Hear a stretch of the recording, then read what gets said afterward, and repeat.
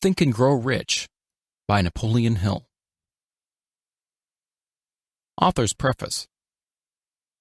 In every chapter of this book, mention has been made of the money-making secret, which has made fortunes for more than 500 exceedingly wealthy men whom I have carefully analyzed over a long period of years. The secret was brought to my attention by Andrew Carnegie more than a quarter of a century ago.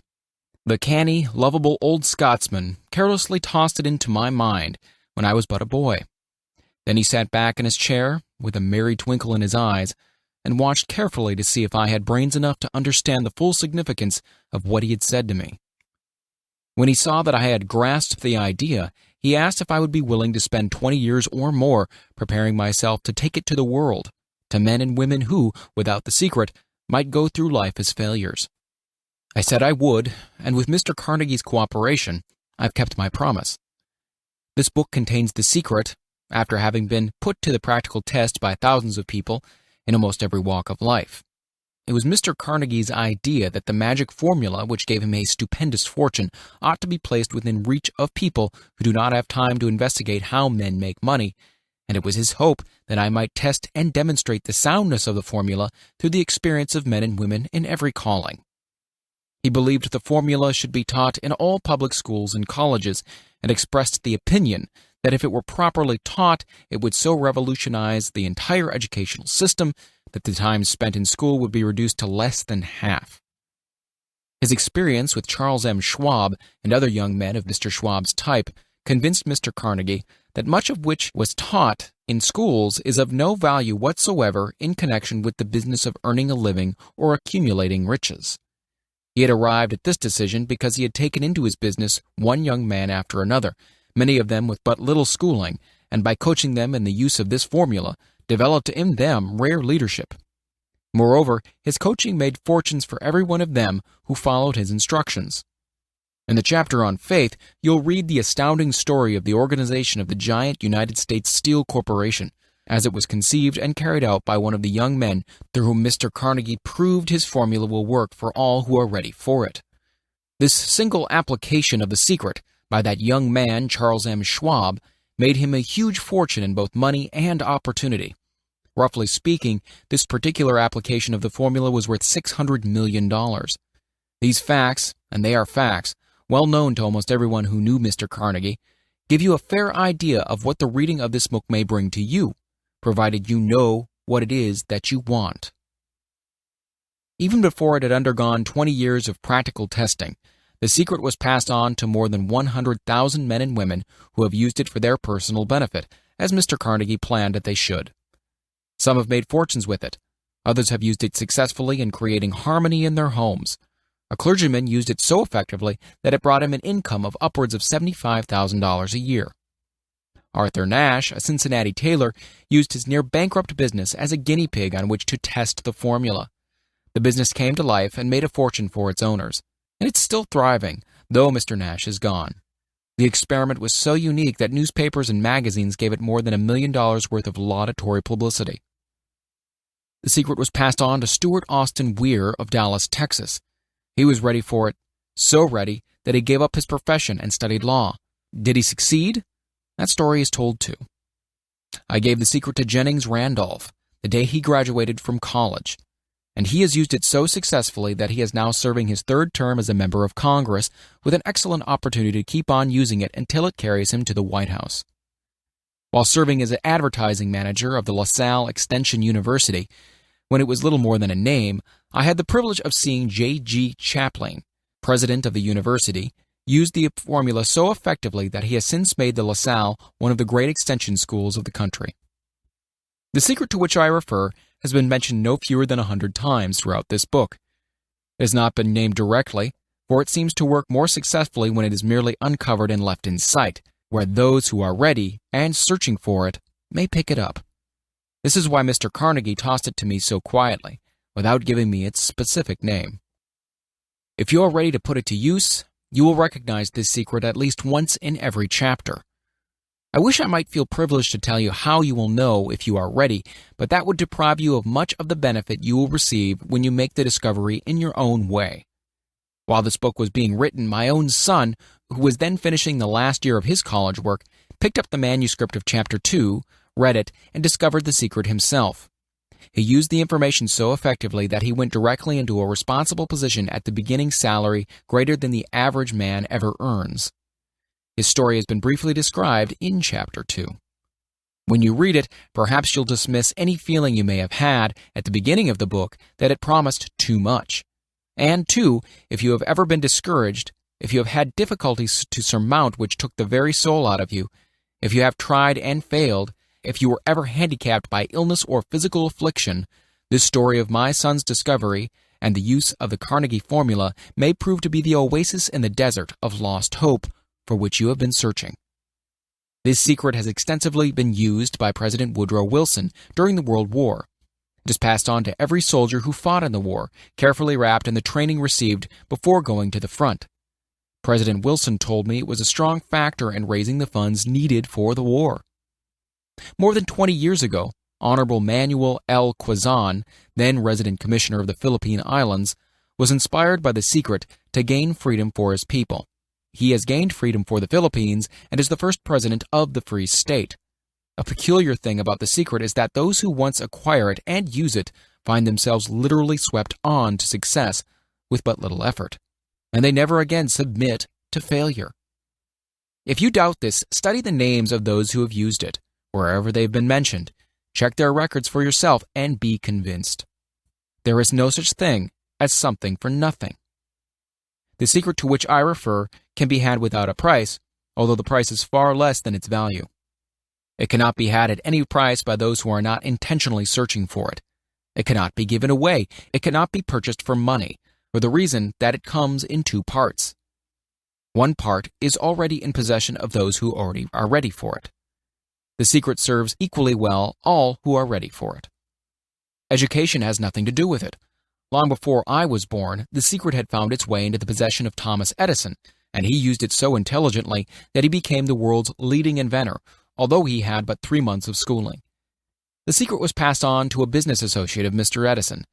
He used it so effectively that, although he was then making only $12,000 a year, he accumulated a great fortune, and retired from active business while still a young man. You'll find his story at the beginning of the first chapter. It should convince you that riches are not beyond your reach, that you can still be what you wish to be, that money, fame, recognition, and happiness can be had by all who are ready and determined to have these blessings. How do I know these things? You should have the answer before you finish this book. You may find it in the very first chapter or on the last page. While I was performing the 20-year task of research which I had undertaken at Mr. Carnegie's request, I analyzed hundreds of well-known men, many of whom admitted that they have accumulated their vast fortunes through the aid of the Carnegie secret. Among these men were Henry Ford, William Wrigley, Jr., John Wanamaker, James J. Hill, George S. Parker, E. M. Statler, Henry L. Doherty, Cyrus H. K. Curtis, George Eastman, Theodore Roosevelt, John W. Davis, Albert Hubbard, Wilbur Wright, William Jennings Bryan, J. Ogden Armour, Charles M. Schwab, Harris F. Williams, John D. Rockefeller, Thomas Edison, F. W. Woolworth, Woodrow Wilson, W. M. Howard Taft, Dr. Alexander Graham Bell, Arthur Nash, Clarence Darrow. These names represent but a small fraction of the hundreds of well-known Americans whose achievements, financially and otherwise, prove that those who understand and apply the Carnegie secret reach high stations in life. I have never known anyone who was inspired to use the secret who did not achieve noteworthy success in his chosen calling. I have never known any person to distinguish himself or to accumulate riches of any consequence without possession of the secret. From these two facts, I draw the conclusion that the secret is more important as a part of the knowledge essential for self-determination than any which one receives through what is popularly known as education. What is education anyway? This has been answered in full detail. As far as schooling is concerned, many of these men had very little. John Wanamaker once told me that with what little schooling he had, he acquired very much the same manner as a modern locomotive takes on water, by scooping it up as it runs. Henry Ford never reached high school, let alone college. I'm not attempting to minimize the value of schooling, but I am trying to express my earnest belief that those who master and apply the secret will reach high stations, accumulate riches, and bargain with life on their own terms, even if their schooling has been meager. Somewhere, as you read, the secret to which I refer will jump from the page and stand boldly before you, if you're ready for it. When it appears, you'll recognize it. Whether you receive the sign in the first or last chapter, stop for a moment when it presents itself and turn down a glass, for that occasion will mark the most important turning point of your life. We pass now to Chapter 1, and to the story of my dear friend who has generously acknowledged having seen the mystic sign and whose business achievements are evidence enough that he turned down a glass. As you read his story and the others, remember that they deal with the important problems of life, such as all men experience, the problems arising from one's endeavor to earn a living, to find hope, courage, contentment, and peace of mind, to accumulate riches and to enjoy freedom of body and spirit. Remember, too, as you go through the book, that it deals with facts and not with fiction, its purpose being to convey a great universal truth through which all who are ready may learn not only what to do, but also how to do it, and receive as well the needed stimulus to make a start. As a final word of preparation before you begin the first chapter, may I offer one brief suggestion which may provide a clue by which the Carnegie secret may be recognized. It is this: all achievement, all earned riches have their beginning in an idea.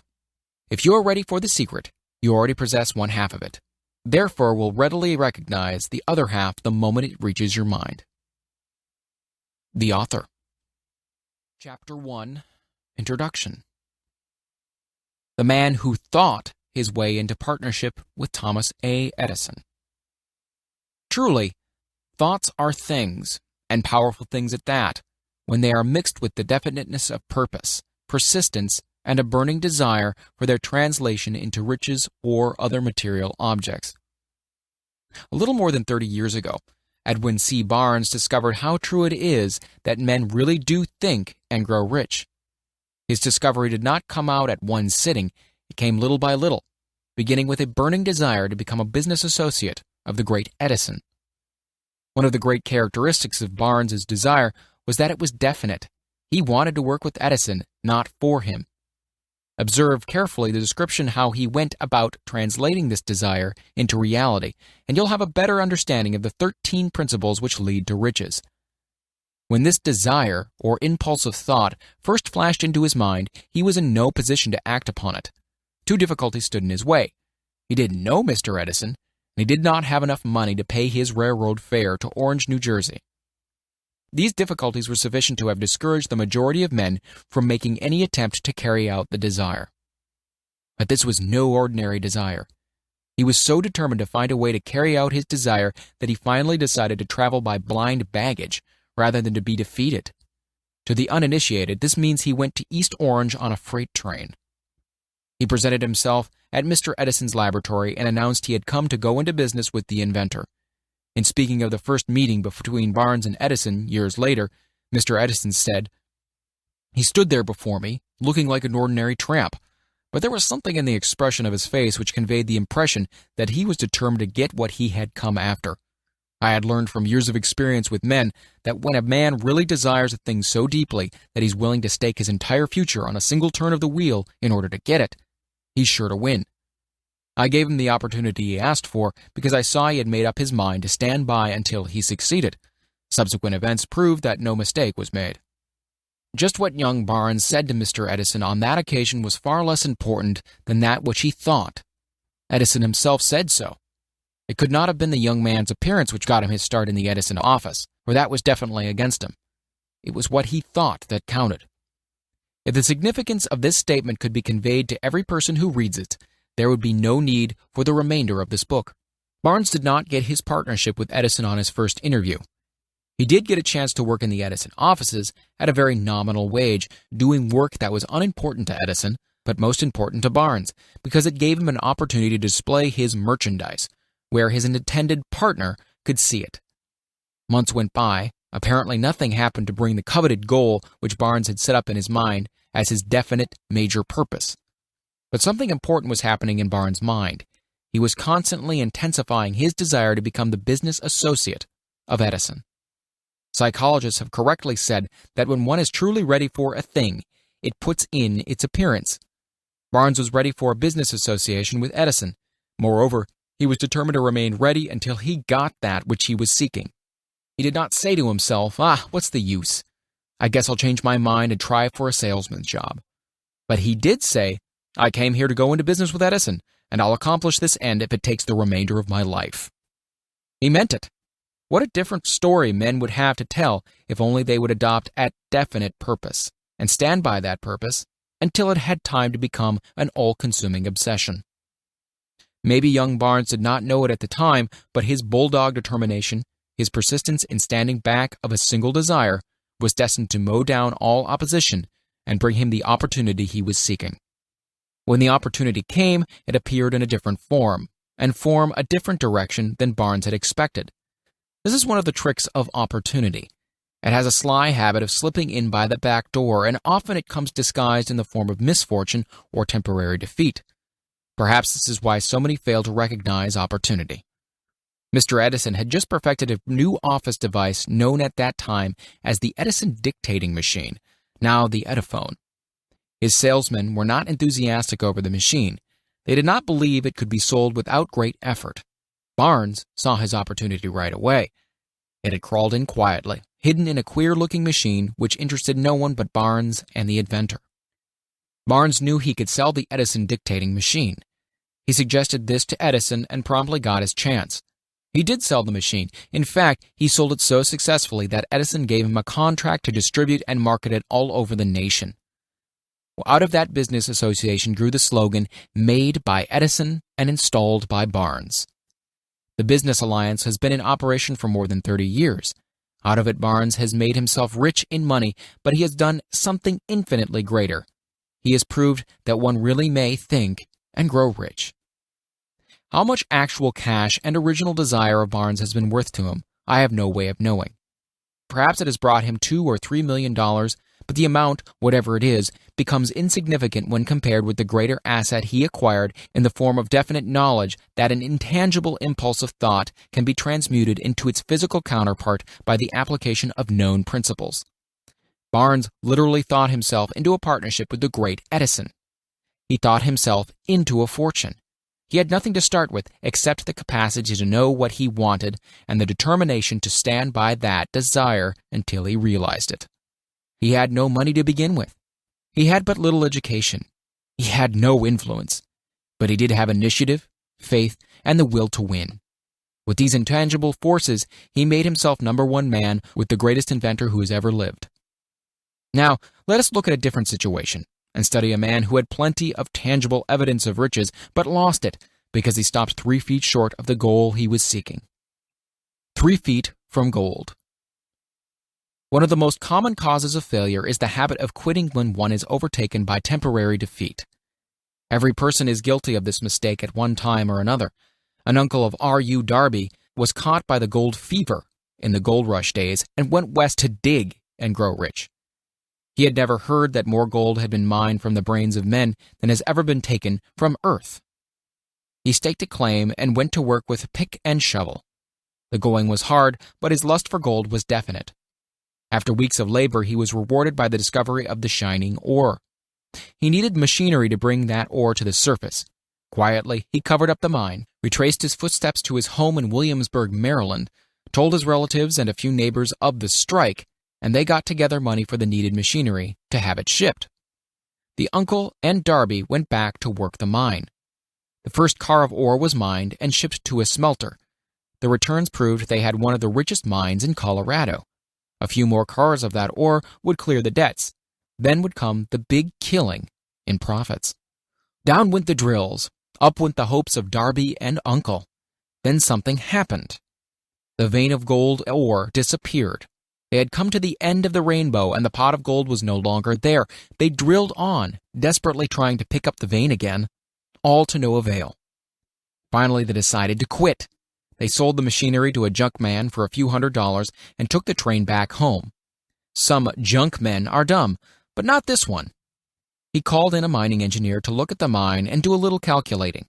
The engineer advised that the project had failed because the owners were not familiar with fault lines. His calculation showed that the vein would be found just 3 feet from where the Darbys had stopped drilling. This is exactly where it was found. The junk man took millions of dollars in ore from the mine because he knew enough to seek expert counsel before giving up.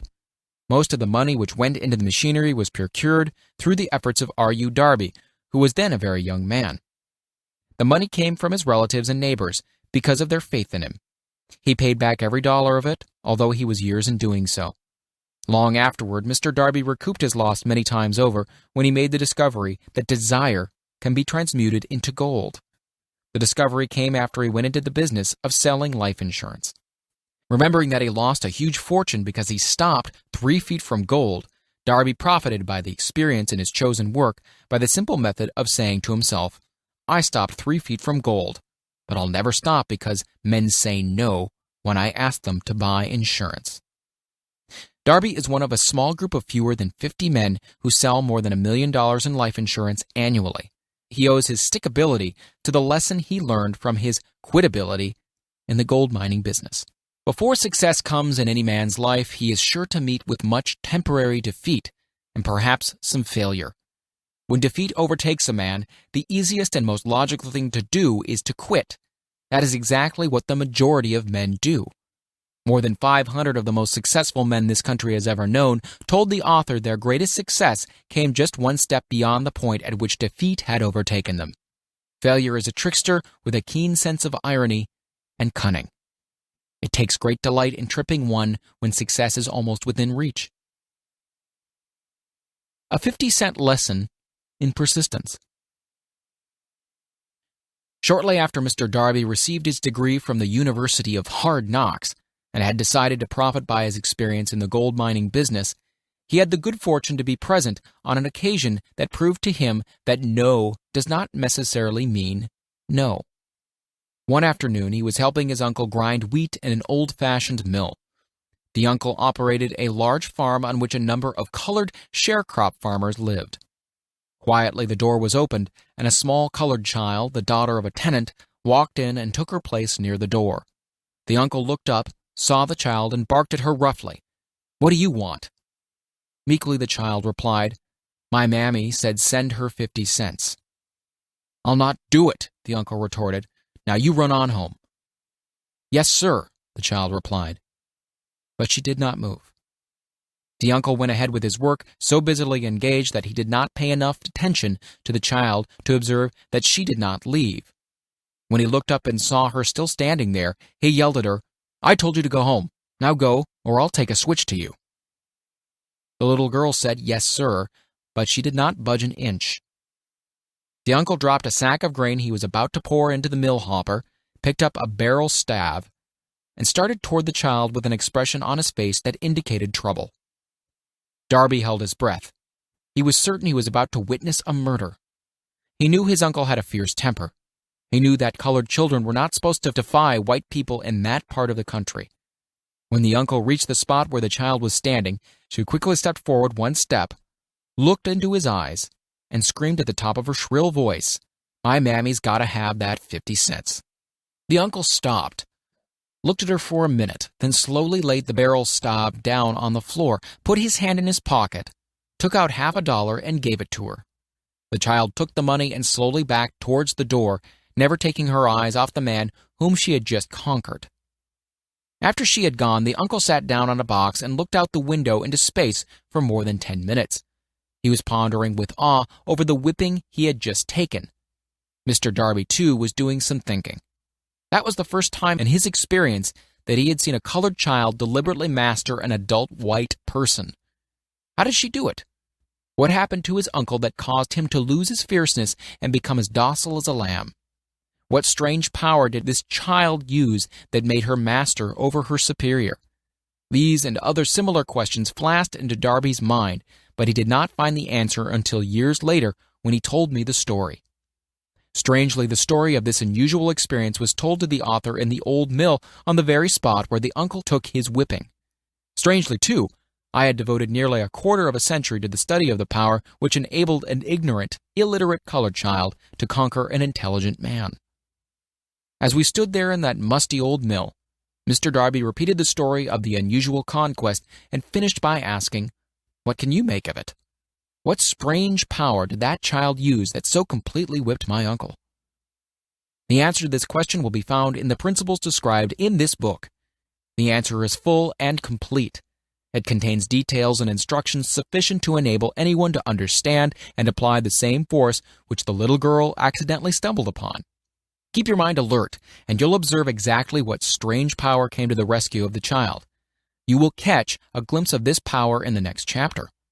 Somewhere in the book, you'll find an idea that will quicken your receptive powers and place at your command, for your own benefit, the same irresistible power. The awareness of this power may come to you in the first chapter, or it may flash into your mind in some subsequent chapter. It may come in the form of a single idea, or it may come in the nature of a plan or a purpose. Again, it may cause you to go back into your past experience of failure or defeat and bring to the surface the same lesson by which you can regain all that you lost through defeat. After I had described to Mr. Darby the power unwittingly used by the colored girl, he quickly retraced his 30 years of experience as a life insurance salesman, and frankly acknowledged that his success in that field was due in no small degree to the lesson he had learned from the child.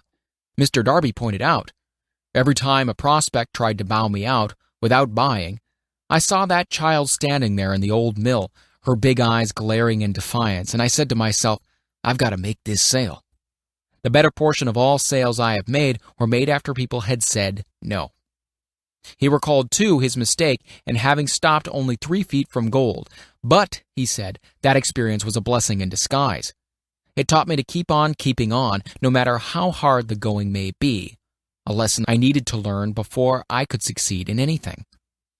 This story of Mr. Darby and his uncle, the colored girl and the gold mine, doubtless will be read by hundreds of men who make their living by selling life insurance.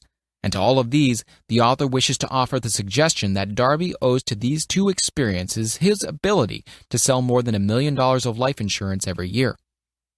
Life is strange and often imponderable.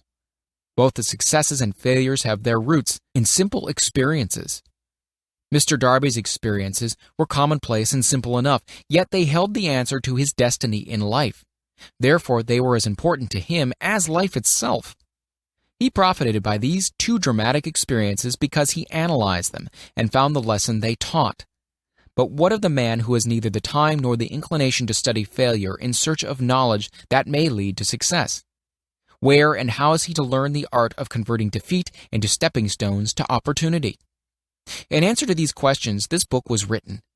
The answer called for a description of 13 principles, but remember as you read, the answer you may be seeking to the questions which have caused you to ponder over the strangeness of life may be found in your own mind through some idea, plan, or purpose which may spring into your mind as you read. One sound idea is all one needs to achieve success. The principles described in this book contain the best and the most practical of all that is known concerning ways and means of creating useful ideas. Before we may go any further in our approach to the description of these principles, we believe you are entitled to receive this important suggestion. When riches begin to come, they come so quickly in such great abundance that one wonders where they have been hiding during all those lean years. This is an astounding statement, and all the more so when we take into consideration the popular belief that riches come only to those who work hard and long. When you begin to think and grow rich, you will observe that riches begin with a state of mind, with definiteness of purpose, with little or no hard work. You and every other person ought to be interested in knowing how to acquire that state of mind which will attract riches. I spent 25 years in research analyzing more than 25,000 people because I too wanted to know how wealthy men became that way. Without that research, this book could not have been written. Here take notice of a very significant truth, viz., the business depression started in 1929 and continued on to an all-time record of destruction until sometime after President Roosevelt entered office. Then the depression began to fade into nothingness.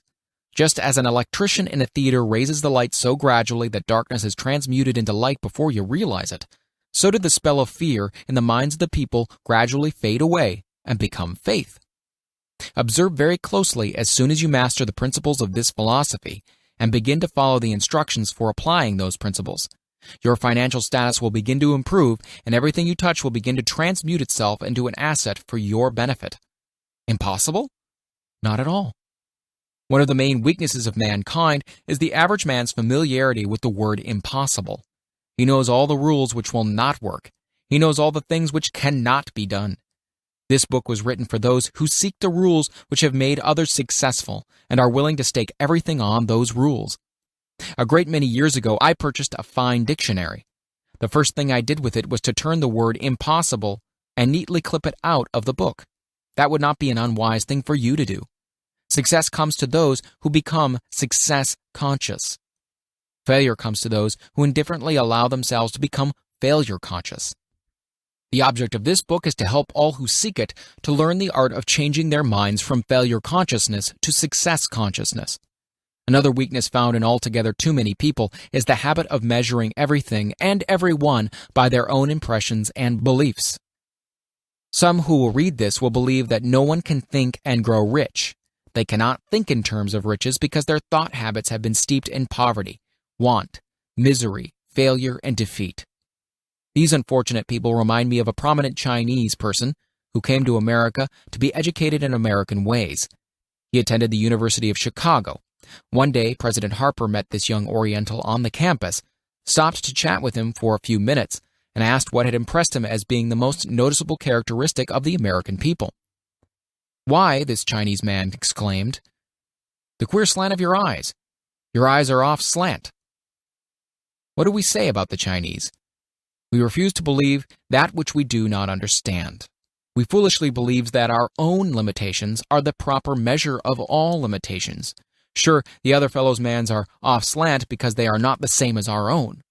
Millions of people look at the achievements of Henry Ford after he had arrived and envy him because of his good fortune, or luck, or genius, or whatever it is they credit for Ford's fortune. Perhaps one person in every 100,000 knows the secret of Ford's success, and those who do know are too modest or too reluctant to speak of it because of its simplicity. A single transaction will illustrate the secret perfectly. A few years back, Ford decided to produce his now famous V8 motor. He chose to build an engine with the entire 8 cylinders cast in one block and instructed his engineers to produce a design for the engine. The design was placed on paper, but the engineers agreed to a man that it was simply impossible to cast an 8-cylinder gas engine block in one piece. Ford said, "Produce it anyway." "But," they replied, "it's impossible." "Go ahead," Ford commanded, "and stay on the job until you succeed, no matter how much time is required." The engineers went ahead. There was nothing else for them to do, if they were to remain on Ford's staff, that is. 6 months went by, nothing happened. Another 6 months passed, and still nothing happened. The engineers tried every conceivable plan to carry out the orders, but the thing seemed out of the question. Impossible. At the end of the year, Ford checked with his engineers, and again they informed him that they had found no way to carry out his orders. "Go right ahead," said Ford. "I want it, and I'll have it." They went ahead, and then, as if by a stroke of magic, the secret was discovered. The Ford determination had won once more. This story may not be described with minute accuracy, but the sum and substance of it is correct. You who wish to think and grow rich, the secret of the Ford millions, if you can. You will not have to look very far. Henry Ford is a success because he understands and applies the principles of success. One of these is desire, knowing what one wants. Remember this Ford story as you read and pick out the lines in which the secret of this stupendous achievement have been described. If you can do this, if you can lay your finger on the particular group of principles which made Ford rich, you can equal his achievements in almost any calling for which you're suited. You are the master of your fate, the captain of your soul, because... When Henry wrote the prophetic lines, "I am the master of my fate, I am the captain of my soul," he should have informed us that we are the masters of our fate, the captains of our souls, because we have the power to control our thoughts. He should have told us that the ether in which these little earths float, in which we move and have our being, is a form of energy moving at an inconceivably high rate of vibration, and that the ether is filled with a form of universal power which adapts itself to the nature of the thoughts we hold in our minds, and influences us in natural ways to transmute our thoughts into their physical equivalent. If the poet had told us of this great truth, we would know why it is that we are the masters of our fate, the captains of our souls. He should have told us, with great emphasis, that this power makes no attempt to discriminate between destructive thoughts and constructive thoughts, that it will urge us to translate into physical reality thoughts of poverty just as quickly as it will influence us to act upon thoughts of riches. He should have told us, too, that our brains become magnetized with the dominating thoughts which we hold in our minds, and by means with which no man is familiar, these magnets attract to us the forces, the people, the circumstances of life which harmonize with the nature of our dominating thoughts. He should have told us that before we can accumulate riches in great abundance, we must magnetize our minds with intense desire for riches, that we must become money conscious until the desire for money drives us to create definite plans for acquiring it. But, being a poet and not a philosopher, Henley contented himself by stating a great truth in poetic form, leaving those who followed him to interpret the philosophical meaning of his lines. Little by little, the truth has unfolded itself until it now appears certain that the principles described in this book hold the secret of mastery over our economic fate. We are now ready to examine the first of these principles. Maintain a spirit of open-mindedness, and remember as you read, they are the invention of no one man. The principles were gathered from the life experiences of more than 500 men who were actually accumulating riches in huge amounts, men who began in poverty and with but little education or influence. The principles worked for these men. You can put them to work for your own enduring benefit. You'll find it easy, not hard to do. Before you read the next chapter, I want you to know that it conveys factual information which might easily change your entire financial destiny, as it has so definitely brought changes of stupendous proportions to two people described. I want you to know also that the relationship between these men and myself is such that I could have taken no liberties with the facts, even if I had wished to do so. One of them has been my closest personal friend for almost 25 years, and the other is my own son. The unusual success of these two men, success which they generously accredit to the principle described in the next chapter, more than justifies this personal reference as a mean of emphasizing the far-flung power of this principle. Almost 15 years ago, I delivered the commencement address at Salem College in Salem, West Virginia. I emphasized the principle described in the next chapter with so much intensity that one of the members of the graduating class definitely appropriated it and made it a part of his own philosophy. The young man is now a member of Congress and an important factor in the present administration. Just before this book went to the publisher, he wrote me a letter in which he so clearly stated his opinion of the principle outlined in the next chapter that I have chosen to publish this letter as an introduction to that chapter. It gives you an idea of the rewards to come. My dear Napoleon, my service as a member of Congress having given me an insight into the problems of men and women, I am writing to offer a suggestion which may become helpful to thousands of worthy people. With apologies, I must state that the suggestion, if acted upon, will mean several years of labor and responsibility for you, but I am enheartened to make this suggestion because I know your great love for rendering useful service. In 1922, you delivered the commencement address at Salem College when I was a member of the graduating class. In that address, you planted in my mind an idea which has become responsible for the opportunity I now have to serve the people of my state, and will be responsible in a very large measure for whatever success I may have in the future. The suggestion I have in mind is that you put into a book the sum and substance of the address you delivered at Salem College, and in that way give the people of America an opportunity to profit by your many years of experience and association with the men who, by their greatness, have made America the richest nation on earth. I recall, as though it were yesterday, the marvelous description you gave of the method by which Henry Ford, with but little schooling, without a dollar, with no influential friends, rose to great heights. I made up my mind then, even before you had finished your speech, that I would make a place for myself no matter how many difficulties I had to surmount. Thousands of young people will finish their schooling this year, and within the next few years. Every one of them will be seeking just such a message of practical encouragement as the one I received from you. They will want to know where to turn, what to do to get started in life. You can tell them because you have helped to solve the problems of so many people. If there is any possible way that you can afford to render so great a service, may I offer the suggestion that you include with every book one of your personal analysis charts, in order that the purchaser of the book may have the benefit of a complete self-inventory, indicating, as you indicated to me years ago, exactly what is standing in the way of success. Such a service as this, providing the reader of your book with a complete, unbiased picture of their faults and their virtues, would mean to them the difference between success and failure. The service would be priceless.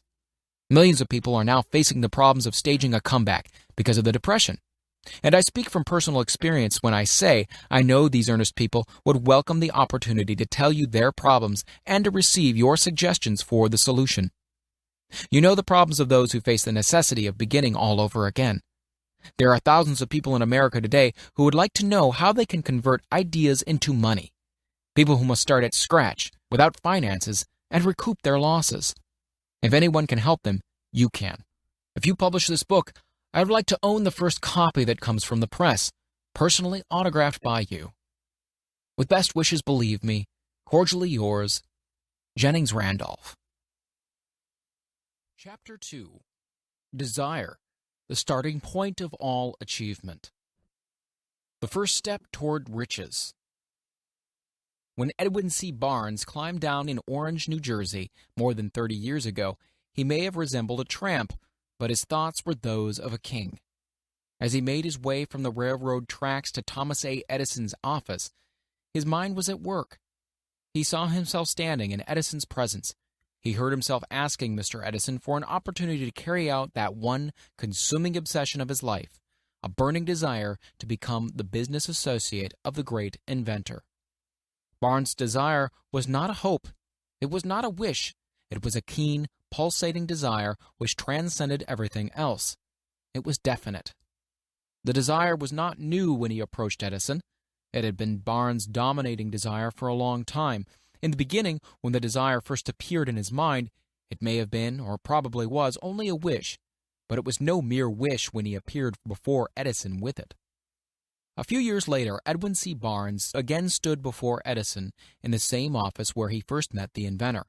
This time his desire had been translated into a reality. He was in business with Edison. The dominating dream of his life had become a reality. Today, people who know Barnes envy him because of the break life yielded him. They see him in the days of his triumph without taking the trouble to investigate the cause of his success. Barnes succeeded because he chose a definite goal, placed all his energy, all his willpower, all his effort, everything back of that goal. He did not become the partner of Edison the day he arrived. He was content to start in the most menial work, as long as it provided an opportunity to take even one step towards his cherished goal. 5 years passed before the chance he had been seeking made its appearance. During all those years, not one ray of hope, not one promise of attainment of his desire had been held out to him. To everyone except himself, he appeared just another cog in the Edison business wheel. But in his own mind, he was the partner of Edison every minute of that time, from the very day he first went to work there. It is a remarkable illustration of the power of a definite desire. Barnes won his goal because he wanted to be a business associate of Mr. Edison more than he wanted anything else. He created a plan by which to attain that purpose, but he burned all bridges behind him. He stood by his desire until it became the dominating obsession of his life and finally a fact. When he went to Orange, he did not say to himself, "I'll try to induce Edison to give me a job of some sort." He said, "No, I will see Edison and put him on notice that I have come to do business with him." He did not say, "Oh, I'll work for a few months, and then if I get no encouragement, I'll just quit and go get a job somewhere else." He did say, "No, I will start anywhere. I will do anything Edison tells me to do, but before I'm through, I will be his associate." He did not say, "I will keep my eyes open for another opportunity in case I fail to get what I want in the Edison organization." No, he said, "There is but one thing in this world that I am determined to have, and that is a business association with Thomas Edison. I will burn all bridges behind me and stake my entire future on my ability to get what I want." He left himself no possible way of retreat. He had to win or perish. This is all there is to the Barnes story of success. A long while ago, a great warrior faced a situation which made it necessary for him to make a decision which ensured his success on the battlefield. He was about to send his armies against a powerful foe whose men outnumbered his own. He loaded his soldiers into boats, sailed to the enemy's country, unloaded soldiers and equipment, then gave the order to burn the ships that had carried them. Addressing his men before the first battle, he said, "You see the boats going up in smoke. That means that we cannot leave these shores alive unless we win. We now have no choice. We win or we perish." They won. Every person who wins in an undertaking must be willing to burn his ships and cut all sources of retreat. Only by doing so can one be sure of maintaining that state of mind known as a burning desire to win, which is essential to success. The morning after the Great Chicago Fire, a group of merchants stood on State Street, looking at the smoking remains of what had been their stores. They went into a conference to decide what if they could rebuild, or leave Chicago and start over in a more promising section of the country. They reached a decision, all except one, to leave Chicago. The merchant who decided to stay and rebuild pointed a finger at the remains of his store and said, "Gentlemen, on that very spot, I'm going to build the world's greatest store, no matter how many times it may burn down." This was more than 50 years ago. The store was built.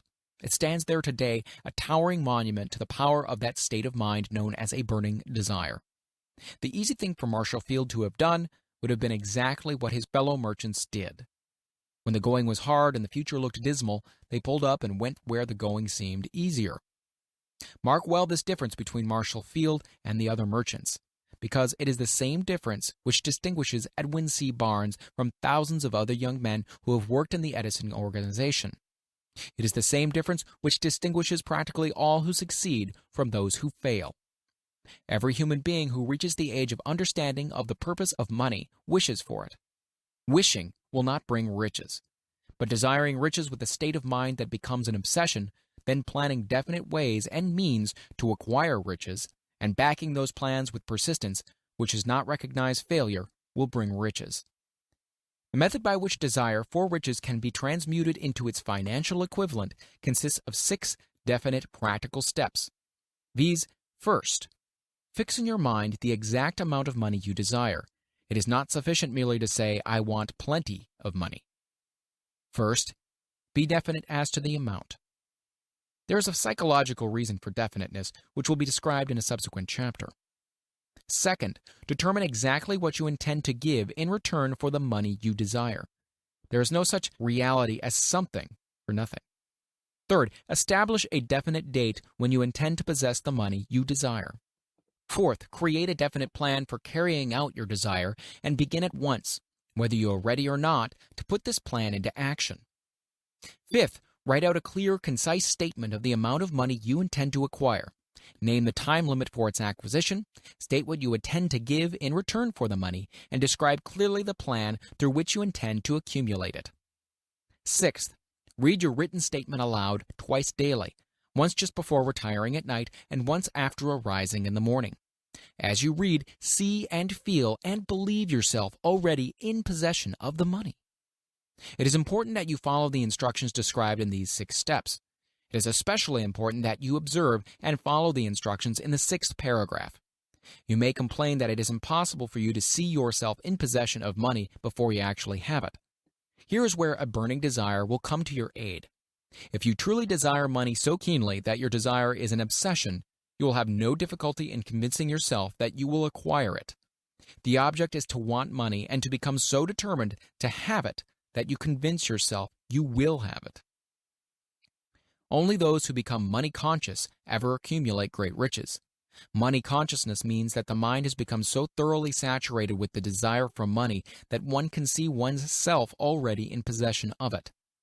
To the uninitiated, who has not been schooled on the working principles of the human mind, these instructions may appear impractical. It may be helpful to all who fail to recognize the soundness of the 6 steps to know that the information they convey was received from Andrew Carnegie, who began as an ordinary laborer in the steel mills, but managed, despite his humble beginning, to make these principles yield him a fortune of considerably more than $100 million. It may be of further help to know that the 6 steps here recommended were carefully scrutinized by the late Thomas Edison, who placed his stamp of approval upon them as being not only the steps essential for the accumulation of money, but necessary for the attainment of any definite goal.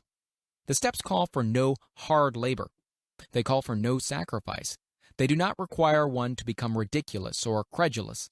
To apply them calls for no great amount of education.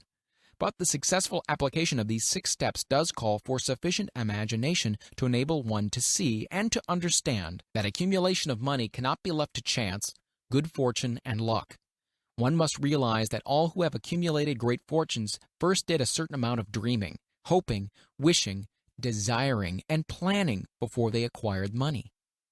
You may as well know right here that you can never have riches in great quantities unless you can work yourself into a white heat of desire for money and actually believe you will possess it. You may as well know also that every great leader, from the dawn of civilization down to the present, was a dreamer. Christianity is the greatest potential power in the world today because its founder was an intense dreamer who had the vision and the imagination to see realities in their mental and spiritual form before they had been transmuted into physical form. If you do not see great riches in your imagination, you will never see them in your bank balance. Never in the history of America has there been so great an opportunity for practical dreamers as now exists. The 6-year economic collapse has reduced all men, substantially, to the same level. A new race is about to be run. The stakes represent huge fortunes which will be accumulated within the next 10 years. The rules of the race have changed because we now live in a changed world, and that definitely favors the masses, those who had but little or no opportunity to win under the conditions existing during the Depression, when fear paralyzed growth and development. We who are in this race for riches should be encouraged to know that this changed world in which we live is demanding new ideas, new ways of doing things, new leaders, new inventions, new methods of teaching, new methods of marketing, new books, new literature, new features for the radio, new ideas for moving pictures. Back of all this demand for new and better things, there is one quality which one must possess to win, and that is definiteness of purpose, the knowledge of what one wants, and a burning desire to possess it. The business depression marked the death of one age and the birth of another. This changed world requires practical dreamers who can and will put their dreams into action. The practical dreamers have always been and always will be the pattern makers of civilization. We who desire to accumulate riches should remember the real leaders of the world always have been men who harnessed and put into practical use the intangible, unseen forces of unborn opportunity, and have converted those forces, or impulses of thought, into skyscrapers, cities, factories, airplanes, automobiles, and every form of convenience that makes life more pleasant. Tolerance and an open mind are practical necessities of the dreamer of today. Those who are afraid of new ideas are doomed before they start. Never has there been a time more favorable to pioneers than the present. True, there is no wild and woolly West to be conquered, as in the days of covered wagon, but there is a vast business, financial, and industrial world to be remolded and redirected along new and better lines. In planning to acquire your share of the riches, let no one influence you to scorn the dreamer. To win the big stakes in this changed world, you must catch the spirit of the great pioneers of the past, whose dreams have given to civilization all that it has of value, the spirit which serves as the lifeblood of your own country, your opportunities, and mine, to develop and market our talents. Let us not forget, Columbus dreamed of an unknown world, staked his life on the existence of such a world, and discovered it. Copernicus, the great astronomer, dreamed of a multiplicity of worlds and revealed them. No one denounced him as impractical after he had triumphed. Instead, the world worshipped at his shrine, thus proving once more that success requires no apologies. Failure permits no alibis. If the thing you wish to do is right, go ahead and do it. Put your dream across and never mind what they say if you meet with temporary defeat, or they perhaps do not know that every failure brings with it the seeds of an equivalent success. Henry Ford, poor and uneducated, dreamed of a horseless carriage, went to work with what tools he possessed without waiting for opportunity to favor him, and now evidence of his dream belts the entire earth. He has put more wheels into operation than any man who ever lived because he was not afraid to back his dreams. Thomas Edison dreamed of a lamp that could be operated by electricity, began where he stood to put his dream into action. Despite more than 10,000 failures, he stood by that dream until he made it a physical reality. Practical dreamers do not quit. Whelan dreamed of a chain of cigar stores, transformed his dream into action, and now the United Cigar Stores occupy the best corners in America. Lincoln dreamed of freedom for the black slaves, put his dream into action, and barely missed living to see a united North and South translate his dream into reality. The Wright brothers dreamed of a machine that would fly through the air. Now one may see evidence all over the world that they dreamed soundly. Marconi dreamed of a system for harnessing the intangible forces of the ether. Evidence that he did not dream in vain may be found in every wireless and radio in the world. Moreover, Marconi's dream brought the humblest cabin and the most stately manor house side by side. It made the people of every nation on earth backdoor neighbors. It gave the President of the United States a medium by which he may talk to all the people of America at one time and on short notice.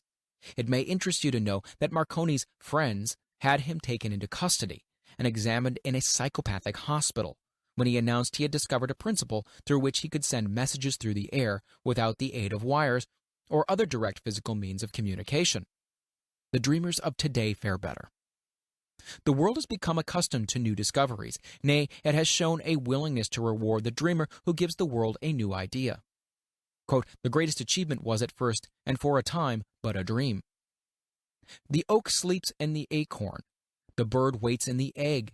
And in the highest vision of the soul, a waking angel stirs. Dreams are the seedlings of reality. Awake, arise, and assert yourself, you dreamers of the world. Your star is now in the ascendancy. The world of the Depression brought the opportunity you have been waiting for. It taught people humility, tolerance, and open-mindedness. The world is filled with an abundance of opportunity which the dreamers of the past never knew. A burning desire to be and to do is the starting point from which the dreamer must take off. Dreams are not born of indifference, laziness, or lack of ambition. The world no longer scoffs at the dreamer, nor calls him impractical. If you think it does, take a trip to Tennessee and witness what a dreamer president has done in the way of harnessing and using the great water power of America. A score of years ago, such a dream would have seemed like madness. You have been disappointed. You have undergone defeat during the Depression. You have felt the great heart within you crushed until it bled. Take courage, for these experiences have tempered the spiritual metal of which you are made. They are assets of incomparable value. Remember, too, that all who succeed in life get off to a bad start and pass through many heartbreaking struggles before they, quote-unquote, arrive. The turning point in the lives of those who succeed usually comes at a moment of some crisis, through which they are introduced to their other selves. John Bunyan wrote The Pilgrim's Progress, which is among the finest of all English literature, after he had been confined in prison and sorely punished because of his views on the subject of religion. O. Henry discovered the genius which slept within his brain after he had met with great misfortune and was confined in a prison cell in Columbus, Ohio. Forced, through misfortune, to become acquainted with his other self and to use his imagination, he discovered himself to be a great author instead of a miserable criminal and outcast. Strange and varied are the ways of life, and stranger still are the ways of infinite intelligence, through which men are sometimes forced to undergo all sorts of punishment before discovering their own brains and their own capacity to create useful ideas through imagination. Edison, the world's greatest inventor and scientist, was a quote-unquote tramp telegraph operator. He failed innumerable times before he was driven finally to the discovery of the genius which slept within his brain. Charles Dickens began by pasting labels on blacking pots. The tragedy of his first love penetrated the depths of his soul and converted him into one of the world's truly great authors. That tragedy produced first David Copperfield, then a succession of other works that made this a richer and better world for all who read his books. Disappointment over love affairs generally has the effect of driving men to drink and women to ruin, and this because most people never learn the art of transmuting their strongest emotions into dreams of a constructive nature. Helen Keller became deaf, dumb, and blind shortly after birth. Despite her greatest misfortune, she has written her name indelibly in the pages of the history of the great. Her entire life has served as evidence that no one ever is defeated until defeat has been accepted as a reality. Robert Burns was an illiterate country lad. He was cursed by poverty and grew up to be a drunkard in the bargain. The world was made better for his having lived because he clothed beautiful thoughts in poetry and thereby plucked a thorn and planted a rose in its place. Booker T. Washington was born into slavery, handicapped by race and color. Because he was tolerant, had an open mind at all times on all subjects, and was a dreamer, he left his impress for good on an entire race. Beethoven was deaf. Milton was blind, but their names will last as long as time endures because they dreamed and translated their dreams into organized thought. Before passing to the next chapter, kindle anew in your mind the fire of hope, faith, courage, and tolerance. If you have these states of mind and a working knowledge of the principles described, all else you need will come to you when you're ready for it. Let Emerson state the thought in these words: every proverb, every book, every byword that belongs to thee for aid and comfort shall surely come through open or winding passages. Every friend whom not thy fantastic will, but the great and tender soul in thee craveth, shall lock thee in his embrace. There is no difference between wishing for a thing and being ready to receive it. No one is ready for a thing until he believes he can acquire it. The state of mind must be belief, not mere hope or wish. Open-mindedness is essential for belief. Closed minds do not inspire faith, courage, and belief. Remember, no more effort is required to aim high in life, to demand abundance and prosperity, than is required to accept misery and poverty. A great poet has correctly stated this universal truth through these lines: I bargained with life for a penny, and life would pay no more. However I begged at evening, when I counted my scanty store. For life is a just employer, he gives you what you ask, but once you have set the wages, why you must bear the task. I worked for a menial's hire, only to learn dismayed, that any wage I had hoped of life, life would have willingly paid. Desire outwits Mother Nature. As a fitting climax to this chapter, I wish to introduce one of the most unusual persons I have ever known. I first saw him 24 years ago, a few minutes after he was born. He came into the world without any physical sign of ears, and the doctor admitted, when pressed for an opinion, that the child might be deaf and mute for life. I challenged the doctor's opinion. I had the right to do so.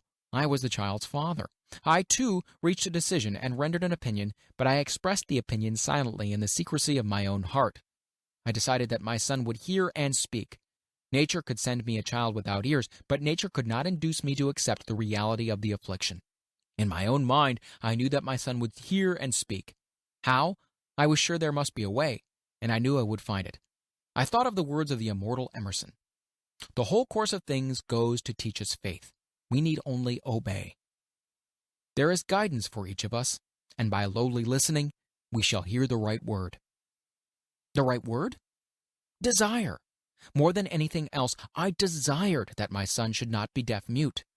From that desire I never receded, not for a second.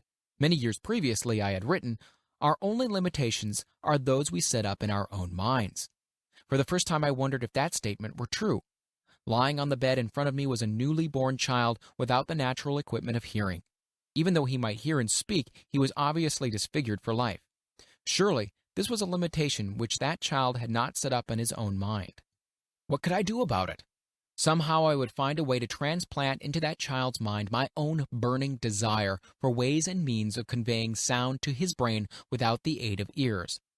As soon as the child was old enough to cooperate, I would fill his mind so completely with a burning desire to hear that nature would, by methods of her own, translate it into physical reality. All this thinking took place in my own mind, but I spoke of it to no one. Every day I renewed the pledge I had made to myself not to accept a deaf-mute for a son. As he grew older, he began to take notice of things around him. We observed that he had a slight degree of hearing.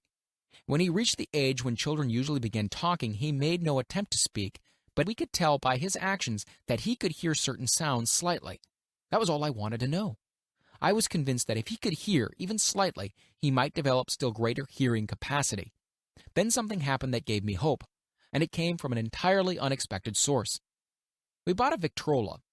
When the child heard the music for the first time, he went into ecstasies and promptly appropriated the machine. He soon showed a preference for certain records, among them It's a Long Way to Tipperary. On one occasion, he played that piece over and over for almost 2 hours, standing in front of the Victrola with his teeth clamped on the edge of the case. The significance of the self-formed habit of his did not become clear to us until years afterward, for we had never heard of the principle of bone conduction of sound at the time. Shortly after he appropriated the Victrola, I discovered that he could hear me quite clearly when I spoke with my lips touching his mastoid bone, or at the base of the brain. These discoveries placed in my possession the necessary media by which I began to translate into reality my burning desire to help my son develop hearing and speech. By that time, he was making stabs at speaking certain words. The outlook was far from encouraging, but desire, backed by faith, knows no such word as impossible. Having determined that he could hear the sound of my voice plainly, I began immediately to transfer to his mind the desire to speak and hear. I soon discovered that the child enjoyed bedtime stories, so I went to work creating stories designed to develop in him self-reliance, imagination, and a keen desire to hear and to be normal. There was one story in particular which I emphasized by giving it some new and dramatic coloring each time it was told. It was designed to plant in his mind the thought that his affliction was not a liability, but an asset of great value. Despite the fact that all the philosophy I had examined clearly indicated that every adversity brings with it the seed of an equivalent advantage, I must confess that I had not the slightest idea how this affliction could ever become an asset. However, I continued my practice of wrapping that philosophy in bedtime stories, hoping the time would come when he would find some plan by which his handicap could be made to serve some useful purpose. Reason told me plainly that there was no adequate compensation for the lack of ears and natural hearing equipment. Desire, backed by faith, pushed reason aside and inspired me to carry on. As I analyze the experience in retrospect, I can see now that my son's faith in me had much to do with the astounding results. He did not question anything I told him. I sold him the idea that he had a distinct advantage over his older brother and that his advantage would reflect itself in many ways. For example, the teachers in school would observe that he had no ears, and because of this, they would show him special attention and treat him with extraordinary kindness. They always did. His mother saw to that by visiting the teachers and arranging with them to give the child the extra attention necessary. I sold him the idea, too, that when he became old enough to sell newspapers — his older brother had already become a newspaper merchant — he would have a big advantage over his brother for the reason that people would pay him extra money for his wares because they could see that he was a bright, industrious boy, despite the fact that he had no ears. We could notice that, gradually, the child's hearing was improving. Moreover, he had not the slightest tendency to become self-conscious because of his affliction. When he was about 7, he showed the first evidence that our method of servicing his mind was bearing fruit. For several months he begged for the privilege of selling newspapers, but his mother would not give her consent. She was afraid that his deafness might make it unsafe for him to go on the street alone. Finally, he took matters into his own hands. One afternoon, when he was left at home with the servants, he climbed through the kitchen window, shinnied down to the ground, and set out on his own. He borrowed 6 cents in capital from the neighborhood shoemaker, invested it in papers, sold out, reinvested, and kept repeating until late in the evening. After balancing his accounts and paying back the 6 cents he was borrowed from his banker, he had a net profit of 42 cents. When he got home that night, we found him in bed asleep with the money tightly clenched in his hand. His mother opened his hand, removed the coins, and cried. Of all things, crying over her son's first victory seemed so inappropriate. My reaction was the reverse. I laughed heartily, for I knew that my endeavor to plant in the child's mind an attitude of faith in himself had been successful. His mother saw in his first business venture a little deaf boy who had gone out in the streets and risked his life to earn money.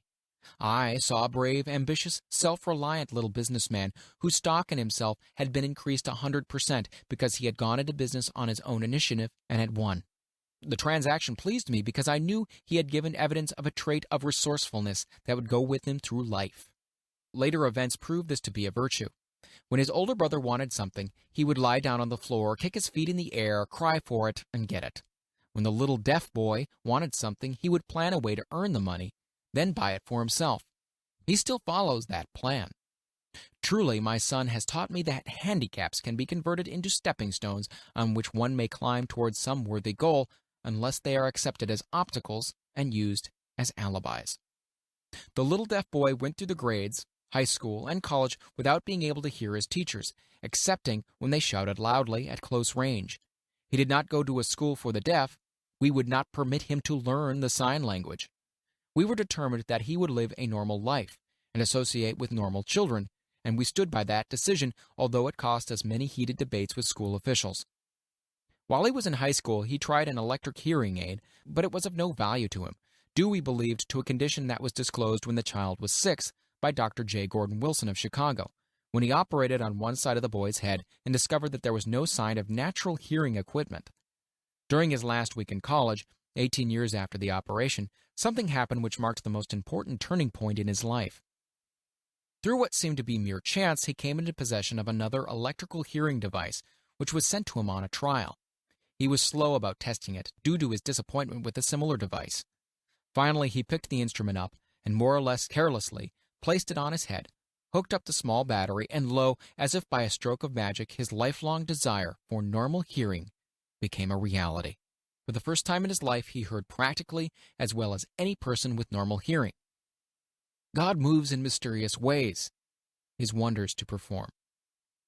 Overjoyed because of the changed world which had been brought to him through this hearing device, he rushed to the telephone, called his mother, and heard her voice perfectly. The next day, he plainly heard the voices of his professors in class for the first time in his life. Previously, he could hear them only when they shouted at short range. He heard the radio, he heard the talking pictures. For the first time in his life, he could converse freely with other people without the necessity of their having to speak loudly.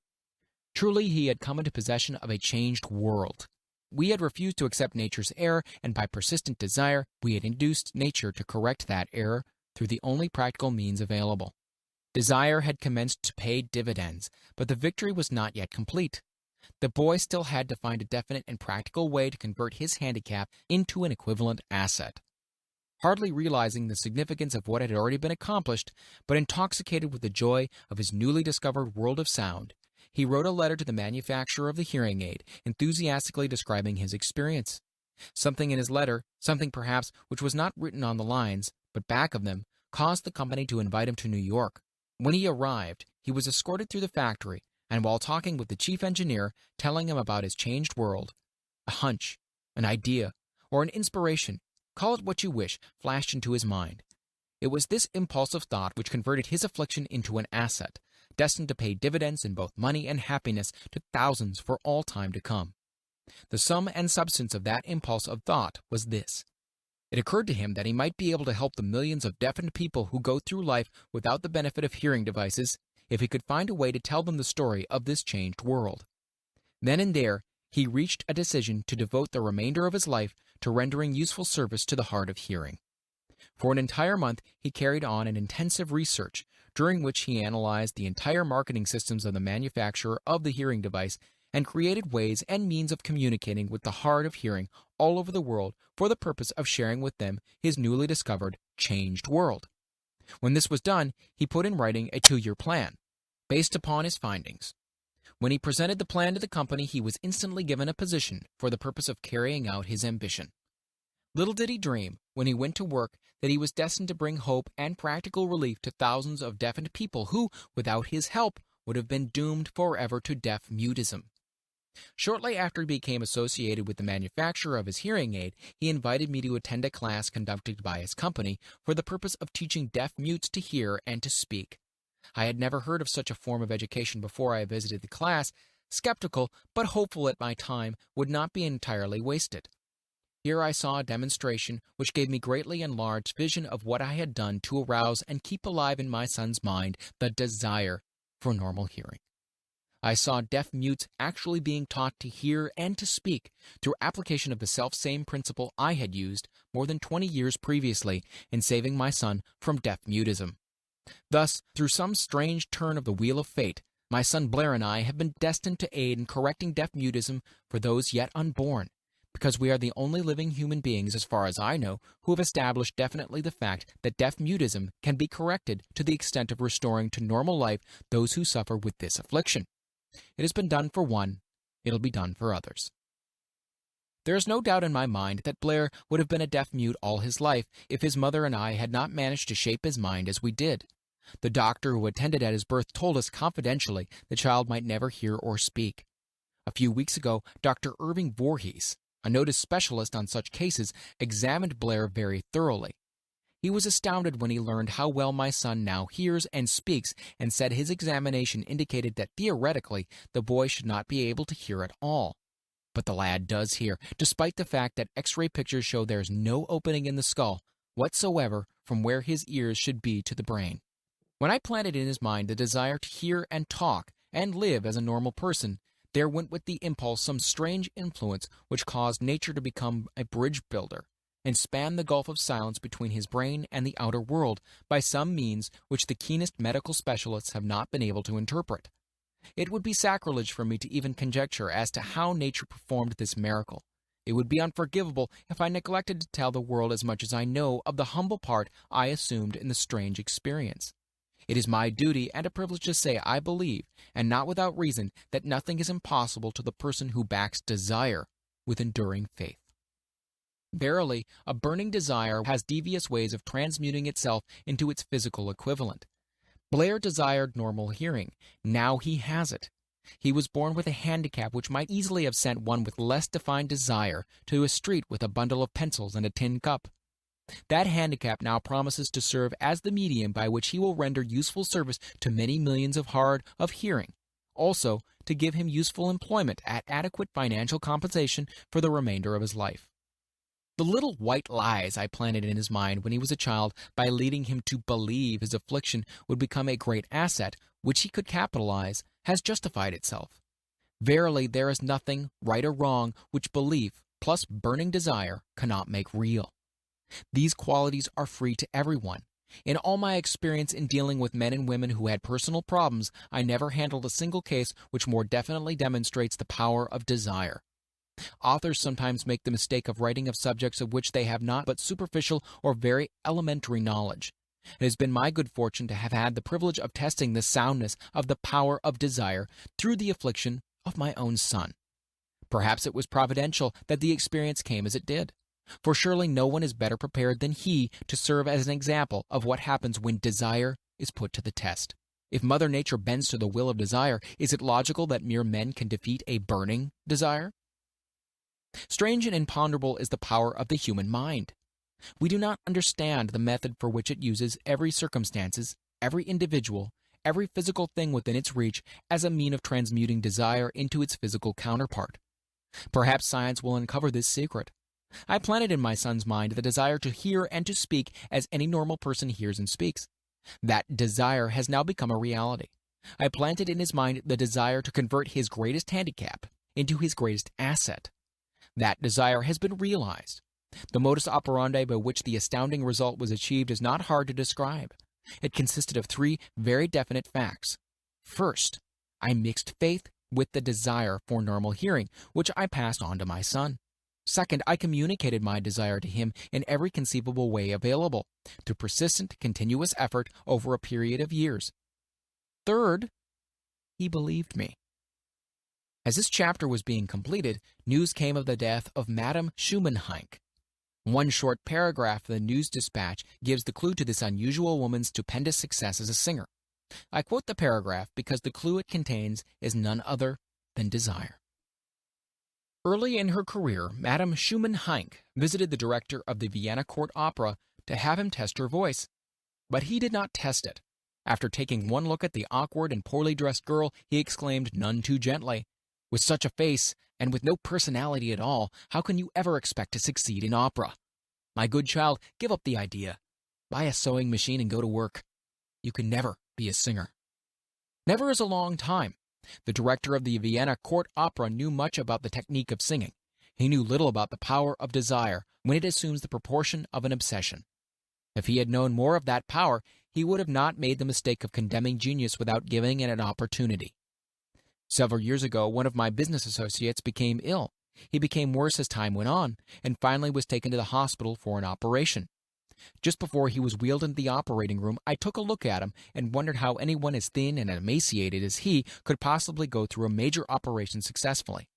The doctor warned me that there was little of any chance of me ever seeing him alive again. But that was the doctor's opinion. It was not the opinion of the patient. Just before he was wheeled away, he whispered feebly, "Don't be disturbed, Chief. I'll be out of here in a few days." The attending nurse looked at me with pity, but the patient did come through safely. After it was all over, his physician said, "Nothing but his own desire to live saved him. He would never have pulled through if he had not refused to accept the possibility of death." I believe in the power of desire, backed by faith, because I have seen this power lift men from lowly beginnings to places of power and wealth. I have seen it rob the grave of its victims. I have seen it serve as the medium by which men stage a comeback after having been defeated in 100 different ways. I have seen it provide my own son with a normal, happy, successful life, despite nature's having sent him into a world without ears. How can one harness and use the power of desire? This has been answered through this and the subsequent chapters of this book. This message is going out to the world at the end of the longest and perhaps the most devastating depression America has ever known. It is reasonable to presume that the message may come to the attention of many who have been wounded by the depression, those who have lost their fortunes, others who have lost their positions, and great numbers who must recognize their plans and stage a comeback. To all these, I wish to convey the thought that all achievement, no matter what may be its nature or its purpose, must begin with an intense, burning desire for something definite. Through some strange and powerful principle of mental chemistry, which she has never divulged, nature wraps up in the impulse of strong desire that something, quote-unquote, which recognizes no such word as impossible and accepts no such reality. Chapter 4. Autosuggestion, the medium for influencing the subconscious mind. The third step towards riches. Autosuggestion is a term which applies to all suggestions and all self-administered stimuli which reach one's mind through the five senses. Stated in another way, autosuggestion is self-suggestion. It is the agency of communication between that part of the mind where conscious thought takes place and that which serves as the seat of action for the subconscious mind. Through the dominating thoughts which one permits to remain in the conscious mind, whether these thoughts be negative or positive is immaterial, the principle of autosuggestion voluntarily reaches the subconscious mind and influences it with these thoughts. No thought, whether it be negative or positive, can enter the subconscious mind without the aid of the principle of autosuggestion, with the exception of thoughts picked up from the ether. Stated differently, all sense impressions, which are perceived through the five senses, are stopped by the conscious thinking mind, and may be either passed on to the subconscious mind or rejected at will. The conscious faculty serves, therefore, as an outer guard to the approach of the subconscious. Nature has so built man that he has absolute control over the material which reaches his subconscious mind through his five senses, although this is not meant to be construed as a statement that man always exercises this control. In the great majority of instances, he does not exercise it, which explains why so many people go through life in poverty. Recall what has been said about the subconscious mind resembling a fertile garden spot, in which weeds will grow in abundance if the seeds of more desirable crops are not sown therein. Autosuggestion is the agency of control through which an individual may voluntarily feed his subconscious mind on thoughts of a creative nature, or, by neglect, permit thoughts of a destructive nature to find their way into the rich garden of the mind. You were instructed in the last of the 6 steps described in the chapter on desire to read aloud twice daily the written statement of your desire for money, and to see and feel yourself already in possession of the money. By following these instructions, you communicate the object of your desire directly to your subconscious mind in a spirit of absolute faith. Through repetition of this procedure, you voluntarily create thought habits which are favorable to your efforts to transmute desire into its monetary equivalent. Go back to these 6 steps described in Chapter 2 and read them again very carefully before you proceed further. Then, when you come to it, read very carefully the 4 instructions for the organization of your master mind group, described in the chapter on organized planning. By comparing these 2 sets of instructions with that which has been stated on autosuggestion, you, of course, will see that the instructions involve the application of the principle of autosuggestion. Remember, therefore, when reading aloud the statement of your desire, through which you are endeavoring to develop a money consciousness, that the mere reading of the words is of no consequence unless you mix emotion or feeling with your words. If you repeat 1,000,000 times the famous Emile Coué formula, day by day and every way I'm getting better and better, without mixing emotion and faith with your words, you will experience no desirable results. Your subconscious mind recognizes and acts upon only thoughts which have been well mixed with the emotion or feeling. This is a fact of such importance as to warrant repetition in practically every chapter, because the lack of understanding of this is the main reason the majority of people who try to apply the principle of autosuggestion get no desirable results. Plain, unemotional words do not influence the subconscious mind. You will get no appreciable results until you learn to reach your subconscious mind with thoughts or spoken words which have been well emblazoned with belief. Do not be discouraged if you cannot control and direct your emotions the first time you try to do so. Remember, there is no such possibility as something for nothing. Ability to reach and influence your subconscious mind has its price, and you must pay that price. You cannot cheat, even if you desire to do so. The price of ability to influence your subconscious mind is everlasting persistence in applying the principles described here.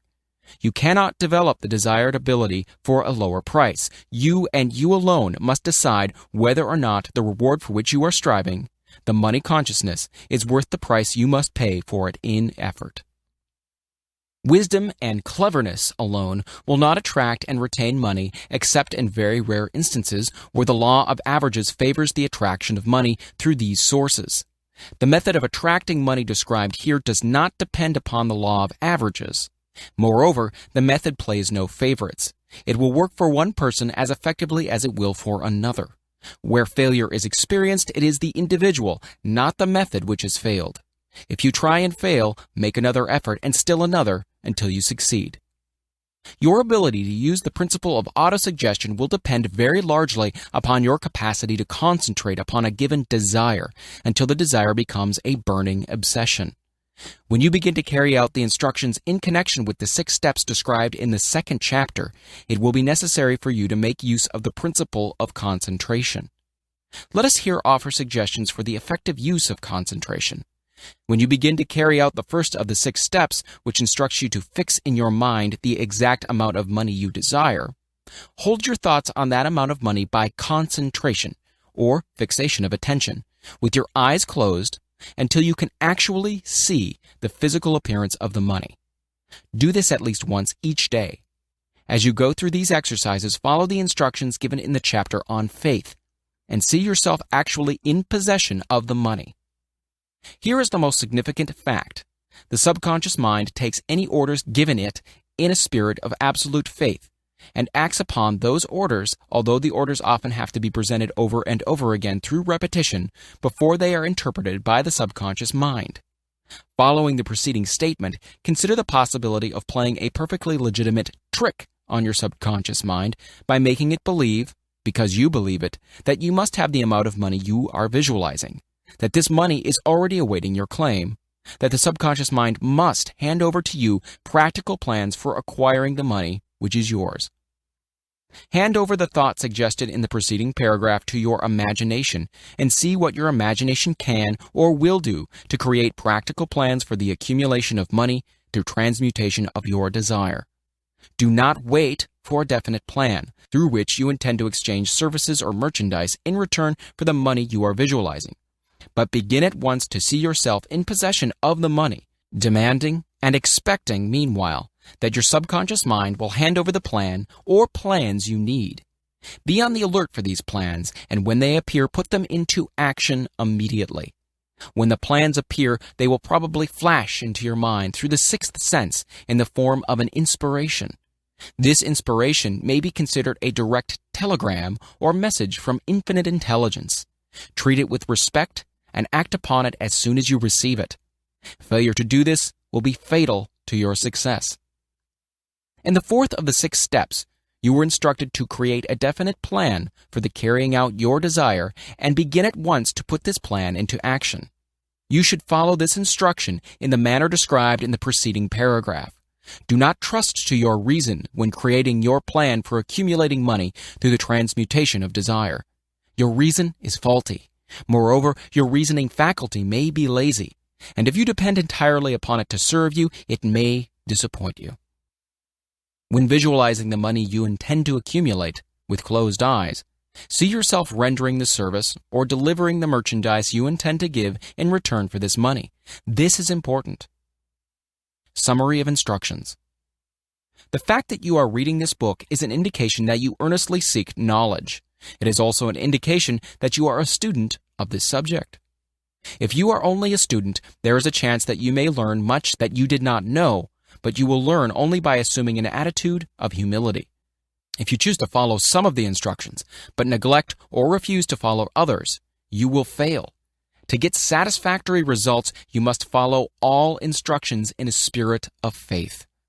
The instructions given in connection with the 6 steps in the 2nd chapter will now be summarized and blended with principles covered by this chapter as follows. First, go into some quiet spot, preferably in bed at night, where you will not be disturbed or interrupted. Close your eyes and repeat aloud, so you may hear your own words, the written statement of the amount of money you intend to accumulate, the time limit for its accumulation, and a description of the service or merchandise you intend to give in return for the money. As you carry out these instructions, see yourself already in possession of the money. For example, suppose that you intend to accumulate $50,000 by the 1st of January 5 years hence, that you intend to give personal service in return for the money in the capacity of a salesman. Your written statement of your purpose should be similar to the following. By the 1st day of January, such and such year, I will have in my possession $50,000, which will come to me in various amounts from time to time during the interim. In return for this money, I will give the most efficient service of what I am capable, rendering the fullest possible quantity and the best possible quality of service in the capacity of salesman of describe the service or merchandise you intend to sell. I believe that I will have this money in my possession. My faith is so strong that I can now see this money before my eyes. I can touch it with my hands. It is now awaiting transfer to me at the time and in the proportion that I deliver the service I intend to render in return for it. I am awaiting a plan by which to accumulate this money, and I will follow that plan when it is received. Second, repeat this program night and morning until you can see, in your imagination, the money you intend to accumulate. Third, place a written copy of your statement where you can see it night and morning, and read it before retiring and upon arising until it has been memorized. Remember, as you carry out these instructions, that you are applying the principle of autosuggestion for the purpose of giving orders to your subconscious mind. Remember also that your subconscious mind will act only upon instructions that are emotionalized and handed over to it with feeling. Faith is the strongest and most productive of the emotions. Follow the instructions given in the chapter on faith. These instructions may at first seem abstract. Do not let this disturb you. Follow the instructions no matter how abstract or how impractical they may at first appear to be. The time will soon come, if you do as you've been instructed, in spirit as well in act, when a whole new universe of power will unfold to you. Skepticism in connection with all new ideas is characteristic of all human beings. But if you follow the instructions outlined, your skepticism will soon be replaced by belief, and this in turn will soon become crystallized into absolute faith. Then you will have arrived at the point where you may truly say, I am the master of my fate. I am the captain of my soul. Many philosophers have made the statement that man is the master of his own earthly destiny, but most of them have failed to say why he is the master. The reason that man may be the master of his own earthly status, and especially his financial status, is thoroughly explained in this chapter. Man may become the master of himself and of his environment because he has the power to influence his own subconscious mind, and through it, gain the cooperation of infinite intelligence. You are now reading the chapter which represents the keystone to the arc of this philosophy. The instructions contained in this chapter must be understood and applied with persistence if you are to succeed in transmuting desire into money. The actual performance of transmuting desire into money involves the use of autosuggestion as an agency by which one may reach and influence the subconscious mind. The other principles are simply tools with which to apply autosuggestion. Keep this thought in mind, and you will at all times be conscious of the important part the principle of autosuggestion is to play in your efforts to accumulate money through the methods described in this book. Carry out these instructions as though you were a small child. Inject into your efforts something of the faith of a child. The author has been most careful to see that no impractical instructions were included because of his sincere desire to be helpful. After you have read the entire book, come back to this chapter and follow in spirit and in action this instruction. Read the entire chapter aloud once every night until you become thoroughly convinced that the principle of autosuggestion is sound, that it will accomplish for you all that has been claimed for it. As you read, underscore with a pencil every sentence which impresses you favorably. Follow the foregoing instruction to the letter, and it will open the way for complete understanding and mastery of the principles of success. Chapter 5. Specialized knowledge, personal experience or observations. The fourth step toward riches. There are two kinds of knowledge. One is general, the other specialized. General knowledge, no matter how great in quantity or variety it may be, is of but little use in the accumulation of money. The faculties of the great universities possess, in aggregate, practically every form of general knowledge known to civilization. Most of the professors have but little or no money. They specialize on teaching knowledge, but they do not specialize on the organization or the use of knowledge. Knowledge will not attract money unless it is organized and intelligently directed through practical plans of action to the definite end of accumulation of money. Lack of understanding of this fact has been the source of confusion to millions of people who falsely believe that knowledge is power. It is nothing of the sort. Knowledge is only potential power. It becomes power only when and if it is organized into definite plans of action and directed to a definite end. This missing link in all systems of education known to civilization today may be found in the failure of educational institutions to teach their students how to organize and use knowledge after they acquire it. Many people make the mistake of assuming that because Henry Ford had but little schooling, he is not a man of education. Those who make this mistake do not know Henry Ford, nor do they understand the real meaning of the word educate. That word is derived from the Latin word educo, meaning to educe, to draw out, to develop from within. An educated man is not necessarily one who has an abundance of general or specialized knowledge. An educated man is one who has so developed the faculties of his mind that he may acquire anything he wants, or its equivalent, without violating the rights of others. Henry Ford comes well within the meaning of this definition. During the World War, a Chicago newspaper published certain editorials in which, among other statements, Henry Ford was called an ignorant pacifist. Mr. Ford objected to the statements and brought suit against the paper for libeling him. When the suit was tried in the courts, the attorneys for the paper pleaded justification and placed Mr. Ford himself on the witness stand for the purpose of proving to the jury that he was ignorant. The attorneys asked Mr. Ford a great variety of questions, all of them intended to prove, by his own evidence, that while he might possess considerable specialized knowledge pertaining to the manufacture of automobiles, he was in the main ignorant. Mr. Ford was plied with such questions as the following. Who was Benedict Arnold?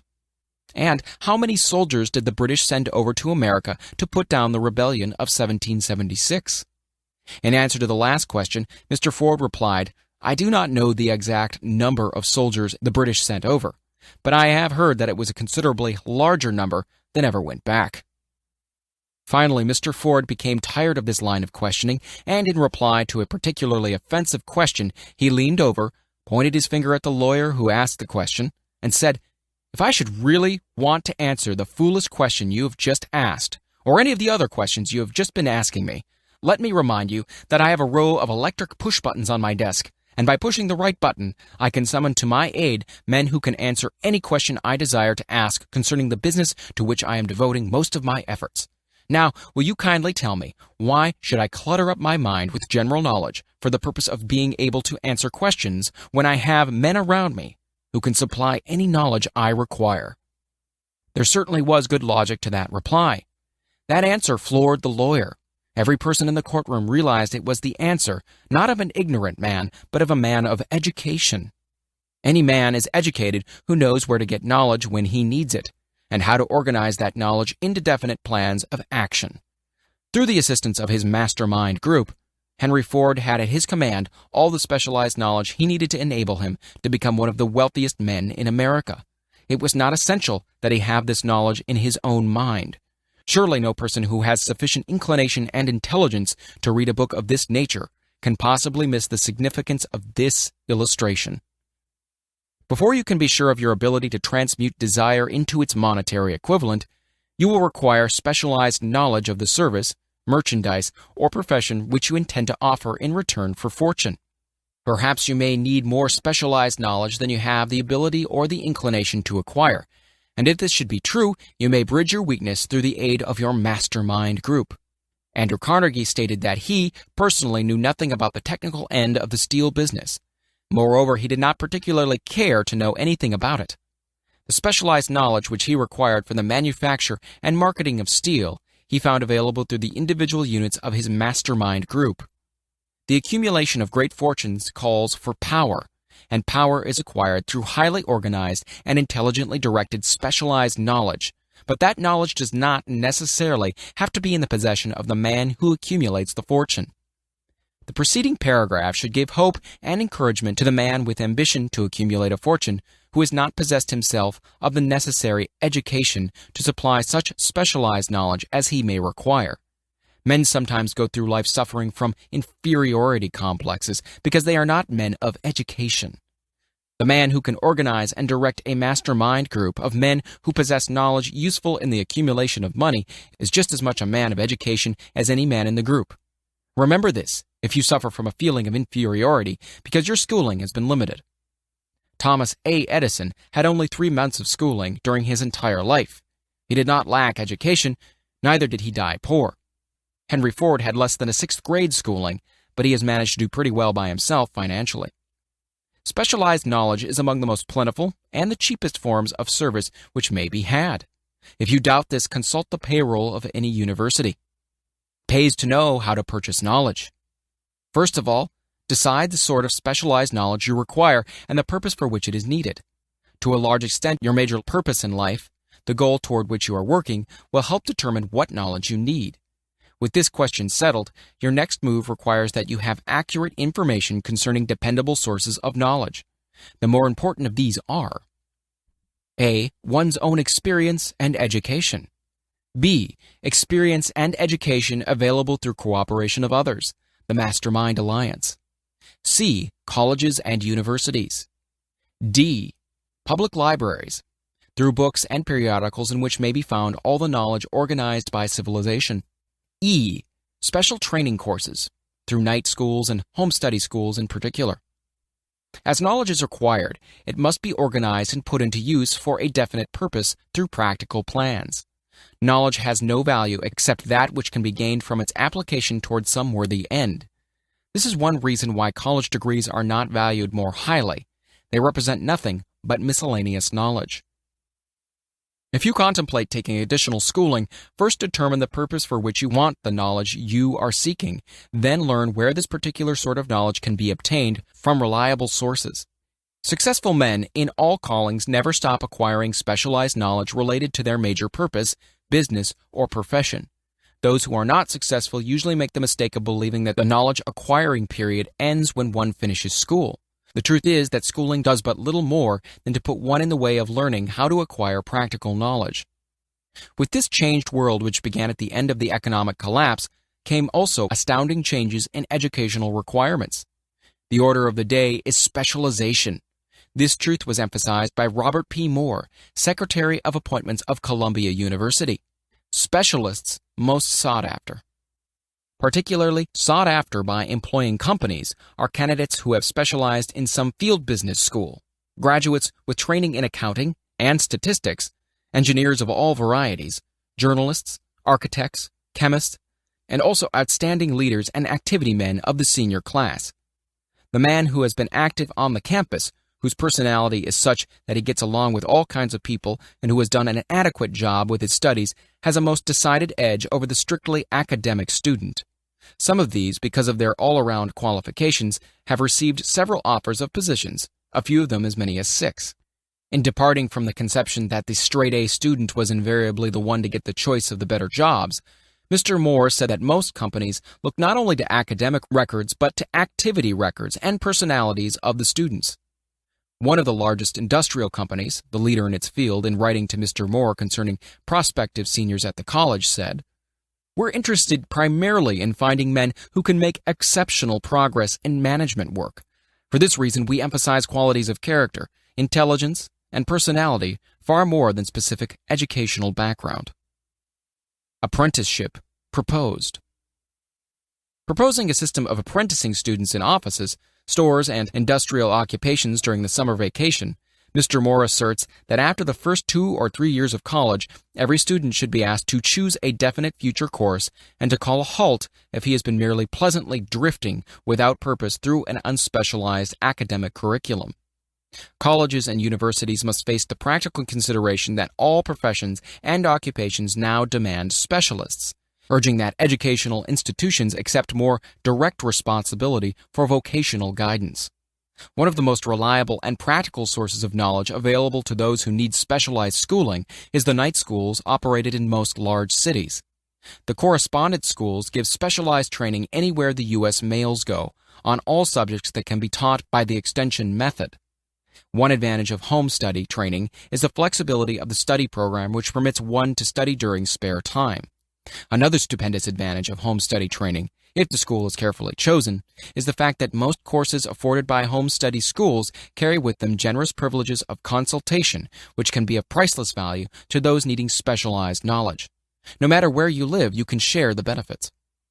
Anything acquired without effort and without cost is generally unappreciated, often discredited. Perhaps this is why we get so little from our marvelous opportunity in public schools. The self-discipline one receives from a definite program of specialized study makes up to some extent for the wasted opportunity when knowledge has been available without cost. Correspondence schools are highly organized business institutions. Their tuition fees are so low that they are forced to insist upon prompt payments. Being asked to pay, whether the student makes good grades or poor, has the effect of causing one to follow through with the course when he would otherwise drop it. The correspondence schools have not stressed this point sufficiently, for the truth is that their collection departments constitute the very finest sort of training on decision, promptness, action, and the habit of finishing that which one begins. I learned this from experience more than 25 years ago. I enrolled for a home study course in advertising. After completing 8 or 10 lessons, I stopped studying, but the school did not stop sending me bills. Moreover, it insisted upon payment, whether I kept up my studies or not. I decided that if I had to pay for the course, which I had legally obligated myself to do, I should complete the lessons and get my money's worth. I felt at first at the time that the collection system of the school was somewhat too well organized, but I learned later in life that it was a valuable part of my training for which no charge had been made. Being forced to pay, I went ahead and completed the course. Later in life, I discovered that the efficient collection system of that school had been worth much in the form of money earned because of the training in advertising I had so reluctantly taken. We have in this country what is said to be the greatest public school system in the world. We have invested fabulous sums for fine buildings. We have provided convenient transportation for children living in rural districts so they may attend the best schools. But there is one astounding weakness to this marvelous system. It is free. One of the strange things about human beings is that they value only that which has a price. The free schools of America and the free public libraries do not impress people because they are free. This is the major reason why so many people find it necessary to acquire additional training after they quit school and go to work. It is also one of the major reasons why employers give greater consideration to employees who take home study courses. They have learned from experience that any person who has the ambition to give up a part of his spare time to studying at home has in him those qualities which make for leadership. This recognition is not a charitable gesture, it is a sound business judgment upon the part of the employers. There is one weakness in people for which there is no remedy. It is the universal weakness of lack of ambition. Persons, especially salaried people, who schedule their spare time to provide for home study seldom remain at the bottom very long. Their action opens the way for the upward climb, removes many obstacles from their path, and gains the friendly interest of those who have the power to put them in the way of opportunity. The home study method of training is especially suited to the needs of employed people who find after leaving school that they must acquire additional specialized knowledge but cannot spare the time to go back to school. The changed economic conditions prevailing since the Depression have made it necessary for thousands of people to find additional or new sources of income. For the majority of these, the solution to their problem may be found only by acquiring specialized knowledge. Many will be forced to change their occupations entirely. When a merchant finds that a certain line of merchandising is not selling, he usually supplants it with another that is in demand. The person whose business is that of marketing personal services must also be an efficient merchant. If his service does not bring adequate returns in one occupation, he must change to another where broader opportunities are available. Stuart Austin Weir prepared himself as a construction engineer and followed this line of work until the Depression limited his market to where it did not give him the income he required. He took inventory of himself, decided to change his profession to law, went back to school, and took special courses by which he prepared himself as a corporation lawyer. Despite the fact that the Depression had not ended, he completed his training, passed the bar exam, and quickly built a lucrative law practice in Dallas, Texas. In fact, he's turning away clients. Just to keep the record straight and to anticipate the alibis of those who will say, "I couldn't go to school because I have a family to support," or "I'm too old," I will add the information that Mr. Weir was past 40 and married when he went back to school. Moreover, by carefully selecting highly specialized courses in colleges best prepared to teach the subjects chosen, Mr. Weir completed in 2 years the work for which the majority of law students require 4 years. It pays to know how to purchase knowledge. The person who stops studying merely because he has finished school is forever hopelessly doomed to mediocrity, no matter what may be his calling. The way of success is the way of continuous pursuit of knowledge. Let us consider a specific instance. During the Depression, a salesman in a grocery store found himself without a position. Having had some bookkeeping experience, he took a special course in accounting, familiarized himself with all the latest bookkeeping and office equipment, and went into business for himself.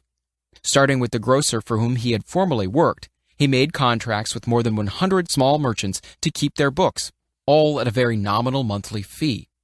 His idea was so practical that he soon found it necessary to set up a portable office in a light delivery truck, which he equipped with modern bookkeeping machinery. He now has a fleet of these bookkeeping offices on wheels and employs a large staff of assistants, thus providing small merchants with accounting service equal to the best that money can buy at a very nominal cost. Specialized knowledge, plus imagination, were the ingredients that went into this unique and successful business. Last year, the owner of that business paid an income tax of almost 10 times as much as paid by the merchant for whom he worked when the Depression forced upon him a temporary adversity, which proved to be a blessing in disguise. The beginning of this successful business was an idea. Inasmuch as I had the privilege of supplying the unemployed salesman with that idea, I now assume the further privilege of suggesting another idea which has within it the possibility of even greater income. Also, the possibility of rendering useful service to thousands of people who badly need that service.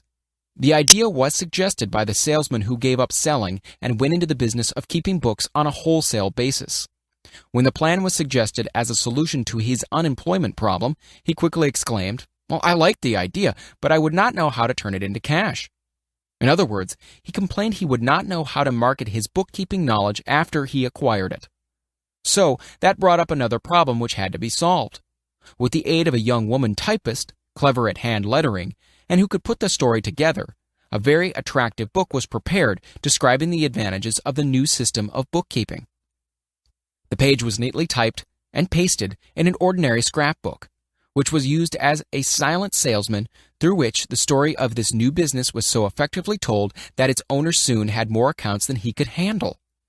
There are thousands of people all over the country who need the services of a merchandising specialist capable of preparing an attractive brief for use in marketing personal services. The aggregate annual income from such a service might easily exceed that received by the largest employment agency, and the benefits of that service might be made far greater to the purchaser than to any obtained from an employment agency. The idea here described was born of necessity, to bridge an emergency which had to be covered. But it did not stop by merely serving one person. The woman who created the idea has a keen imagination. She saw in her newly born brainchild the making of a new profession, one that is destined to render valuable services to thousands of people who need practical guidance in marketing personal services. Spurred to action by the instantaneous success of her first prepared plan to market personal services, this energetic woman turned next to the solution of a similar problem for her son who had just finished college, but had been totally unable to find a market for his services. The plan she originated for his use was the finest specimen of merchandising of personal services I have ever seen. When the plan book had been completed, It contained nearly 50 pages of beautifully typed, properly organized information telling the story of her son's native ability, schooling, personal experiences, and a great variety of other information too extensive for description. The plan book also contained a complete description of the position her son desired, together with a marvelous word picture of the exact plan he would use in filling the position. The preparation of the plan book required several weeks' labor, during which time its creator sent her son to the public library almost every day to procure data needed in selling his services to best advantage. She sent him also to all the competitors of his prospective employer and gathered from them vital information concerning their business methods, which was of great value in the formation of the plan he intended to use in filling the position he sought. When the plan had been finished, it contained more than half a dozen very fine suggestions for the use and benefit of the prospective employer. The suggestions were put into use by that company. One may be inclined to ask, why go to all this trouble just to secure a job? The answer is straight and to the point. Also, it is dramatic because it deals with a subject which assumes the proportion of a tragedy with millions of men and women whose sole source of income is personal services. The answer is, doing a thing well never is trouble. The plan prepared by this woman for the benefit of her son helped him get the job for which he applied at the first interview, at a salary fixed by himself. Moreover, and this too is important, the position did not require the young man to start at the bottom. He began as a junior executive, at an executive's salary. Why go to all this trouble, do you ask? Well, for one thing, the planned presentation of this young man's application for a position clipped off no less than 10 years of time he would have required to get where he began had he started at the bottom and worked his way up. This idea of starting at the bottom and working one's way up may appear to be sound, but the major objection to it is this. Too many of those who begin at the bottom never manage to lift their heads high enough to be seen by opportunity, so they remain at the bottom. It should be remembered also that the outlook from the bottom is not so very bright or encouraging. It has a tendency to kill off ambition. We call it getting into a rut, which means that we accept our fate because we form the habit of daily routine. A habit that finally becomes so strong we cease to throw it off. And that is another reason why it pays to start 1 or 2 steps above the bottom. By so doing, one forms the habit of looking around, of observing how others get ahead, of seeing opportunity, and of embracing it without hesitation. Dan Halpin is a splendid example of what I mean. During his college days, he was the manager of a famous 1930 national championship Notre Dame football team, when it was under the direction of the late Knute Rockne. Perhaps he was inspired by the great football coach to aim high, and not mistake temporary defeat for failure, just as Andrew Carnegie, the great industrial leader, inspired his young business lieutenants to set high goals for themselves. At any rate, young Halpin finished college at a mighty unfavorable time when the Depression had made jobs scarce. So, after a fling at investment banking and motion pictures, he took the first opening with a potential future he could find, selling electrical hearing aids on a commission basis. Anyone could start in that sort of job, and Halpin knew it, but it was enough to open the door of opportunity to him. For almost 2 years he continued in a job not to his liking, and he would never have risen above that job if he had not done something about his dissatisfaction. He aimed at first at the job of assistant sales manager of this company, and got the job. That one step upward placed him high enough above the crowd to enable him to see still greater opportunity. Also, it placed him where opportunity could see him. He made such a fine record selling hearing aids that A.M. Andrews, chairman of the board of the Dictograph Products Company, a business competitor of the company for which Halpin worked, wanted to know something about that man, Dan Halpin, who was taking big sales away from the long-established Dictograph Company. He sent for Halpin. When the interview was over, Halpin was the new sales manager in charge of the Acousticon division. Then, to test young Halpin's mettle, Mr. Andrews went away to Florida for 3 months, leaving him to sink or swim in his new job. He didn't sink. Knute Rockne's spirit of all the world loves a winner and has no time for a loser inspired him to put so much into his job that he was recently elected vice president of the company and general manager of Acousticon and silent radio divisions, a job which most men would be proud to earn through 10 years of loyal effort. Halpin turned this trick in little more than 6 months. It is difficult to say whether Mr. Andrews or Mr. Halpin is more deserving of eulogy, for the reason that both showed evidence of having an abundance of that very rare quality known as imagination. Mr. Andrews deserves credit for seeing in young Halpin a go-getter of the highest order. Halpin deserves credit for refusing to compromise with life by accepting and keeping a job he did not want. And that is one of the major points I am trying to emphasize through this entire philosophy, that we rise to high positions or remain at the bottom because of conditions we can control if we desire to control them. I am also trying to emphasize another point, namely that both success and failure are largely the results of habit.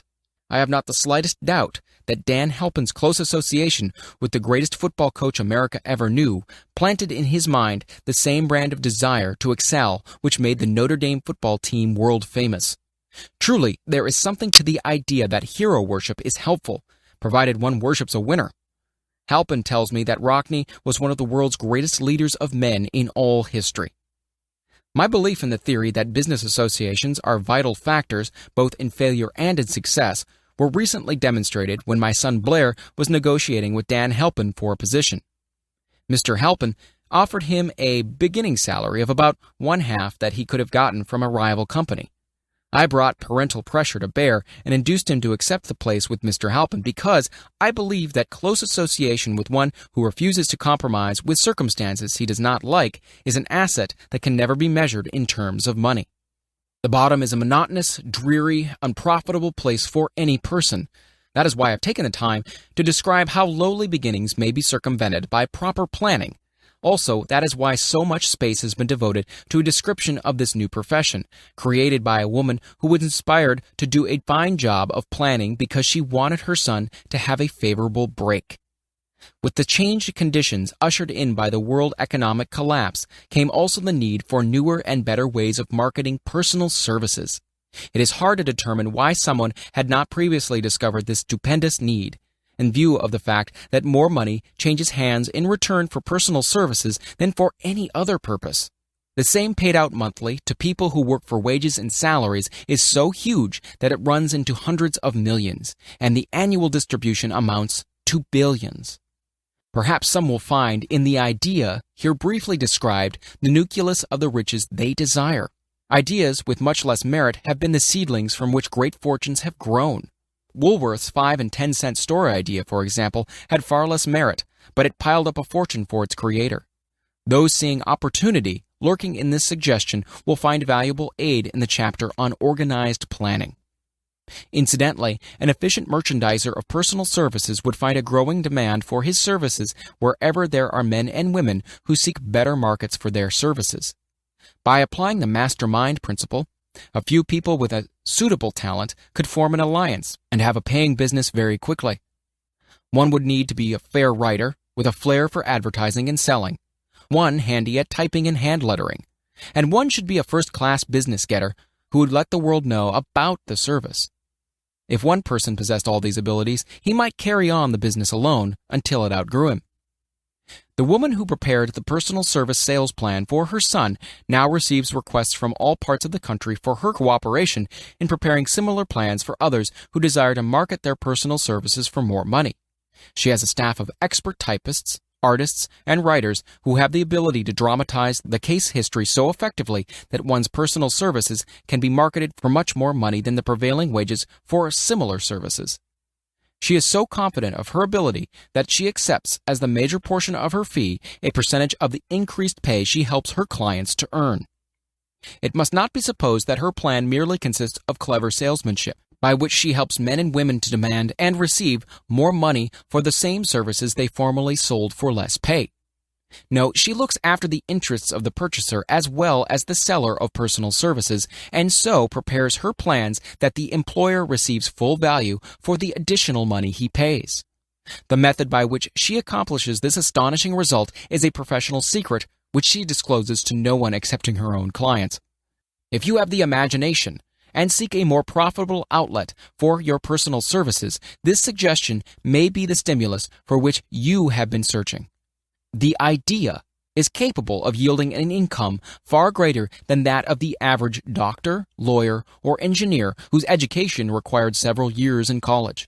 The idea is saleable to those seeking new positions, in practically all positions calling for managerial or executive ability, and those desiring rearrangement of incomes in their present positions.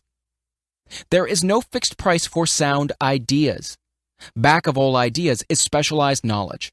Unfortunately, for those who do not find riches in abundance, specialized knowledge is more abundant and more easily acquired than ideas.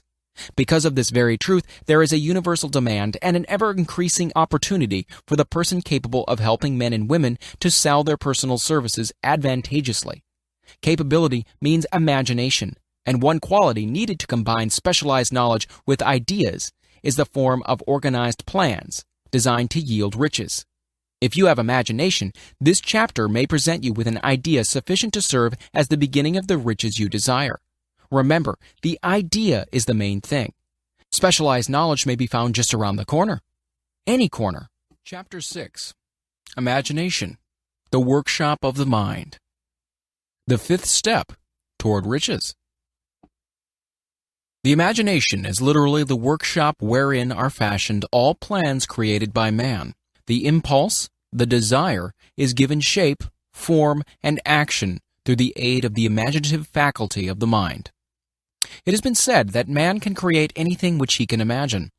Of all the ages of civilization, this is the most favorable for the development of the imagination because it is an age of rapid change. On every hand, one may contact stimuli which develop the imagination. Through the aid of his imaginative faculty, man has discovered and harnessed more of nature's forces during the past 50 years than during the entire history of the human race previous to that time. He has conquered the air so completely that the birds are a poor match for him in flying. He has harnessed the ether and made it serve as a means of instantaneous communication with any part of the world. He has analyzed and weighed the sun at a distance of millions of miles and has determined through the aid of imagination the elements of which it consists. He has discovered that his own brain is both a broadcasting and a receiving station for the vibration of thought, and he is beginning now to learn how to make practical use of this discovery. He has increased the speed of locomotion until he may now travel at a speed of more than 300 miles an hour. The time will soon come when a man may breakfast in New York and lunch in San Francisco. Man's only limitation, within reason, lies in his development and use of his imagination. He has not yet reached the apex of development in the use of his imaginative faculty. He has merely discovered that he has an imagination and has commenced to use it in a very elementary way. Two forms of imagination. The imaginative faculty functions in two forms. One is known as synthetic imagination and the other as creative imagination. Synthetic imagination. Through this faculty, one may arrange old concepts, ideas, or plans into new combinations. The faculty creates nothing. It merely works with the material of experience, education, and observation with which it is fed.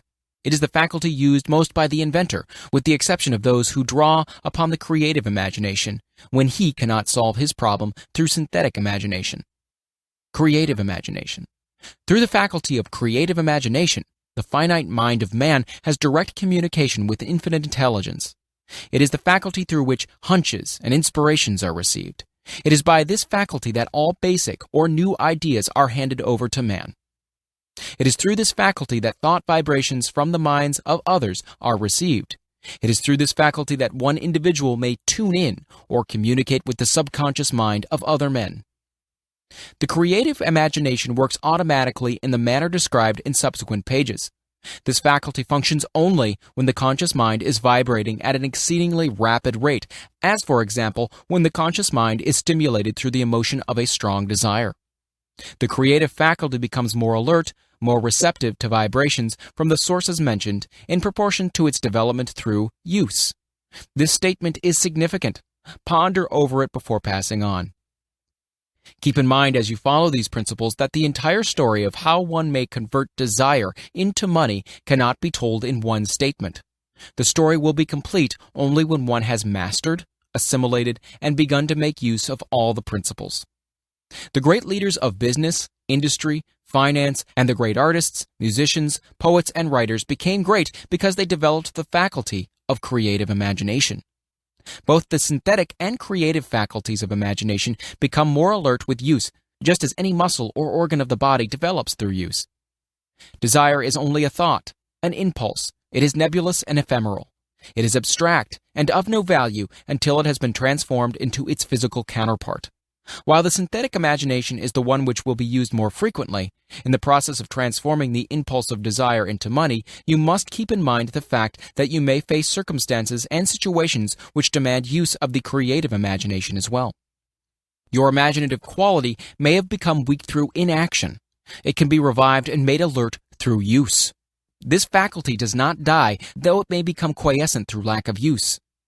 Center your attention, for the time being, on the development of the synthetic imagination, because this is the faculty which you will use more often in the process of converting desire into money.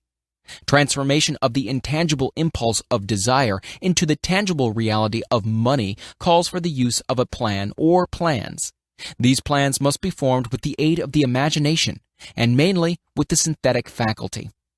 Read the entire book through, then come back to this chapter and begin at once to put your imagination to work on the building of a plan or plans for the transformation of your desire into money. Detailed instructions for the building of plans has been given in almost every chapter. Carry out the instructions best suited to your needs. Reduce your plan to writing, if you have not already done so. The moment you complete this, you will have definitely given concrete form to the intangible desire. Read the preceding sentence once more. Read it aloud, very slowly, as you do so. Remember that the moment you reduce the statement of your power and a plan for its realization to writing, you have actually taken the first of a series of steps which will enable you to convert the thought into its physical counterpart. The earth on which you live, you yourself, and every other material thing are the result of evolutionary change, through which microscopic bits of matter have been organized and arranged in an orderly fashion. Moreover, and this statement is of stupendous importance, this earth, every one of the billions of individual cells of your bodies, and every atom of matter began as an intangible form of energy. Desire is thought impulse. Thought impulses are forms of energy. When you begin with the thought impulse, desire, to accumulate money, you are drafting into your service the same stuff that nature used in creating this earth and in every material form in the universe, including the body and brain in which the thought impulses function. As far as science has been able to determine, the entire universe consists of but two elements, matter and energy. Through the combination of energy and matter has been created everything perceptible to man, from the largest star which floats in the heavens down to and including himself. You are now engaged in the task of trying to profit by nature's method. You are sincerely and earnestly, we hope, trying to adapt yourself to nature's laws by endeavoring to convert desire into its physical or monetary equivalent. You can do it. It has been done before. You can build a fortune through the aid of laws which are immutable, but first you must become familiar with these laws and learn to use them. Through the repetition and by approaching the description of these principles from every conceivable angle, the author hopes to reveal to you the secret through which every great fortune has been accumulated. Strange and paradoxical as it may seem, the secret is not a secret. Nature herself advertises it in the earth on which we live, the stars, the planets suspended within our view, in the elements above and around us, in every blade of grass, and every form of life within our vision. Nature advertises this secret in terms of biology, in the conversion of a tiny cell so small that it may be lost on the point of a pin, into the human being now reading this line. The conversion of desire into its physical equivalent is certainly no more miraculous. Do not become discouraged if you do not fully comprehend all that has been stated. Unless you have long been a student of the mind, it is not to be expected that you will assimilate all that is in this chapter upon a first reading. But you will in time make good progress. The principles which follow will open the way for understanding of imagination. Assimilate that which you understand as you read this philosophy for the first time.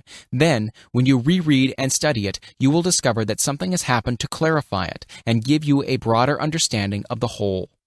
Above all, do not stop, nor hesitate in your study of these principles until you have read the book at least 3 times, for then you'll not want to stop. How to make practical use of imagination. Ideas are the beginning points of all fortunes. Ideas are products of the imagination. Let us examine a few well-known ideas which have yielded huge fortunes, with the hope that these illustrations will convey definite information concerning the method by which imagination may be used in accumulating riches. The Enchanted Kettle. 50 years ago, an old country doctor drove to town, hitched his horse, quietly slipped into a drugstore by the back door, and began dickering with the young drug clerk. His mission was destined to yield great wealth to many people. It was destined to bring the South the most far-flung benefit since the Civil War. For more than an hour, behind the prescription counter, the old doctor and the clerk talked in low tones. Then the doctor left. He went out to the buggy and brought back a large, old-fashioned kettle, a big wooden paddle, used for stirring the contents of the kettle, and deposited them in the back of the store. The clerk inspected the kettle, reached into his inside pocket, took out a roll of bills, and handed it over to the doctor. The roll contained exactly $500, the clerk's entire savings. The doctor handed over a small slip of paper on which was written a secret formula. The words on that small slip of paper were worth a king's ransom, but not to the doctor. Those magic words were needed to start the kettle to boiling, but neither the kettle nor the young clerk knew what fabulous fortunes were destined to flow from that kettle. The old doctor was glad to sell the outfit for $500. The money would pay off his debts and give him freedom of mind. The clerk was taking a big chance by staking his entire life savings on a mere scrap of paper and an old kettle. He never dreamed his investment would start a kettle to overflowing with gold that would surpass the miraculous performance of Aladdin's lamp. What the clerk really purchased was an idea. The old kettle and the wooden paddle and the secret message on a slip of paper were incidental. The strange performance of the kettle began to take place after the new owner mixed with the secret instructions an ingredient of which the doctor knew nothing. Read this story carefully. Give your imagination a test. See if you can discover what it was the young man added to the secret message which caused the kettle to overflow with gold. Remember as you read that this is not a story from Arabian Nights. Here you have a story of facts, stranger than fiction, facts which began in the form of an idea. Let us take a look at the vast fortunes of gold this idea has produced. It has paid and still pays huge fortunes to men and women all over the world who distribute the contents of the kettle to millions of people. The old kettle is now one of the world's largest consumers of sugar, thus providing jobs of a permanent nature to thousands of men and women engaged in growing sugarcane and in refining and marketing sugar. The old kettle consumes annually millions of glass bottles, providing jobs to huge numbers of glass workers. The old kettle gives employment to an army of clerks, stenographers, copywriters, and advertising experts through the nation. It has brought fame and fortune to scores of artists who have created magnificent pictures describing the product. The old kettle has converted a small southern city into the business capital of the South, where it now benefits, directly or indirectly, every business and practically every resident of the city. The influence of this idea now benefits every civilized country in the world, pouring out a continuous stream of gold to all who touch it. Gold from the kettle built and maintains one of the most prominent colleges of the South, where thousands of young people receive the training essential for success. The old kettle has done other marvelous things. All through the World Depression, when factories, banks, and business houses were folding up and quitting by the thousands, the owner of this enchanted kettle went marching on, giving continuous employment to an army of men and women all over the world, and paying out extra portions of gold to those who, long ago, had faith in the idea. If the product of that old brass kettle could talk, it would tell thrilling tales of romance in every language. Romances of love, romances of business, romances of professional men and women who are daily being stimulated by it. The author is sure of at least one such romance, for he was a part of it, and it all began not far from the very spot on which the drug clerk purchased the kettle. It was here that the author met his wife, and it was she who first told him of the enchanted kettle. It was the product of that kettle they were drinking when he asked her to accept him, for better or worse. Now that you know the content of the enchanted kettle is a world-famous drink, it is fitting that the author confesses that the home city of that drink supplied him with a wife. Also, that the drink itself provides him with the stimulation of thought without intoxication, and thereby it gives to serve refreshment of mind, which an author must have to do his best work.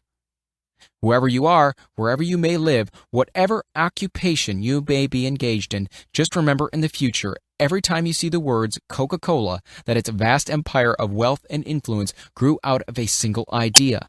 and that the mysterious ingredient the drug clerk Asa Chandler mixed with the secret formula was imagination.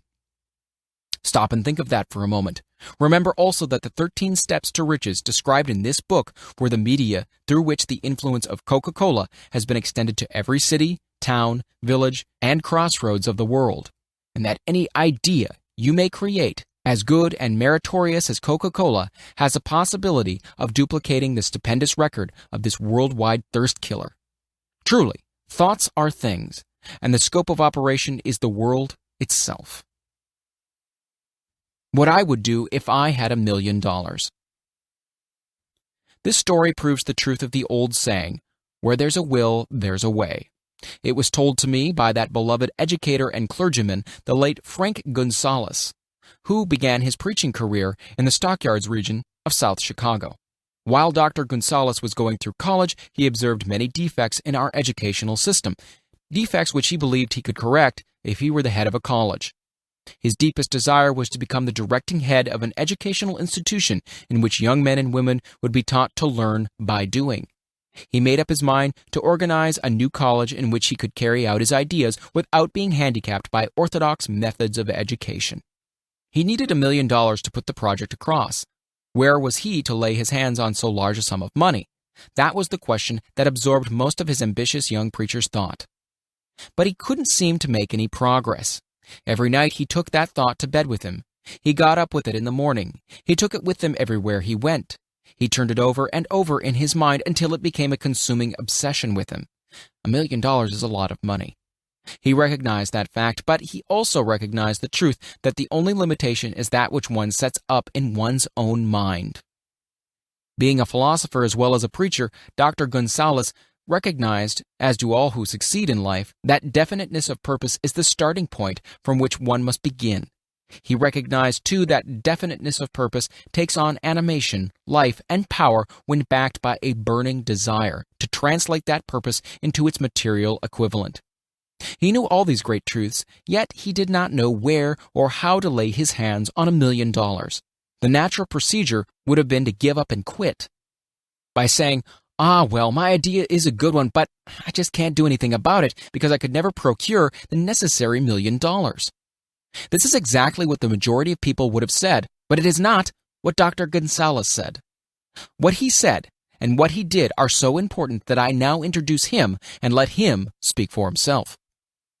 One Saturday afternoon, I sat in my room thinking of ways and means of raising the money to carry out my plans. For nearly 2 years I had been thinking, but I had done nothing but think. The time had come for action. I made up my mind then and there that I would get the necessary $1 million within a week. How? I wasn't concerned about that. The main thing of importance was the decision to get the money within a specified time. And I want to tell you that the moment I reached a definite decision to get the money within a specified time, a strange feeling of assurance came over me, such as I had never before experienced. Something inside me seemed to say, "Why didn't you reach that decision a long time ago? The money was waiting for you all that time." Things began to happen in a hurry. I called the newspapers and announced that I would preach a sermon that following morning entitled, "What I Would Do If I Had $1 Million." I went to work on the sermon immediately, but I must tell you frankly, the task was not difficult because I had been preparing that sermon for almost 2 years. The spirit back of it was a part of me. Long before midnight, I had finished writing the sermon. I went to bed and slept with a feeling of confidence, for I could already see myself already in possession of the $1 million. Next morning, I arose early, went into the bathroom, read the sermon, then knelt on my knees and asked that my sermon might come to the attention of someone who could supply the needed money. While I was praying, I again had that feeling of assurance that the money would be forthcoming. In my excitement, I walked out without my sermon and did not discover the oversight until I was in my pulpit and about ready to begin delivering it. It was too late to go back for my notes, and what a blessing that I couldn't go back. Instead, my own subconscious mind yielded the material I needed. When I arose to begin my sermon, I closed my eyes and spoke with all my heart and soul of my dreams. I had not only talked to my audience, but I fancy I also talked to God. I told what I would do with $1 million if that amount were placed in my hands. I described the plan I had in mind for organizing a great educational institution where young people could learn to do practical things and at the same time develop their minds. When I had finished and sat down, a man slowly arose from his seat, about 3 rows from the rear, and made his way towards the pulpit. I wondered what he was going to do. He came into the pulpit, extended his hand, and said, "Reverend, I liked your sermon. I believe you can do everything you said you would if you had $1 million. To prove that I believe in you and your sermon, if you will come to my office tomorrow morning, I will give you the $1 million. My name is Philip D. Armour." Young Gonzalez went to Mr. Armour's office, and the $1 million was presented to him. With the money, he founded the Armour Institute of Technology. That is more money than the majority of preachers ever see in an entire lifetime, yet the thought impulse back of the money was created in the young preacher's mind in a fraction of a minute. The necessary $1 million came as a result of an idea. Back of the idea was a desire which young Gonzalez had been nursing in his mind almost 2 years. Observe this important fact. He got the money within the 36 hours after he reached a definite decision in his mind to get it, and decided upon a definite plan for getting it. There was nothing new or unique about Gonzalez's vague thinking about $1 million and weakly hoping for it. Others before him, and many since his time, have had similar thoughts. But there was something very unique and different about the decision he reached on that memorable Saturday when he put vagueness into the background and definitely said, "I will get that money within a week." God seems to throw himself on the side of the man who knows exactly what he wants, if he is determined to get just that. Moreover, the principle through which Mr. Gonzalez got his $1 million is still alive. It is available to you. This universal law is as workable today as it was when the young preacher made use of it so successfully. This book describes, step by step, the 13 elements of this great law and suggests how they can be put to use. Observe that Asa Chandler and Dr. Frank Gonzalez had one characteristic in common. Both knew the astounding truth that ideas can be transmuted into cash through the power of definite purpose, plus definite plans. If you are one of those who believe that hard work and honesty alone will bring riches, perish the thought. It is not true. Riches, when they come in huge quantities, are never the result of hard work. Riches come, if they come at all, in response to definite plans, based upon the application of definite principles, and not by chance or luck. Generally speaking, an idea is an impulse of thought that impels action, by an appeal to the imagination. All master salesmen know that ideas can be sold where merchandise cannot. Ordinary salesmen do not know this. That is why they're ordinary. A publisher of books, which sell for a nickel, made a discovery that should be worth much to publishers generally. He learned that many people buy titles and not contents of books. By merely changing the name of one book that was not moving, his sales on the book jumped upward more than 1 million copies. The inside of the book was not changed in any way. He merely ripped off the cover bearing the title that did not sell and put on a new cover with a title that had box office value. That, as simple as it may seem, was an idea. It was imagination. There is no standard price on ideas. The creator of ideas makes his own price, and if he is smart, gets it. The moving picture industry created a whole flock of millionaires. Most of them were men who couldn't create ideas, but they had the imagination to recognize ideas when they saw them. The next flock of millionaires will probably grow out of the radio business, which is new and not overburdened with men of keen imagination. The money will be made by those who discover or create new and more meritorious radio programs and have the imagination to recognize merit and to give the radio listeners a chance to profit by it. The sponsor, that unfortunate victim who now pays the cost of all radio entertainment, soon will become idea conscious and demand something for his money. The man who beats the sponsor to the draw and supplies programs that render useful service is the man who will become rich in this new industry. Crooners and light chatter artists who now pollute the air with wisecracks and silly giggles will go the way of light timbers, and their places will be taken by real artists who interpret carefully planned programs which have been designed to service the minds of men as well as provide entertainment. Here is a wide-open field of opportunity screaming its protest at the way it is being butchered because of lack of imagination and begging for rescue at any price. Above all, the thing that radio needs is new ideas. If this new field of opportunity intrigues you, perhaps you might profit by the suggestion that the successful radio programs of the future will give more attention to creating buyer audiences and less attention to listener audiences. Stated more plainly, the builder of radio programs who succeeds in the future must find practical ways to convert listeners into buyers. Moreover, the successful producer of radio programs in the future must key his features so that he can definitely show its effect upon the audience. Sponsors are becoming a bit wary of buying glib, selling talks based upon statements grabbed out of thin air. They want, and in the future will demand, indisputable proof that the Who's It program not only gives millions of people the silliest giggle ever, but that the silly giggler can sell merchandise. Another thing that might as well be understood by those who contemplate entering this new field of opportunity: radio advertising is going to be handled by an entirely new group of advertising experts, separate and distinct from the old-time newspaper and magazine advertising agency men. The old-timers in the advertising game cannot read the modern radio scripts because they have not been schooled to see ideas. The new radio technique demands men who can interpret ideas from a written manuscript in terms of sound. It cost the author a year of hard labor and many thousands of dollars to learn this. Radio right now is about where the moving pictures were when Mary Pickford and her curls first appeared on the screen. There is plenty of room in radio for those who can produce or recognize ideas. If the foregoing comment on the opportunity of radio has not started your idea factory to work, you had better forget it. Your opportunity is in some other field. If the comment intrigued you in the slightest degree, then go further into it, and you may find the one idea you need to round out your career. Never let it discourage you if you have no experience in radio. Andrew Carnegie knew very little about making steel. I have Carnegie's own word for this. But he made practical use of two of the principles described in this book and made the steel business yield him a fortune. The story of practically every great fortune starts with the day when a creator of ideas and a seller of ideas got together and worked in harmony. Carnegie surrounded himself with men who could do all that he could not do. Men who created ideas and men who put ideas into operation and made himself and the others fabulously rich. Millions of people go through life hoping for favorable breaks.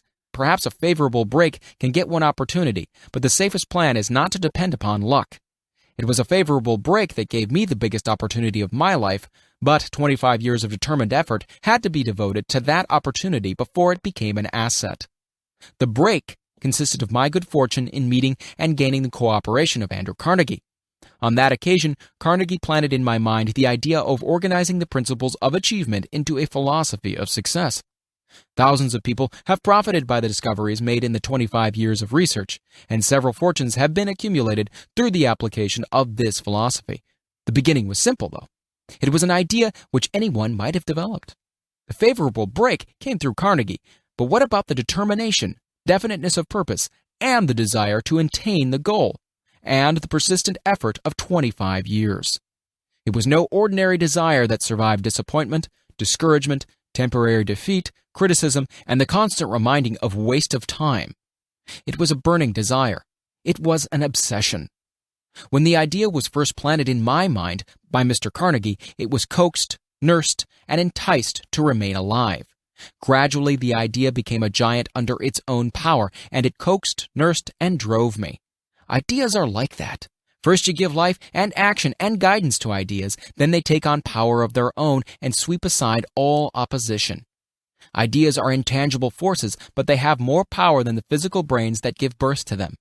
They have the power to live on, after the brain that created them are returned to dust. For example, take the power of Christianity. That began with a simple idea born in the brain of Christ. Its chief tenet was, do unto others as you would have others do unto you. Christ has gone back to the source from whence he came, but his idea goes marching on. Someday it may grow up and come into its own. Then it will have fulfilled Christ's deepest desire. The idea has been developing only 2,000 years. Give it time. Success requires no explanations. Failure permits no alibis. Chapter 7. Organized Planning. The Crystallization of Desire into Action. The sixth step toward riches. You have learned that everything man creates or acquires begins in the form of desire. That desire is taken on the first lap of its journey from the abstract to the concrete into the workshop of the imagination, where plans for its transition are created and organized. In Chapter 2, you are instructed to take 6 definite practical steps as your first move in translating the desire for money into its monetary equivalent. One of these steps is the formation of a definite, practical plan or plans through which this transformation may be made. You will now be instructed how to build plans which will be practical. These: A. Ally yourself with a group of as many people as you may need for the creation and carrying out of your plan or plans for the accumulation of money-making use of the mastermind principle described in a later chapter. Compliance with this instruction is absolutely essential. Do not neglect it. B. Before forming your mastermind alliance, decide what advantages and benefits you may offer the individual members of your group in return for their cooperation. No one will work indefinitely without some form of compensation. No intelligent person will either request or expect another to work without adequate compensation, though this may not always be in the form of money. C. Arrange to meet with the members of your mastermind group at least twice a week, and more often if possible, until you have jointly perfected the necessary plan or plans for the accumulation of money. D. Maintain perfect harmony between yourself and every member of your mastermind group. If you fail to carry out this instruction to the letter, you may expect to meet with failure. The mastermind principle cannot obtain where perfect harmony does not prevail. Keep in mind these facts. First, you are engaged in an undertaking of major importance to you. To be sure of success, you must have plans which are faultless. Second, you must have the advantage of the experience, education, native ability, and imagination of other minds. This is in harmony with the methods followed by every person who has accumulated a great fortune. No individual has sufficient experience, education, native ability, and knowledge to ensure the accumulation of a great fortune without the cooperation of other people. Every plan you adopt in your endeavor to accumulate wealth should be the joint creation of yourself and every other member of your mastermind group. You may originate your own plans, either in whole or in part, but see that those plans are checked and approved by the members of your mastermind alliance. If the first plan which you adopt does not work successfully, replace it with a new plan. If this new plan fails to work, replace it, in turn with still another, and so on, until you find a plan which does work. Right here is the point at which the majority of men meet with failure because of their lack of persistence in creating new plans to take the place of those which fail. The most intelligent men living cannot succeed in accumulating money, nor in any other undertaking, without plans which are practical and workable. Just keep this fact in mind and remember when your plans fail that temporary defeat is not permanent failure. It may only mean that your plans have not been sound. Build other plans. Start all over again. Thomas Edison failed 10,000 times before he perfected the incandescent electric light bulb. That is, he met with temporary defeat 10,000 times before his efforts were crowned with success. Temporary defeat should mean only one thing: the certain knowledge that there is something wrong with your plan. Millions of men go through life in misery and poverty because they lack a sound plan through which to accumulate a fortune. Henry Ford accumulated a fortune not because of his superior mind, but because he adopted and followed a plan which proved to be sound. 1,000 men could be pointed out, each with a better education than Ford's, yet each of whom lives in poverty, because he does not possess the right plan for the accumulation of money. Your achievement can be no greater than your plans are sound. That may seem to be an axiomatic statement, but it is true. Samuel Insull lost his fortune of over $100 million. The Insull fortune was built on plans which were sound. The business depression forced Mr. Insull to change his plans, and the change brought temporary defeat because his new plans were not sound. Mr. Insull is now an old man. He may consequently accept failure instead of temporary defeat, but if his experience turns out to be a failure, it will be for the reason that he lacks the fire of persistence to rebuild his plans. No man is ever whipped until he quits in his own mind. This fact will be repeated many times because it is so easy to take the count at the first sign of defeat. James J. Hill met with temporary defeat when he first endeavored to raise the necessary capital to build a railroad from east to west, but he too turned defeat into victory through new plans. Henry Ford met with temporary defeat not only at the beginning of his automobile career, but after he had gone far towards the top. He created new plans and went marching on to financial victory. We see men who have accumulated great fortunes, but we often recognize only their triumph, overlooking the temporary defeats which they had to surmount before arriving. No follower of this philosophy can reasonably expect to accumulate a fortune without experiencing temporary defeat. When defeat comes, accept it as a signal that your plans are not sound. Rebuild those plans and set sail once more towards your coveted goal. If you give up before your goal has been reached, you're a quitter.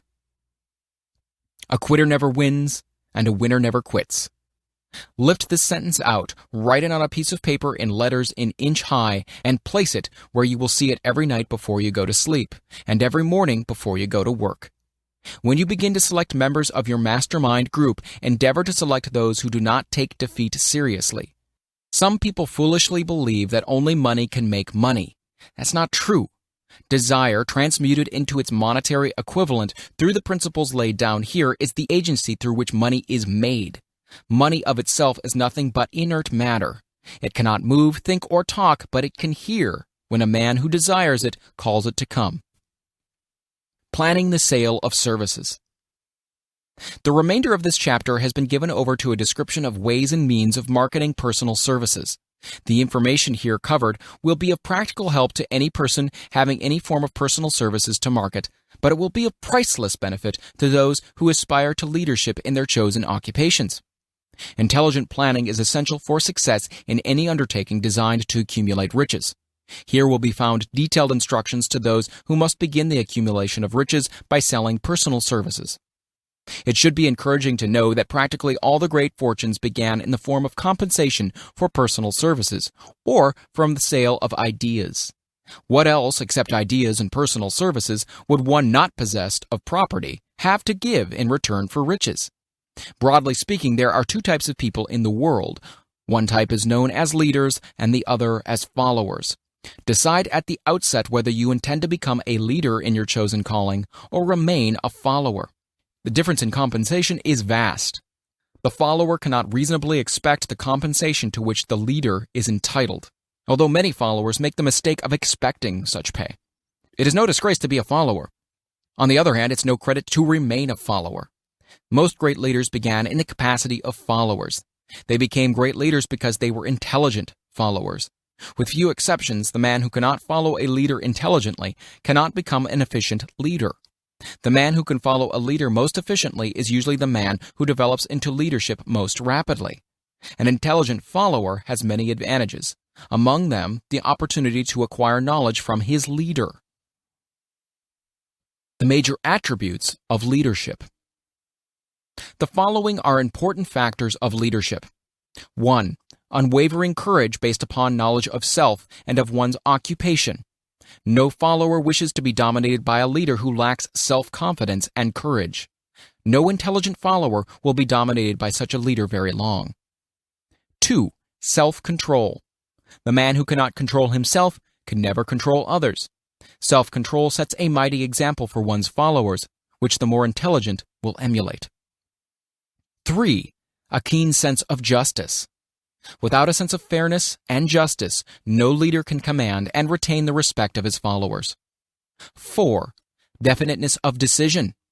The man who wavers in his decisions shows that he is not sure of himself. He cannot lead others successfully. 5. Definiteness of plans. The successful leader must plan his work and work his plan. A leader who works by guesswork, without practical, definite plans, is comparable to a ship without a rudder. Sooner or later, he will land on the rocks. 6. The habit of doing more than paid for. One of the penalties of leadership is the necessity of willingness upon the part of the leader to do more than he requires of his followers. 7. A pleasing personality. No slovenly, careless person can become a successful leader. Leadership requires respect. Followers will not respect a leader who does not grade high on all the factors of a pleasing personality. 8. Sympathy and understanding. The successful leader must be in sympathy with his followers. Moreover, he must understand them and their problems. 9. Mastery of detail. Successful leadership calls for mastery of details of the leader's position. 10. Willingness to assume full responsibility. The successful leader must be willing to assume responsibility for the mistakes and the shortcomings of his followers. If he tries to shift this responsibility, he will not remain the leader. If one of his followers makes a mistake and shows himself incompetent, the leader must consider that it is he who failed. 11. Cooperation. The successful leader must understand and apply the principle of cooperative effort and to be able to induce his followers to do the same. Leadership calls for power, and power calls for cooperation. There are two forms of leadership. The first and by far the most effective is leadership by consent of and with sympathy of the followers. The second is leadership by force, without the consent and sympathy of the followers. History is filled with evidences that leadership by force cannot endure. The downfall and disappearance of dictators and kings is significant. It means that people will not follow forced leadership indefinitely.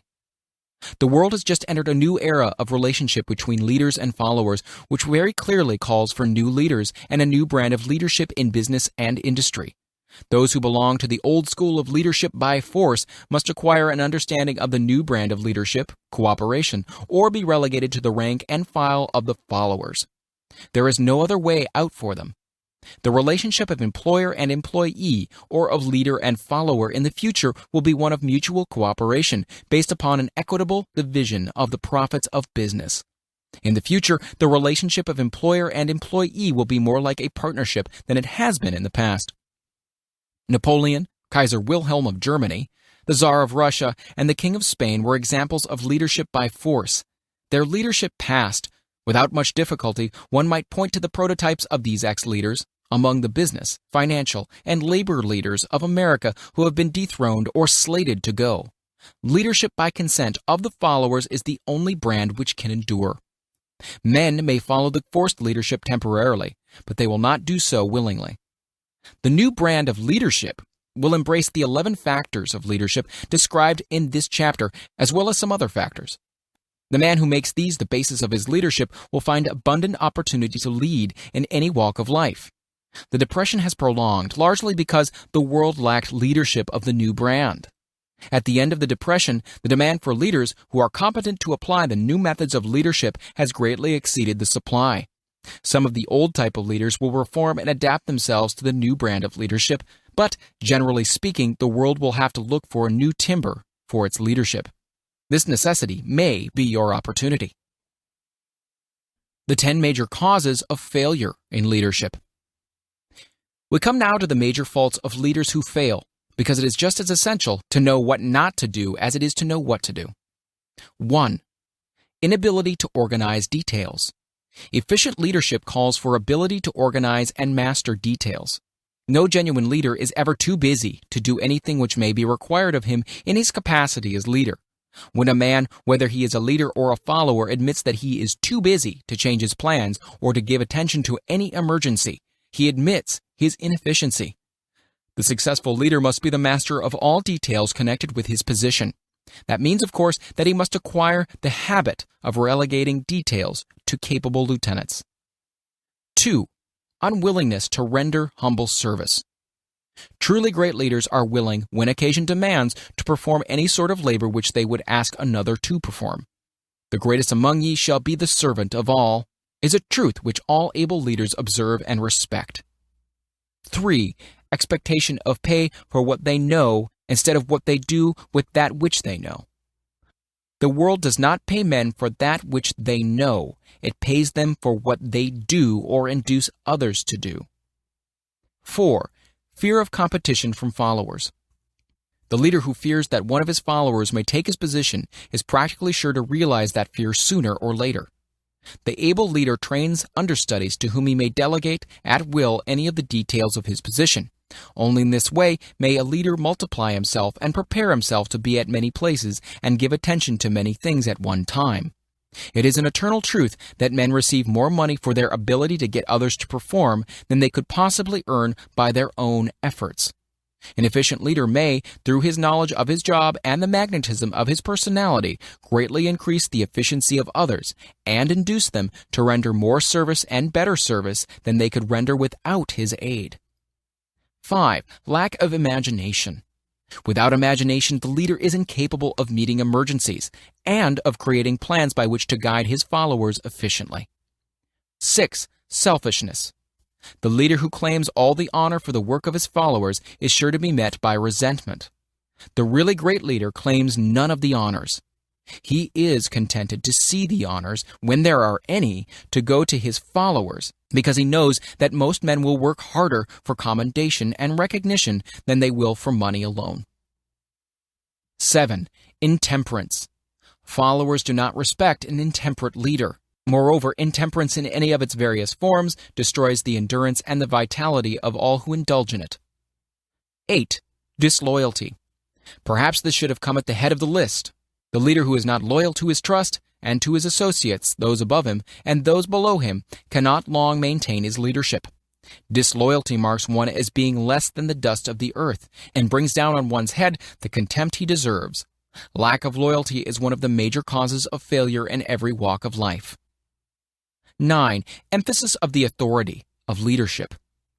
The efficient leader leads by encouraging, and not by trying to instill fear in the hearts of his followers. The leader who tries to impress his followers with his authority comes within the category of leadership through force. If a leader is a real leader, he will have no need to advertise that fact except by his conduct, his sympathy, understanding, fairness, and a demonstration that he knows his job. 10. Emphasis of title.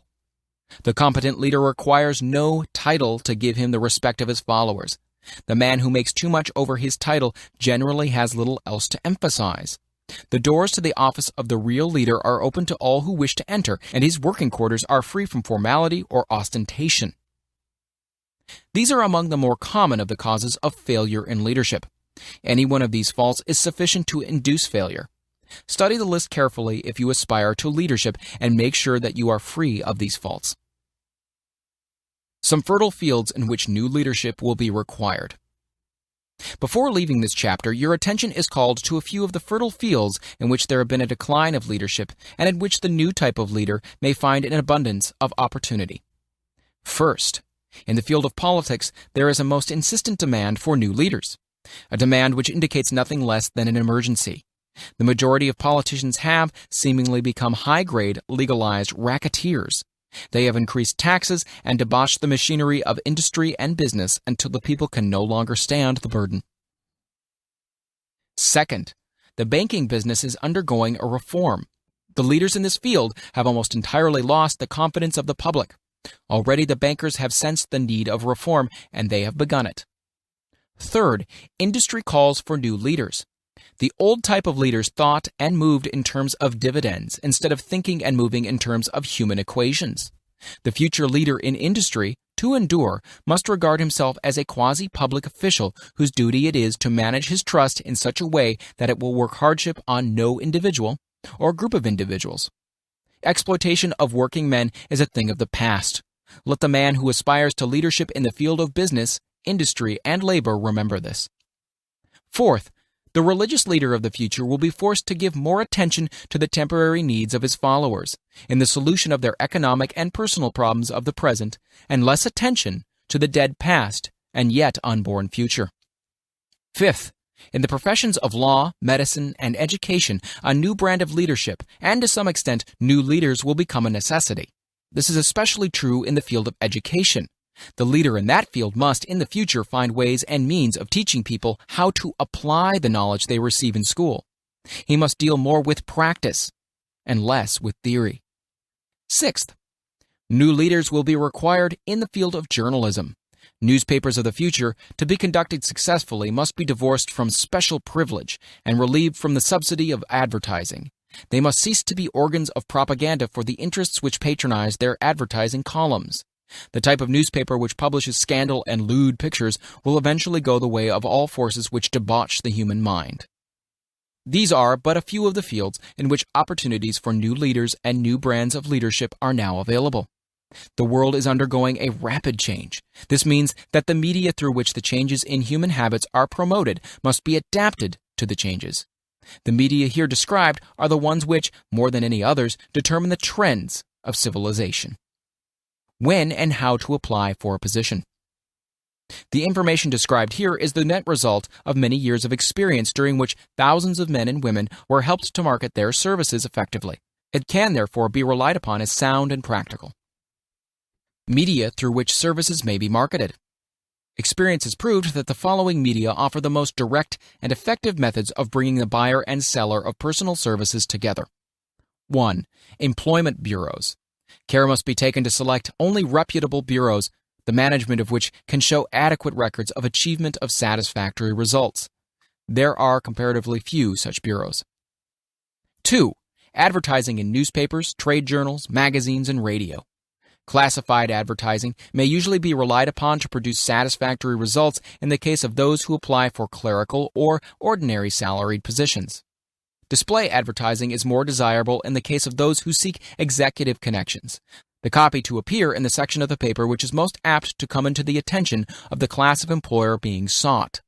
The copy should be prepared by an expert who understands how to inject sufficient selling qualities to produce replies. 3. Personal letters of application.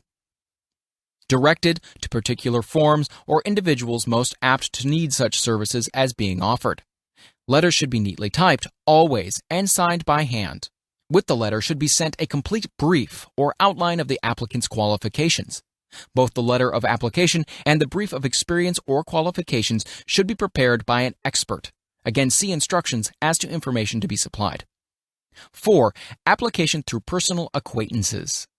When possible, the applicant should endeavor to approach prospective employers through some mutual acquaintance. This method of approach is particularly advantageous in the case of those who seek executive connections and do not wish to appear to be peddling themselves. 5. Application in person. In some instances, it may be more effective if the applicant offers personally his services to prospective employers, in which event a complete written statement of qualifications for the position should be presented, for the reason that prospective employers often wish to discuss with associates one's record. Information to be supplied in a written brief. This brief should be prepared as carefully as a lawyer would prepare the brief of a case to be tried in court. Unless the applicant is experienced in the preparation of such briefs, an expert should be consulted, and his services enlisted for this purpose. Successful merchants employ men and women who understand the art and the psychology of advertising to present the merits of their merchandise. One who has personal services for sale should do the same. The following information should appear in the brief. 1. Education. State briefly but definitely what schooling you've had and in what subjects you specialized in school, giving the reasons for that specialization. 2. Experience. If you have had experience in connection with positions similar to the one you seek, describe it fully. State names and addresses of former employers.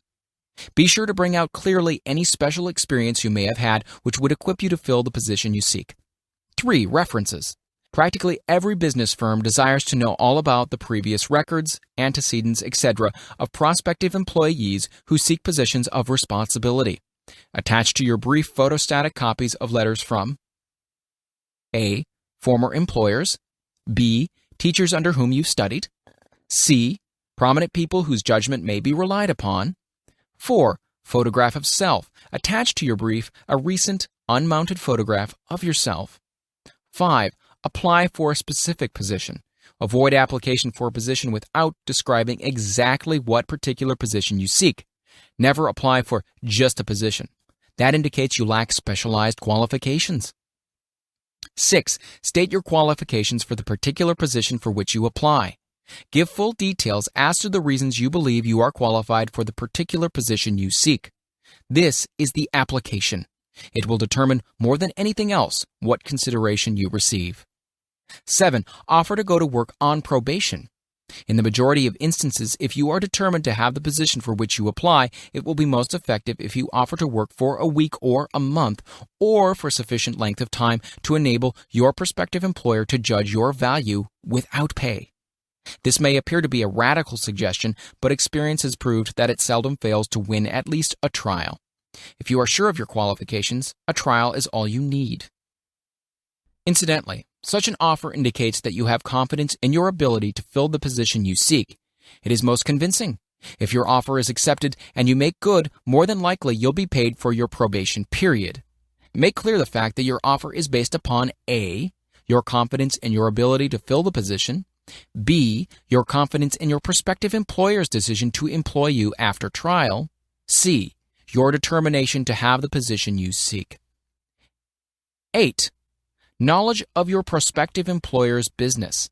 Before applying for a position, do sufficient research in connection with the business to familiarize yourself thoroughly with that business, and indicate in your brief the knowledge you have acquired in this field. This will be impressive, as it will indicate that you have imagination and a real interest in the position you seek. Remember that it is not the lawyer who knows the most law, but the one who best prepares his case who wins.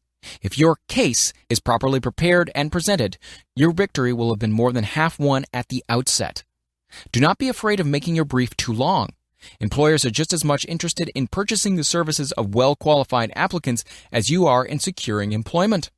In fact, the success of most successful employers is due, in the main, to their ability to select well-qualified lieutenants. They want all the information available. Remember another thing. Neatness in the preparation of your brief will indicate that you are a painstaking person. I have helped prepare briefs for clients which are so striking and out of the ordinary that they have resulted in the employment of the applicant without a personal interview. When your brief has been completed, have it neatly bound by an experienced binder and lettered by an artist or printer similar to the following. Brief of the qualifications of Robert K. Smith, applying for the position of private secretary to the president of the blank company incorporated. Of course, change names each time brief is shown. This personal touch is sure to command attention. Have your brief neatly typed or mimeographed on the finest paper you can obtain, and bound with a heavy paper of the book cover variety, the binder to be changed, and the proper firm name to be inserted if it is to be shown to more than one company. Your photograph should be pasted on one of the pages of your brief. Follow these instructions to the letter, improving upon them wherever your imagination suggests. Successful salesmen groom themselves with care. They understand that a first impression is everything. Your brief is your salesman. Give it a good suit of clothes so that it'll stand out in bold contrast to anything your prospective employers ever saw in the way of an application for a position. If the position you seek is worth having, it is worth going after with care. Moreover, if you sell yourself to an employer in a manner that impresses him with your individuality, you probably will receive more money for your services from the very start than if you applied for employment in the usual, conventional way. If you seek employment through an advertising agency or an employment agency, have the agent use copies of your brief in marketing your services. This will help to gain preference for you, both with the agent and the prospective employers. How to get the exact position you desire. Everyone enjoys doing the kind of work for which he is best suited. An artist loves to work with paints, a craftsman with his hands, a writer loves to write. Those with less definite talents have their preference for certain fields of business and industry. If America does anything well, it offers a full range of occupations: tilling the soil, manufacturing, marketing, and the professions. First, decide exactly what kind of job you want. If the job doesn't already exist, perhaps you can create it. Second, choose the company or individual for whom you wish to work. Third, study your prospective employer as to policies, personnel, and chances of advancement. Fourth, by analysis of yourself, your talents and capabilities, figure out what you can offer, and plan ways and means of giving advantages, services, developments, and ideas that you believe you can successfully deliver. Fifth, forget about a job. Forget whether or not there is an opening. Forget the usual routine of "have you got a job for me?" Concentrate rather on what you can give. Sixth, once you have your plan in mind, arrange with an experienced writer to put it in paper in neat form and in full detail. Seventh, present it to the proper person with authority, and he will do the rest. Every company is looking for men who can give something of value, whether it be ideas, services, or connections. Every company has room for the man who has a definite plan of action, which is to the advantage of that company. This line of procedure may take a few days or weeks of extra time, but the difference in income, in advancement, in gaining recognition will save years of hard work at small pay. It has many advantages, the main one being that it will often save from 1 to 5 years of time in reaching a chosen goal. Every person who starts or gets in halfway up the ladder does so by deliberate and careful planning, excepting, of course, the boss's son.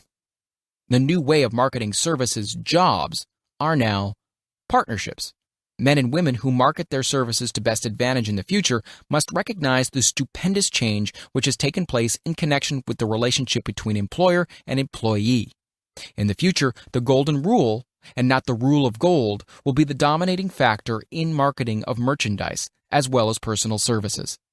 The future relationship between employers and their employees will be more in the nature of a partnership consisting of A. The employer, B. The employee, C. The public they serve.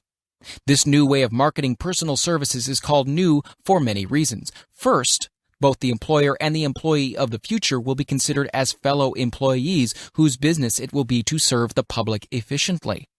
In times past, employers and employees have bartered among themselves, driving the best bargains they could with one another, not considering that in the final analysis they were in reality bargaining at the expense of the third party, the public they served.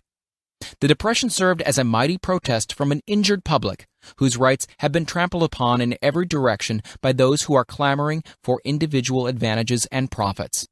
When the debris of the Depression shall have cleared away and business shall have been once again restored to balance, both employers and employees will recognize that they are no longer privileged to drive bargains at the expense of those whom they serve. The real employer of the future will be the public. This should be kept uppermost in mind by every person seeking to market personal services effectively. Nearly every railroad in America is in financial difficulty. Who does not remember the day when, if a citizen inquired at the ticket office the time of departure of a train, he was abruptly referred to the bulletin board instead of being politely given the information? The streetcar companies have experienced a change of times also. There was a time not so long ago when streetcar conductors took pride in giving argument to passengers. Many of the streetcar tracks have been removed and passengers ride on a bus, whose driver is the last word in politeness. All over the country, streetcar tracks are rusting from abandonment or have been taken up. Wherever streetcars are still in operation, passengers may now ride without argument, and one may even hail the car in the middle of the block, and the motorman will obligingly pick him up. How times have changed. That is just the point I am trying to emphasize. Times have changed. Moreover, the change is reflected not merely in railroad offices and on streetcars, but in other walks of life as well. The public be damned policy is now passé. It has been supplanted by the we are obligingly at your service, sir policy. The bankers have learned a thing or two during this rapid change which has taken place during the past few years. Impoliteness on the part of a bank official or bank employee today is as rare as it was conspicuous a dozen years ago. In the years past, some bankers, not all of them of course, carried an atmosphere of austerity which gave every would-be borrower a chill when he even thought of approaching his banker for a loan. The thousands of bank failures during the Depression had the effect of removing the mahogany doors behind which bankers formerly barricaded themselves. They now sit at desks in the open, where they may be seen and approached at will by any depositor or by anyone who wishes to see them, and the whole atmosphere of the bank is one of courtesy and understanding. It used to be customary for customers to have to stand and wait at the corner grocery until the clerks were through passing the time of day with friends and the proprietor had finished making up his bank deposit before being waited upon. Chain stores, managed by courteous men who do everything in the way of service, short of shining the customer's shoes, have pushed the old-time merchants into the background. Time marches on. Courtesy and service are the watchwords of merchandising today and apply to the person who is marketing personal services even more directly than to the employer whom he serves, because, in the final analysis, both the employer and his employee are employed by the public they serve. If they fail to serve well, they pay by the loss of their privilege of serving. We can all remember the time when the gas meter reader pounded on the door hard enough to break the panels. When the door was open, he pushed his way in, uninvited, with a scowl on his face, which plainly said, "What the hell did you keep me waiting for?" All that has undergone a change. The meter man now conducts himself as a gentleman who is delighted to be at your service, sir. Before the gas companies learned that their scowling meter men were accumulating liabilities never to be cleared away, the polite salesman of oil burners came along and did a land office business. During the Depression, I spent several months in the anthracite coal region of Pennsylvania, studying conditions which all but destroyed the coal industry. Among several very significant discoveries was the fact that greed on the part of operators and their employers was the chief cause of the loss of business for the operators and loss of jobs for the miners. Through the pressure of a group of overzealous labor leaders representing the employees and the greed for profits on the part of the operators, the anthracite business suddenly dwindled. The coal operators and their employees drove sharp bargains with one another, adding the cost of the bargaining to the price of the coal, until finally they discovered they had built up a wonderful business for the manufacturers of oil-burning outfits and the producers of crude oil. The wages of sin is death. Many have read this in the Bible, but few have discovered its meaning. Now and for several years, the entire world has been listening by force to a sermon which might well be called, "Whatsoever a man soweth, that shall he also reap." Nothing as widespread and effective as the Depression could possibly be just a coincidence. Behind the Depression was a cause. Nothing ever happens without a cause. In the main, the cause of the Depression is traceable directly to the worldwide habit of trying to reap without sowing. This should not be mistaken to mean that the Depression represents a crop which the world is being forced to reap without having sown. The trouble is that the world sowed the wrong sort of seed. Any farmer knows he cannot sow the seed of thistles and reap a harvest of grain.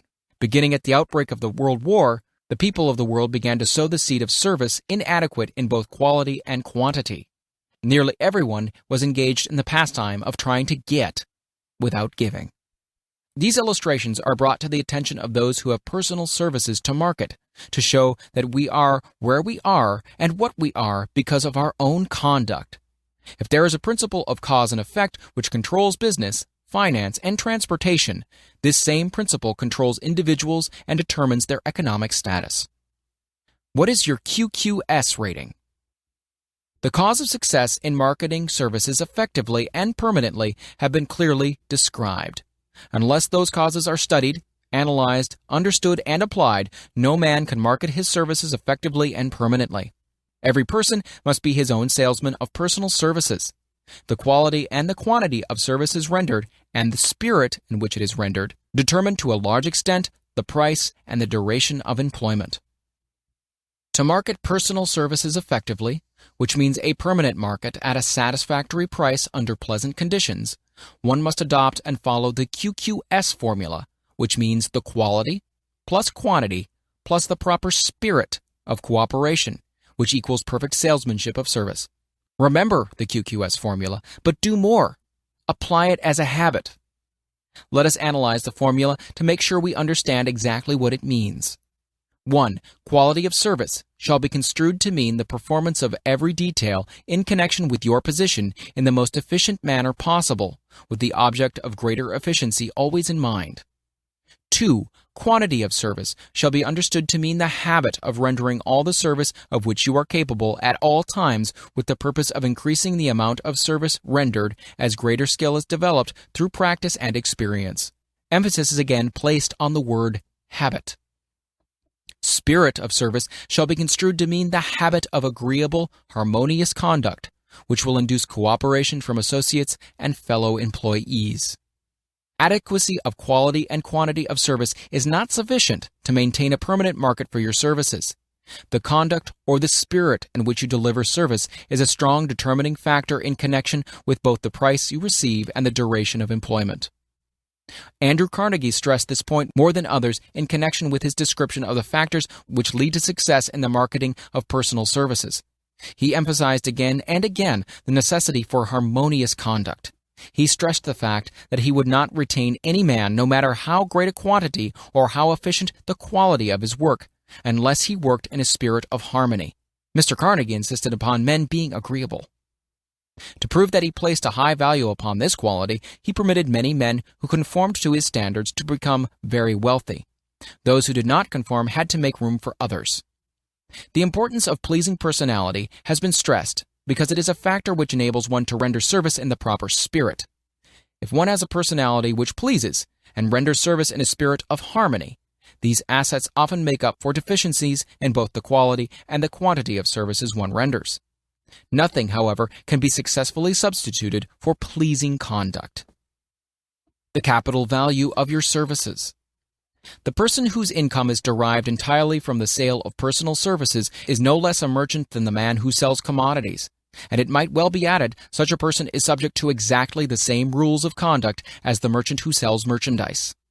This has been emphasized because the majority of people who live by the sale of personal services make the mistake of considering themselves free from the rules of conduct and the responsibilities attached to those who are engaged in marketing commodities. The new way of marketing services has practically forced both employer and employee into partnership alliances, through which both take into consideration the rights of the third party, the public they serve. The day of the go-getter has passed. He has been supplanted by the go-giver. High-pressure methods in business finally blew the lid off. There will never be the need to put the lid back on because in the future, business will be conducted by methods that will require no pressure. The actual capital value of your brains may be determined by the amount of income you can produce by marketing your services. A fair estimate of the capital value of your services may be made by multiplying your annual income by 16 2/3, as it is reasonable to estimate that your annual income represents 6% of your capital value. Money rents for 6% per annum. Money is worth no more than brains. It is often worth much less. Competent brains, if effectively marketed, represent a much more desirable form of capital than that which is required to conduct a business dealing in commodities, because brains are a form of capital which cannot be permanently depreciated through depressions, nor can this form of capital be stolen or spent. Moreover, the money which is essential for the conduct of business is as worthless as a sand dune until it has been mixed with efficient brains. The 30 major causes of failure. How many of these are holding you back? Life's greatest tragedy consists of men and women who earnestly try and fail. The tragedy lies in the overwhelmingly large majority of people who fail as compared to the few who succeed. I've had the privilege of analyzing several thousand men and women, 98% of whom were classed as failures. There is something radically wrong with the civilization and a system of education which permit 98% of the people to go through life as failures. But I did not write this book for the purpose of moralizing on the rights and wrongs of the world. That would require a book of 100 times the size of this one. My analysis work proved that there are 30 major reasons for failure, and 13 major principles through which people accumulate fortunes. In this chapter, a description of the 30 major causes of failure will be given. As you go over the list, check yourself by it, point by point, for the purpose of discovering how many of these causes of failure stand between you and success. 1. Unfavorable hereditary background. There is but little, if anything, which can be done for people who are born with a deficiency in brain power. This philosophy offers but one method of bridging this weakness, through the aid of the master mind. Observe with profit, however, that this is the only one of the 30 causes of failure which may not be easily corrected by any individual. 2. Lack of a well-defined purpose in life. There is no hope of success for the person who does not have a central purpose or definite goal at which to aim. 98 out of every 100 of those whom I have analyzed had no such aim. 3. Lack of ambition to aim above mediocrity. We offer no hope for the person who is so indifferent as not to want to get ahead in life and who is not willing to pay the price. 4. Insufficient education. This is a handicap which may be overcome with comparative ease. Experience has proven that the best educated people are often those who are known as self-made or self-educated. It takes more than a college degree to make one a person of education. Any person who is educated is one who has learned to get whatever he wants in life without violating the rights of others. Education consists not so much of knowledge, but of knowledge effectively and persistently applied. Men are paid not merely for what they know, but more particularly for what they do with that which they know. 5. Lack of self-discipline. Discipline comes through self-control. This means that one must control all negative qualities. Before you can control conditions, you must control yourself first. Self-mastery is the hardest job you will ever tackle. If you do not conquer self, you will be conquered by self. You may see at one and the same time both your best friend and your greatest enemy by stepping in front of the mirror. 6. Ill health. No person may enjoy outstanding success without good health. Many of the causes of ill health are subject to mastery and control. These, in the main, are A. Overeating of foods not conducive to health. B. Wrong habits of thought giving expression to negatives. C. Wrong use of and overindulgence in sex.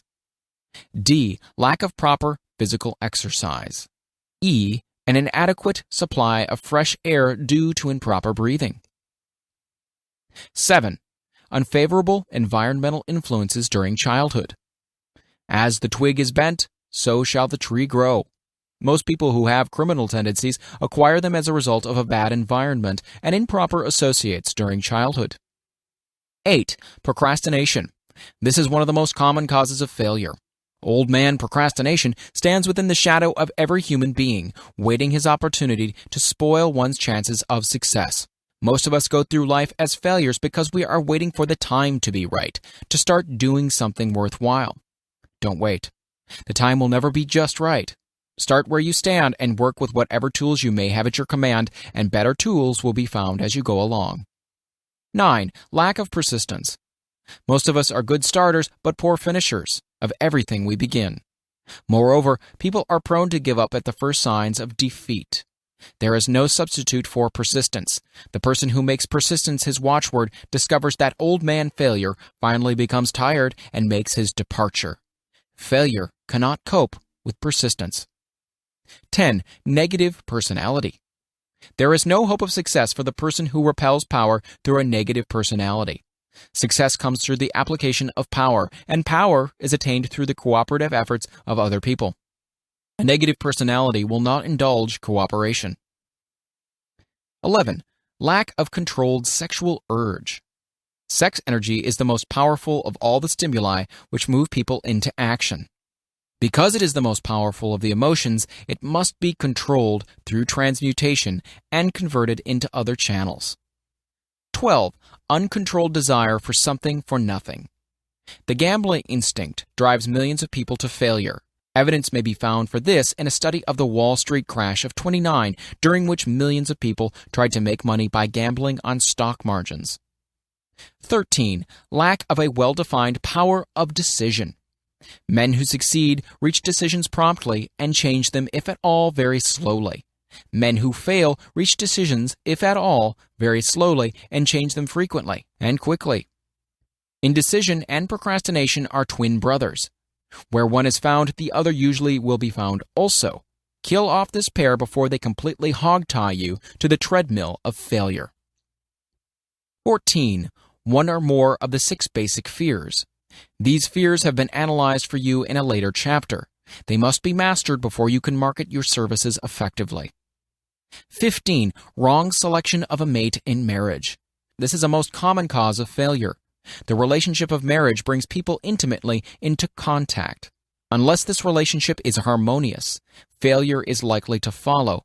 Moreover, it will be a form of failure that is marked by misery and unhappiness, destroying all signs of ambition. 16. Overcaution. The person who takes no chances generally has to take whatever is left when others are through choosing. Overcaution is as bad as undercaution. Both are extremes to be guarded against. Life itself is filled with the element of chance. 17. Wrong selection of associates in business. This is one of the most common causes of failure in business. In marketing personal services, one should use great care to select an employer who will be an inspiration and who is himself intelligent and successful. We emulate those with whom we associate most closely. Pick an employer who is worth emulating. 18. Superstition and prejudice. Superstition is a form of fear. It is also a sign of ignorance. Men who succeed keep open minds and are afraid of nothing. 19. Wrong selection of a vocation. No man can succeed in a line of endeavor which he does not like. The most essential step in the marketing of personal services is that of selecting an occupation into which you can throw yourself in wholeheartedly. 20.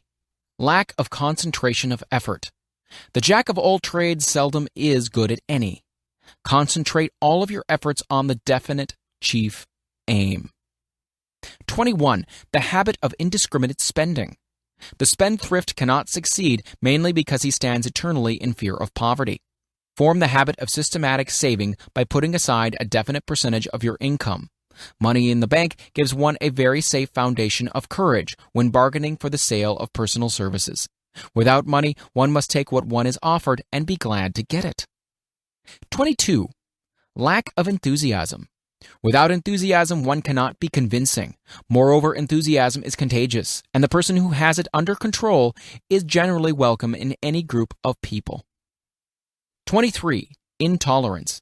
The person with a closed mind on any subject seldom gets ahead. Intolerance means that one has stopped acquiring knowledge. The most damaging forms of intolerance are those connected with religious, racial, and political differences of opinion. 24.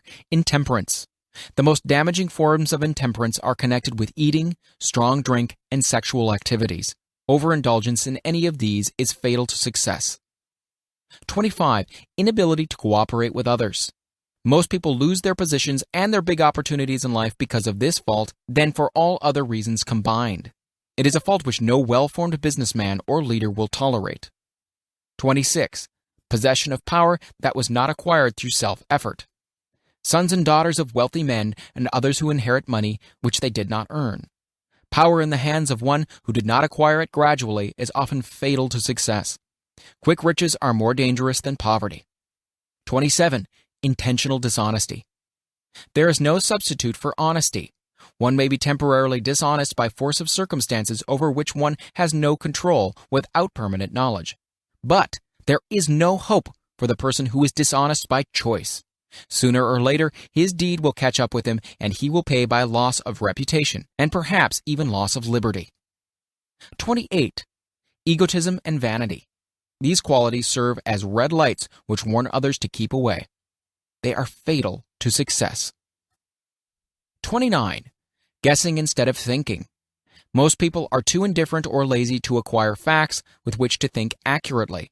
They prefer to act on opinions created by guesswork or snap judgments. 30. Lack of capital. This is a common cause of failure among those who start out in business for the first time, without sufficient reserve of capital to absorb the shock of their mistakes and to carry them over until they have established a reputation. 31. Under this, name any particular cause of failure from which you have suffered that has not been included in the foregoing list. In these 30 major causes of failure is found a description of the tragedy of life, which obtains for practically every person who tries and fails. It will be helpful if you can induce someone who knows you well to go over this list with you and help to analyze you by the 30 causes of failure. It may be beneficial if you try this alone. Most people cannot see themselves as others see them. You may be one who can't. The oldest of admonition is man, know thyself. If you market merchandise successfully, you must know the merchandise. The same is true in marketing personal services. You should know all of your weaknesses in order that you may either bridge them or eliminate them entirely. You should know your strength in order that you may call attention to it when selling your services. You can know yourself only through accurate analysis. The folly of ignorance in connection with self was displayed by a young man who applied to the manager of a well-known business for a position. He made a very good impression until the manager asked him what salary he expected. He replied that he had no fixed sum in mind, which is a lack of a definite aim. The manager then said, "We'll pay you all you're worth after we try you out for a week." "I will not accept it," the applicant replied, "because I'm getting more than that where I am now employed." Before you even start to negotiate for a readjustment of your salary in your present position or to seek employment elsewhere, be sure that you are worth more than you now receive. It is one thing to want money. Everyone wants more, but it is something entirely different to be worth more. Many people mistake their wants for their just dues.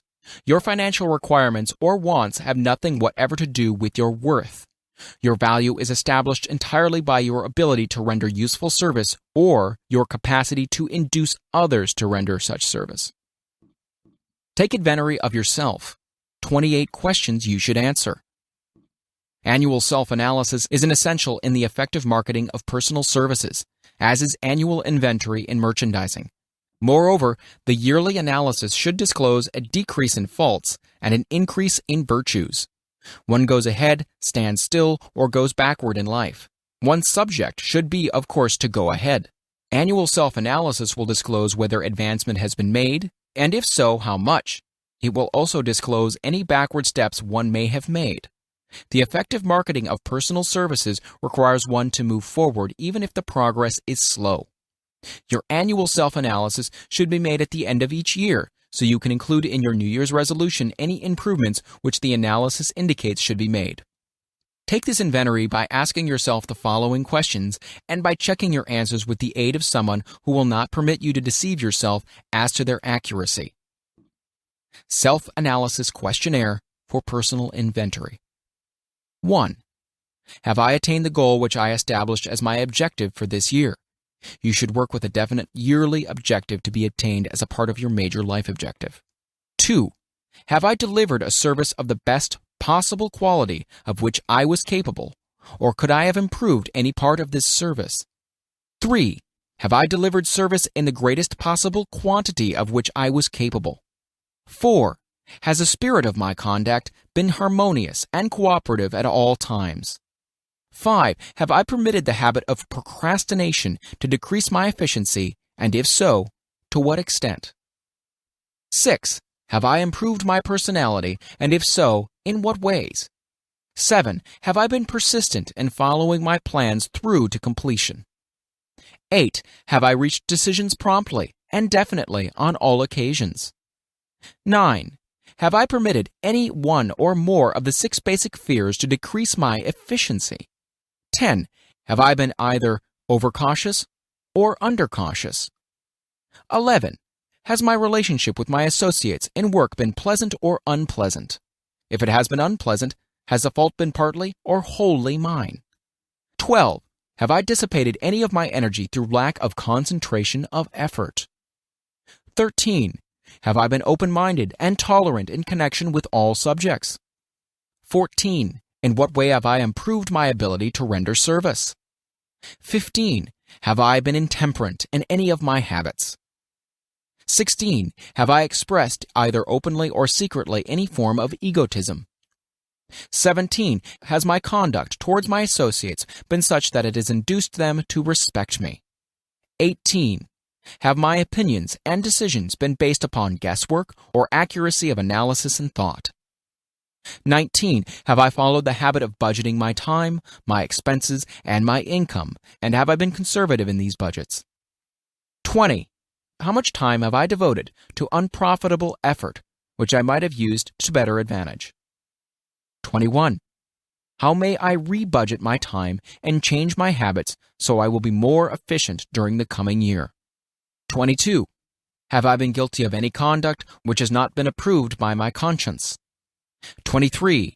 In what ways have I rendered more service and better service than I was paid to render? 24. Have I been unfair to anyone, and if so, in what way? 25. If I had been the purchaser of my own services for the year, would I be satisfied with my purchase? 26. Am I in the right vocation, and if not, why not? 27. Has the purchaser of my services been satisfied with the service I have rendered, and if not, why not? 28. What is my present rating on the fundamental principles of success? Make this rating fairly and frankly, and have it checked by someone who is courageous enough to do it accurately. Having read and assimilated the information conveyed throughout this chapter, you are now ready to create a practical plan for marketing your personal services. In this chapter will be found an adequate description of every principle essential in planning the sale of personal services, including the major attributes of leadership, the most common causes of failure in leadership, a description of the fields of opportunity for leadership, the main causes of failure in all walks of life, and the important questions which should be used in self-analysis. This extensive and detailed presentation of accurate information has been included because it will be needed by all who must begin the accumulation of riches by marketing personal services. Those who have lost their fortunes and those who are just beginning to earn money have nothing but personal services to offer in return for riches. Therefore, it is essential that they have available the practical information needed to market services to best advantage. The information contained in this chapter will be of great value to all who aspire to attain leadership in any calling. It will be particularly helpful to those aiming to market their services as business or industrial executives. Complete assimilation and understanding of the information here conveyed will be helpful in marketing one's own services, and it will also help one to become more analytical and capable of judging people. The information will be priceless to personal directors, employment managers, and other executives charged with the selection of employees and the maintenance of efficient organizations. If you doubt this statement, test its soundness by answering and writing the 28 self-analysis questions. That might be both interesting and profitable, even though you do not doubt the soundness of the statement. Where and how one may find opportunities to accumulate riches. Now that we have analyzed the principles by which riches may be accumulated, we naturally ask, where may one find favorable opportunities to apply these principles? Well, very well. Let us take inventory and see what the United States of America offers the person seeking riches, great or small. To begin with, let us remember, all of us, that we live in a country where every law-abiding citizen enjoys freedom of thought and freedom of deed unequaled anywhere in the world. Most of us have never taken inventory of the advantages of this freedom. We have never compared our unlimited freedom with the curtailed freedom in other countries. Here we have freedom of thought, freedom in the choice and enjoyment of education, freedom in religion, freedom in politics, freedom in the choice of a business, profession, or occupation, freedom to accumulate and own without molestation all the property we can accumulate, freedom to choose our place of residence, freedom in marriage, freedom through equal opportunity to all races, freedom of travel from one state to another, freedom in our choice of foods, freedom to aim for any station in life for which we have prepared ourselves, even for the presidency of the United States. We have other forms of freedom, but this list will give a bird's eye view of the most important, which constitute opportunity of the highest order. This advantage of freedom is all the more conspicuous because the United States is the only country guaranteeing to every citizen, whether native-born or naturalized, so broad and varied a list of freedom. Next, let us recount some of the blessings which our widespread freedom has placed within our hands. Take the average American family, for example, meaning the family of average income, and sum up the benefits available to every member of the family in this land of opportunity and plenty. A. Food. Next to freedom of thought and deed comes food, clothing, and shelter, the three basic necessities of life. Because of our universal freedom, the average American family has available at its very door the choicest selection of food to be found anywhere in the world, and at prices within its financial range. A family of two living in the heart of the Times Square district of New York City, far removed from the sources of production of foods, took careful inventory of the cost of a simple breakfast with this astonishing result. Articles of food. Cost at the breakfast table. Grapefruit juice from Florida, 2 cents. Rippled wheat breakfast food from a Kansas farm, 2 cents. Tea from China, 2 cents. Bananas from South America, 2.5 cents. Toasted bread from a Kansas farm, 1 cent. Fresh country eggs from Utah, 7 cents. Sugar from Cuba or Utah, half of a cent. Butter and cream from New England, 3 cents. And the grand total, 20 cents. It is not very difficult to obtain food in a country where two people can have a breakfast consisting of all they want or need for a dime apiece. Observe that this simple breakfast was gathered by some strange form of magic from China, South America, Utah, Kansas, and the New England states, and delivered on the breakfast table, ready for consumption, in the very heart of the most crowded city in America, at a cost well within the means of the most humble laborer. The cost included all federal, state, and city taxes. Here is a fact that politicians did not mention when they were crying out to the voters to throw their opponents out of office because the people were being taxed to death. B. Shelter. This family lives in a comfortable apartment, heated by steam, lighted with electricity, with gas for cooking, all for $65 a month. In a smaller city or more sparsely settled part of New York City, the same apartment could be had for as low as $20 a month. The toast they had for breakfast in the food estimate was toasted on an electric toaster, which cost but a few dollars. The apartment is cleaned with a vacuum sweeper that is run by electricity. Hot and cold water is available at all times in the kitchen and in the bathroom. The food is kept cold in a refrigerator that is run by electricity. The wife curls her hair, washes her clothes, and irons them with easily operated electrical equipment on power obtained by sticking a plug in the wall. The husband shaves with an electric shaver, and they receive entertainment from all over the world, 24 hours a day, if they want it, without cost, by merely turning the dial of their radio. There are other conveniences in this apartment, but the foregoing list will give a fair idea of some of the concrete evidences of the freedom we of America enjoy. And this is neither political nor economic propaganda. C. Clothing. Anywhere in the United States, the woman of average clothing requirements can dress very comfortably and neatly for less than $200 a year, and the average man can dress for the same or less. Only the three basic necessities of food, clothing, and shelter have been mentioned. The average American citizen has other privileges and advantages available in return for modest effort, not exceeding 8 hours per day of labor. Among those is the privilege of automobile transportation, with which one can go and come at will at very small cost. The average American has security of property rights not found in any other country in the world. He can place his surplus money in a bank with the assurance that his government will protect it and make good to him if the bank fails. If an American citizen wants to travel from one state to another, he needs no passport, no one's permission. He may go when he pleases and return at will. Moreover, he may travel by train, private automobile, bus, airplane, or ship as his pocketbook permits. In Germany, Russia, Italy, and most of the other European and Oriental countries, the people cannot travel with so much freedom and at so little cost. The miracle that has provided these blessings. We often hear politicians proclaiming the freedom of America when they solicit votes, but seldom do they take the time to devote sufficient effort to the analysis of the source or nature of this freedom. Having no axe to grind, no grudge to express, no ulterior motives to be carried out, I have the privilege of going into a frank analysis of that mysterious, abstract, greatly misunderstood something which gives to every citizen of America more blessings, more opportunities to accumulate wealth, more freedom of any nature than may be found in any other country. I have the right to analyze the source and nature of this unseen power because I know and have known for more than a quarter of a century many of the men who organized that power and many who are now responsible for its maintenance. The name of this mysterious benefactor of mankind is capital. Capital consists not alone of money, but more particularly of highly organized, intelligent groups of men who plan ways and means of using money efficiently for the good of the public and profitably to themselves. These groups consist of scientists, educators, chemists, inventors, business analysts, publicity men, transportation experts, accountants, lawyers, doctors, and both men and women who have highly specialized knowledge in all fields of industry and business.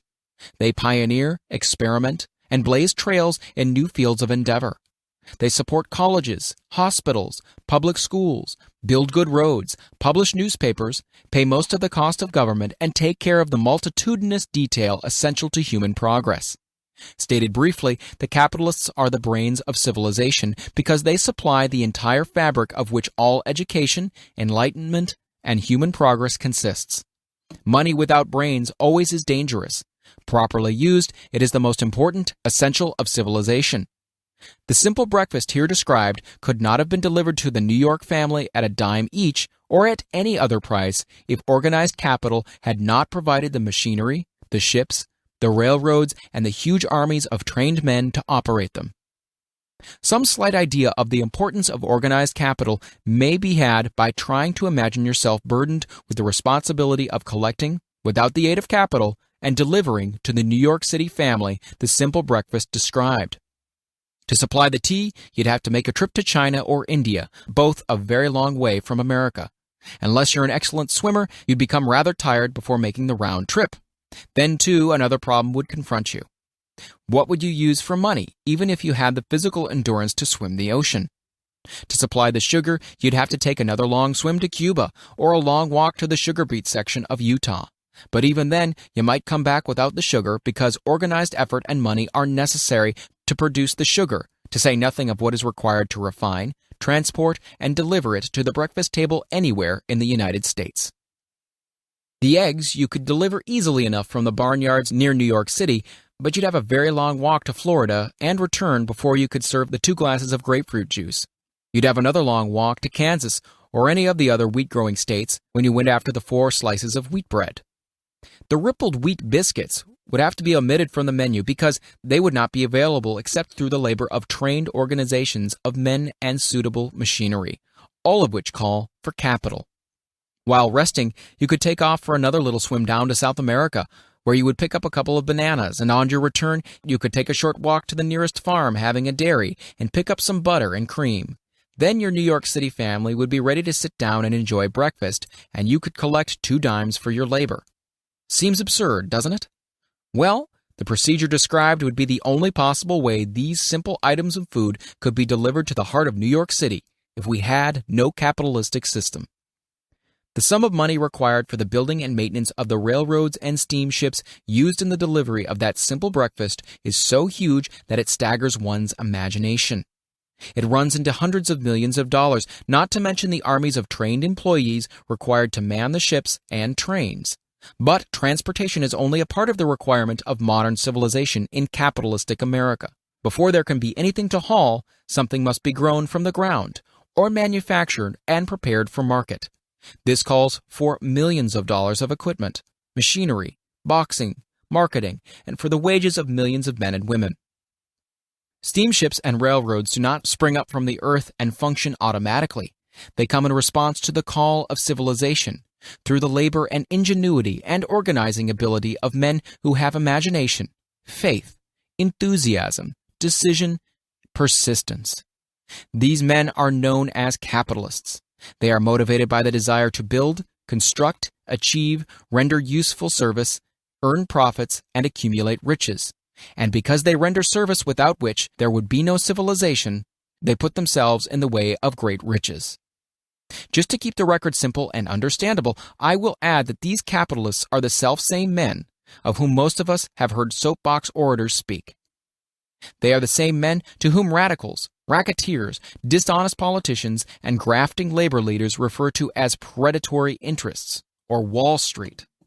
I'm not attempting to present a brief for or against any group of men or any system of economics. I'm not attempting to condemn the collective bargaining when I refer to the grafting labor leaders, nor do I aim to give a clean bill of health to all individuals known as capitalists.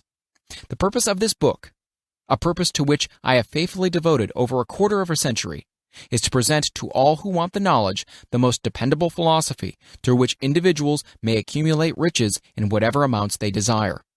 I have here analyzed the economic advantages of the capitalistic system for the twofold purpose of showing, 1, that all who seek riches must recognize and adapt themselves to the system that controls all approaches to fortunes, large or small, and 2, to present the side of the picture opposite to that being shown by politicians and demagogues who deliberately becloud the issues they bring up by referring to organized capital as if it were something poisonous. This is a capitalistic country. It was developed through the use of capital, and we who claim the right to partake of the blessings of freedom and opportunity, we who seek to accumulate riches here, may as well know that neither riches nor opportunity would be available to us if organized capital had not provided these benefits.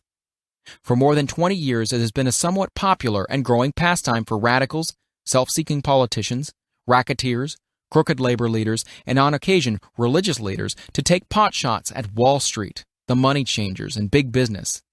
The practice became so general that we witnessed during the business depression the unbelievable sight of high government officials lining up with the cheap politicians and labor leaders with the openly avowed purpose of throttling the system which had made industrial America the richest country on earth.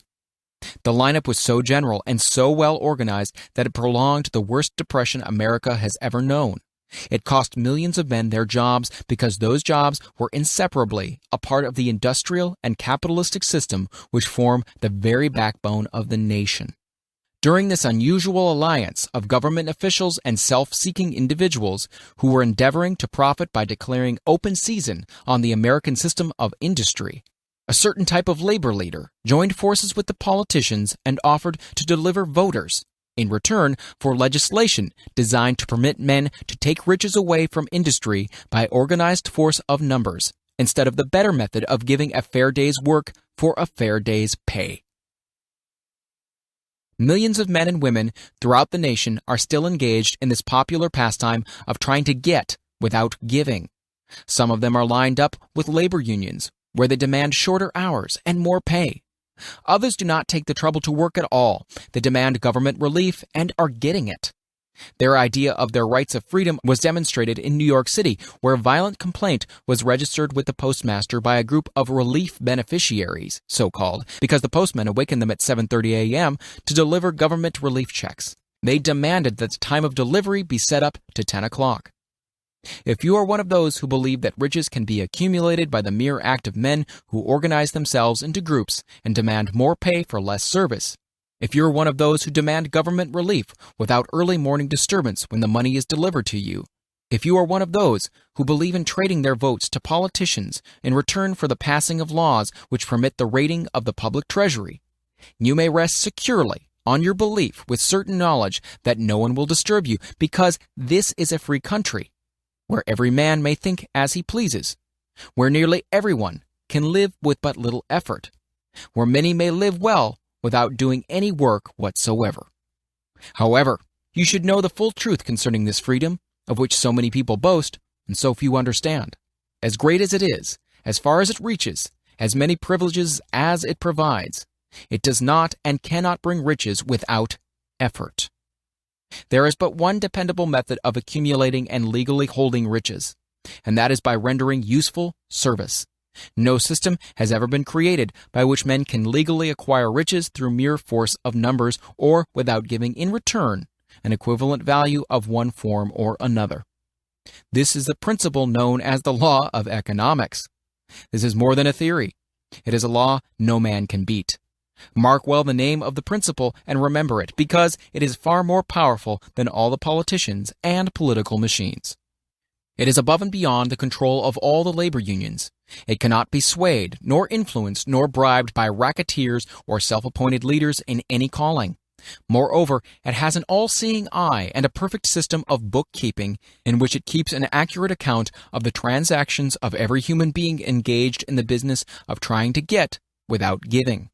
Sooner or later, its auditors come around, look over the records of individuals both great and small, and demand an accounting. Wall Street, big business, capital predatory interests, or whatever name you choose to give the system which has given us American freedom, represents a group of men who understand, respect, and adapt themselves to this powerful law of economics. Their financial continuation depends upon their respecting the law. Most people living in America like this country, its capitalistic system and all. I must confess I know of no better country where one may find greater opportunities to accumulate riches. Judging by their acts and deeds, there are some in this country who don't like it. That, of course, is their privilege. If they don't like this country, its capitalistic system, its boundless opportunities, they have the privilege of clearing out.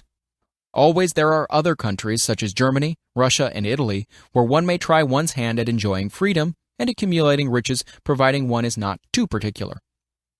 America provides all the freedom and all the opportunity to accumulate riches that any honest person may require. When one goes hunting for game, one selects hunting grounds where game is plentiful. When seeking riches, the same rules would naturally obtain. If it is riches you're seeking, do not overlook the possibilities of a country whose citizens are so rich that women alone spend over $200 million annually for lipsticks, rouge, and cosmetics. Think twice, you who are seeking riches, before trying to destroy the capitalistic system of a country whose citizens spend over $50 million a year for greeting cards, with which to express their appreciation of their freedom. If it is money you are seeking, consider carefully a country that spends hundreds of millions of dollars annually for cigarettes, the bulk of the income from which goes to only 4 major companies engaged in supplying this national builder of nonchalance and quiet nerves. By all means, give plenty of consideration to a country whose people spend annually more than $15 million for the privilege of seeing moving pictures, and toss in a few additional millions for liquor, narcotics, and other less potent soft drinks and giggle waters. Do not be in too big a hurry to get away from a country whose people willingly, even eagerly, hand over millions of dollars annually for football, baseball, and prize fights. And by all means, stick by a country whose inhabitants give up more than $1 million a year for chewing gum and another $1 million for safety razor blades. Remember also that this is but the beginning of the available resources for the accumulation of wealth. Only a few of the luxuries and non-essentials have been mentioned, but remember that the business of producing, transporting, and marketing these few items of merchandise gives regular employment to many millions of men and women, who receive for their services many millions of dollars monthly and spend it freely for both the luxuries and the necessities. Especially remember that back of all this exchange of merchandise and personal services may be found an abundance of opportunity to accumulate riches. Here, our American freedom comes to one's aid. There is nothing to stop you or anyone from engaging in any portion of the effort necessary to carry on these businesses.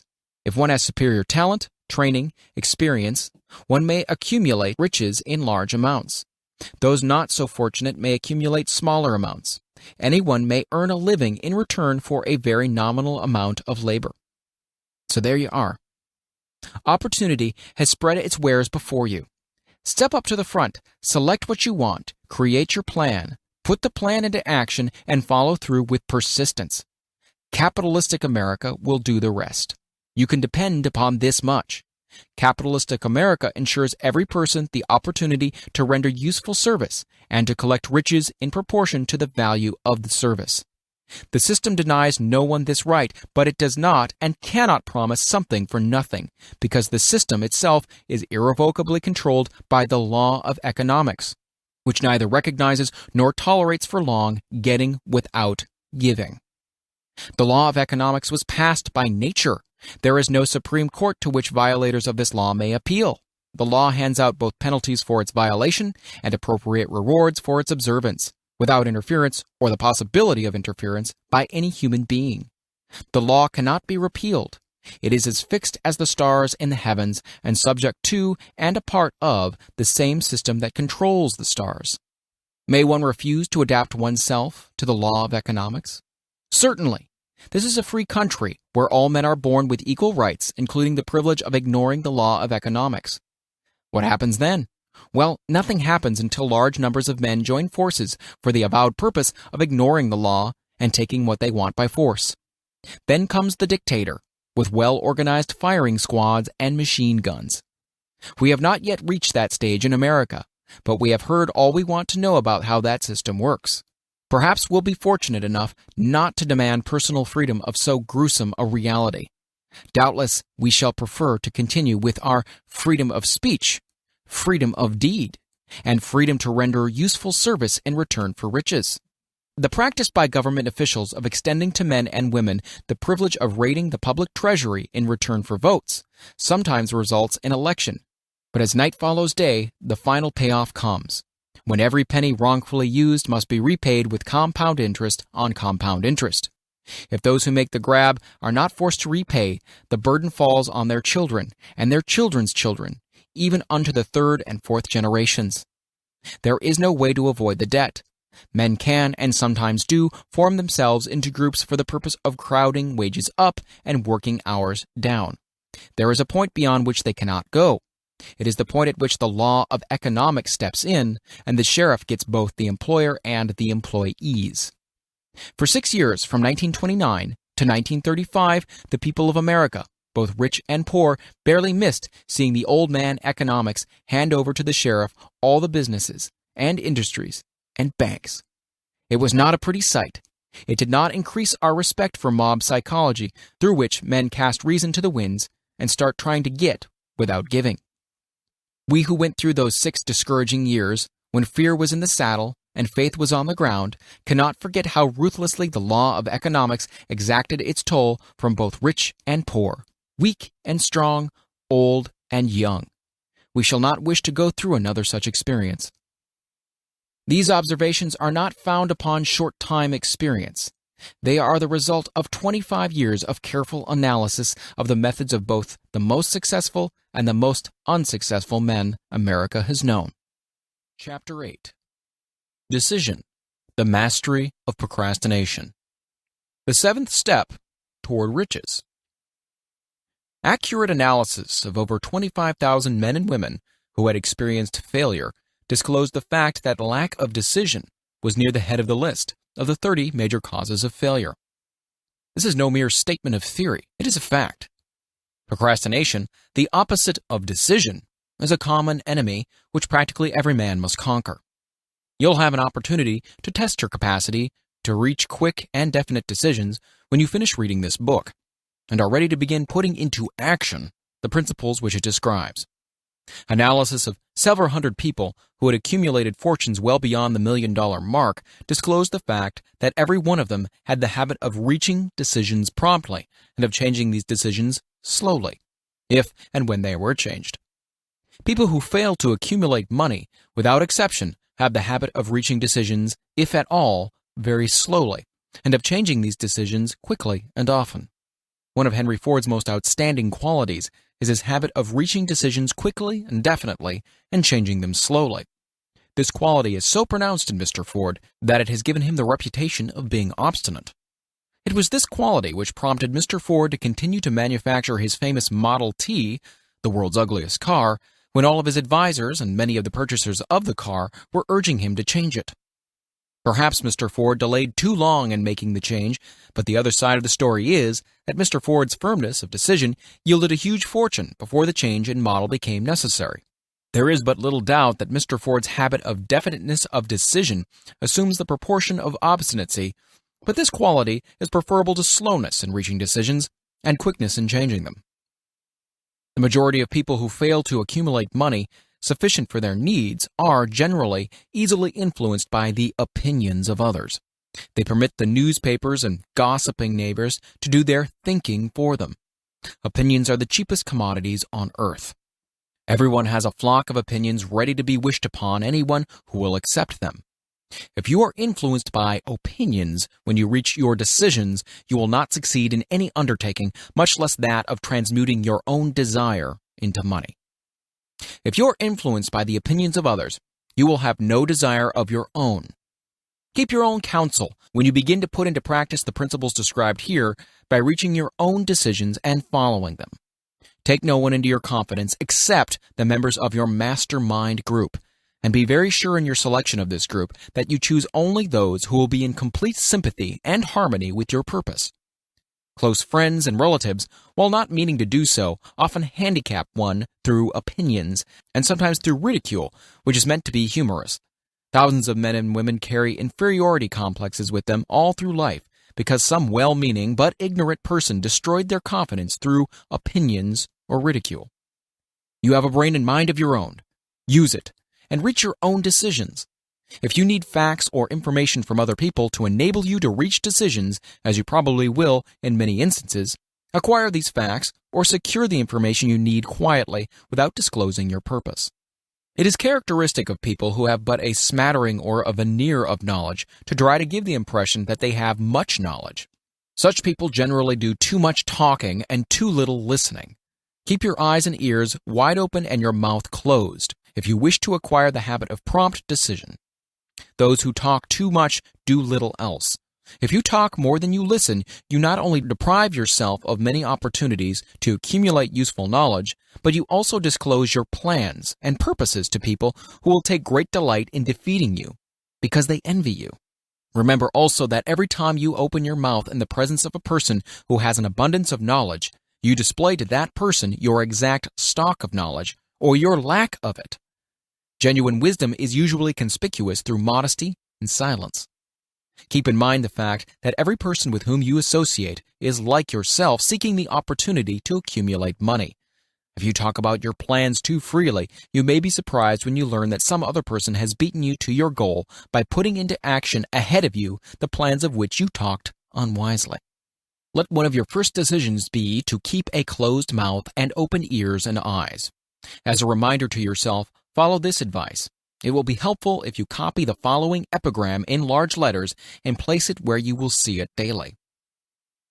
Tell the world what you intend to do, but first show it. This is the equivalent of saying that deeds and not words are what count most. Freedom or death on a decision. The value of decisions depends upon the courage required to render them. The great decisions, which served as the foundation of civilization, were reached by assuming great risks, which often meant the possibility of death. Lincoln's decision to issue his famous Proclamation of Emancipation, which gave freedom to the colored people of America, was rendered with full understanding that this act would turn thousands of friends and political supporters against him. He knew, too, that the carrying out of this proclamation would mean death to thousands of men on the battlefield. In the end, it cost Lincoln his life. That required courage.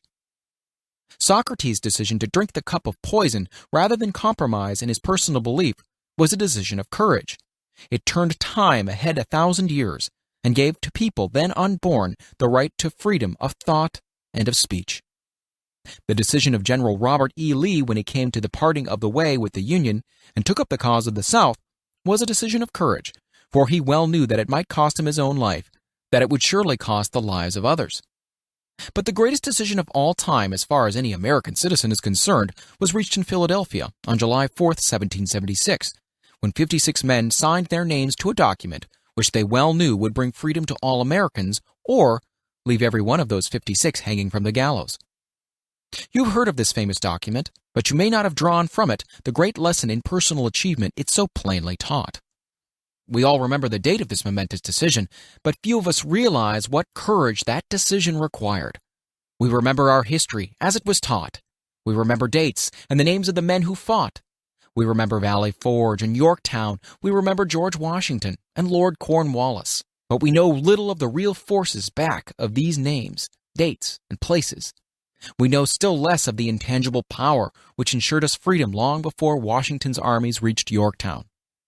We read the history of the Revolution and falsely imagine that George Washington was the father of our country, that it was he who won our freedom, while the truth is, Washington was only an accessory after the fact, because victory for his armies had been ensured long before Lord Cornwallis surrendered. This is not intended to rob Washington of any of the glory he so richly merited. Its purpose, rather, is to give greater attention to the astounding power that was the real cause of his victory. It's nothing short of a tragedy that the writers of history have missed entirely even the slightest reference to the irresistible power which gave birth and freedom to the nation destined to set up new standards of independence for all the peoples of the earth.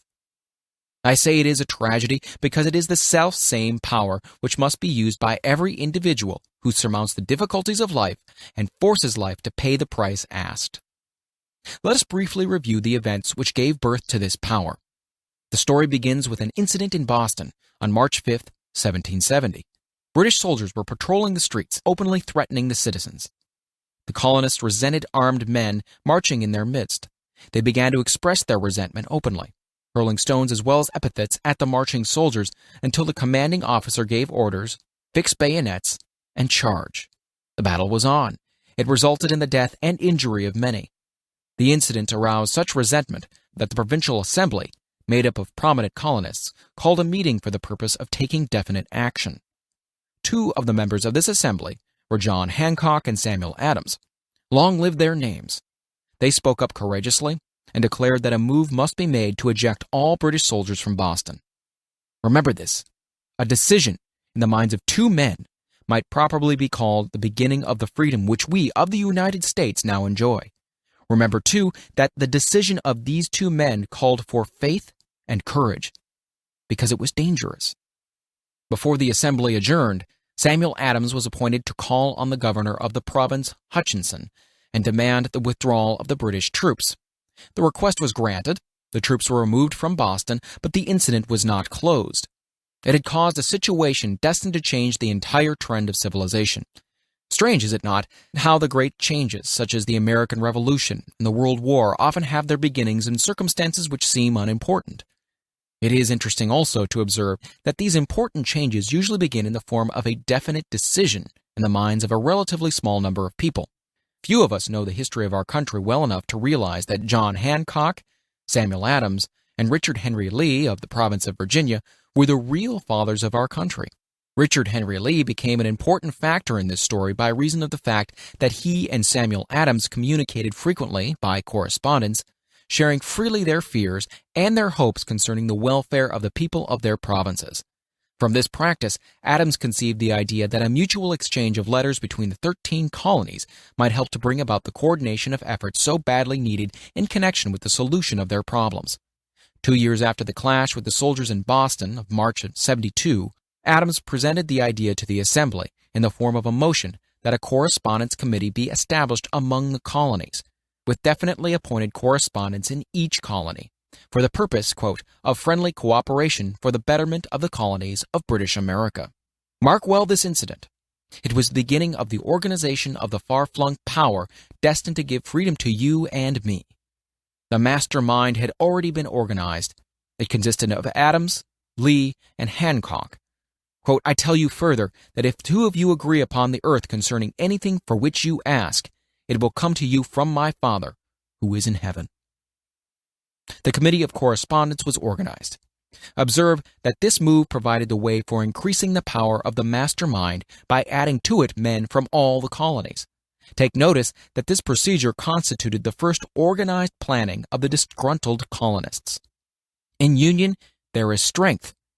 The citizens of the colonies had been waging disorganized warfare against the British soldiers through incidents similar to the Boston riot, but nothing of benefit had been accomplished. Their individual grievances had not been consolidated under one master mind. No group of individuals had put their minds, souls, and hearts and bodies together in one definite decision to settle their difficulty with the British once and for all, until Adams, Hancock, and Lee got together. Meanwhile, the British were not idle. They too were doing some planning and masterminding on their own account, with the advantage of having back of them money and organized soldiery. The Crown appointed Gage to supplant Hutchinson as the governor of Massachusetts. One of the new governor's first acts was to send a messenger to call on Samuel Adams for the purpose of endeavoring to stop his opposition by fear. We can best understand the spirit of what happened by quoting the conversation between Colonel Fenton, the messenger sent by Gage, and Adams. Colonel Fenton: I have been authorized by Governor Gage to assure you, Mr. Adams, that the governor has been empowered to confer upon you such benefits as would be satisfactory, endeavoring to win Adams by a promise of a bribe, upon the condition that you engage to cease in your opposition to the measures of the government. It is the governor's advice to you, sir, not to incur the further displeasure of his majesty. Your conduct has been such as makes you liable to penalties of an amount of Henry VIII, by which persons can be sent to England for trial for treason or misprision of treason, at the discretion of a governor of a province. But, by changing your political course, you will not only receive great personal advantages, but you'll also make your peace with the king. Samuel Adams had the choice of two decisions here. He could cease his opposition and receive personal bribes, or he could continue and run the risk of being hanged. Clearly, the time had come when Adams was forced to reach instantly a decision which could have cost him his life. The majority of men would have found it difficult to reach such a decision. The majority would have sent back an evasive reply, but not Adams. He insisted upon Colonel Fenton's word of honor that the colonel would deliver to the governor the answer exactly as Adams would give it to him. Adams's answer was, "Then you tell Governor Gage that I trust I have long since made my peace with the King of Kings. No personal consideration shall induce me to abandon the righteous cause of my country. And tell Governor Gage it is the advice of Samuel Adams to him no longer to insult the feelings of an exasperated people." Comment as to the character of this man seems unnecessary. It must be obvious to all who read this astounding message that its sender possessed loyalty of the highest order. This is important. Racketeers and dishonest politicians have prostituted the honor for which such men as Adams died.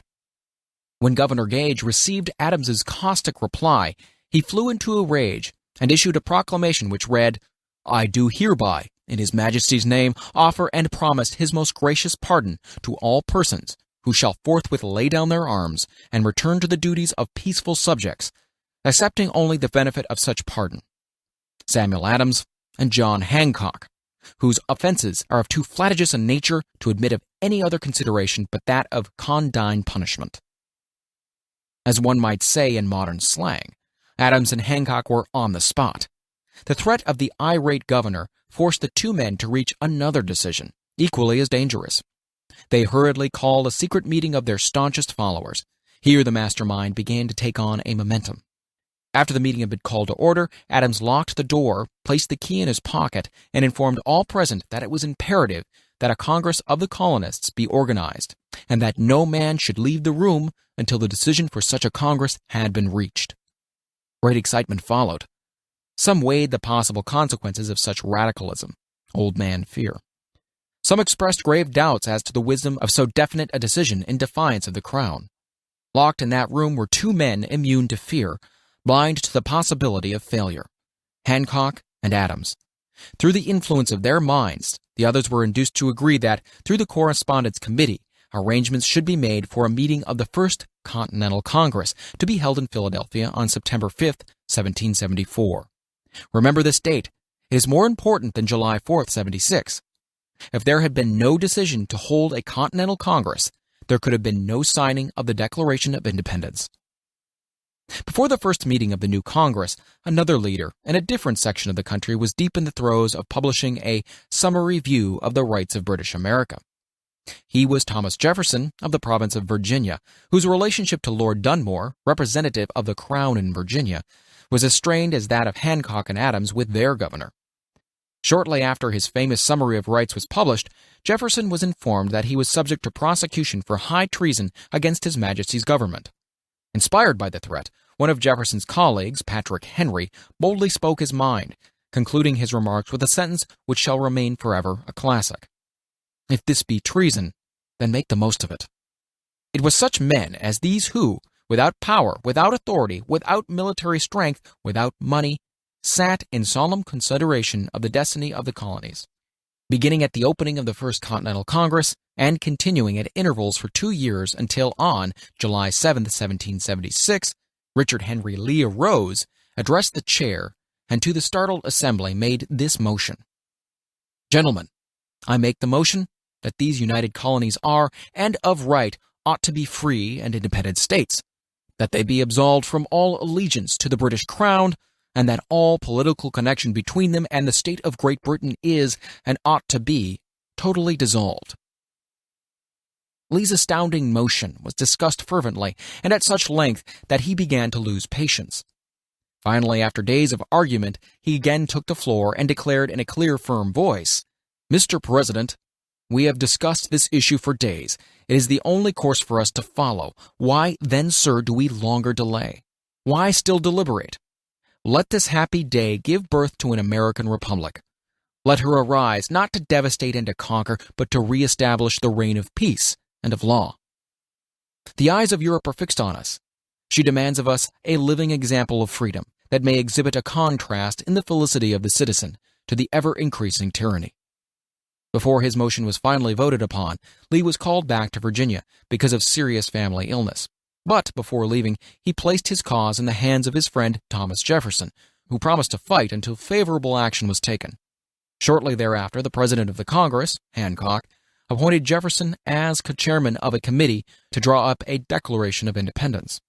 Long and hard the committee labored on a document which would mean, when accepted by the Congress, that every man who signed it would be signing his own death warrant, should the colonies lose in the fight with Great Britain, which was sure to follow. The document was drawn, and on June 28th, the original draft was read before the Congress. For several days it was discussed, altered, and made ready. On July 4th, 1776, Thomas Jefferson stood before the Assembly and fearlessly read the most momentous decision ever placed upon paper.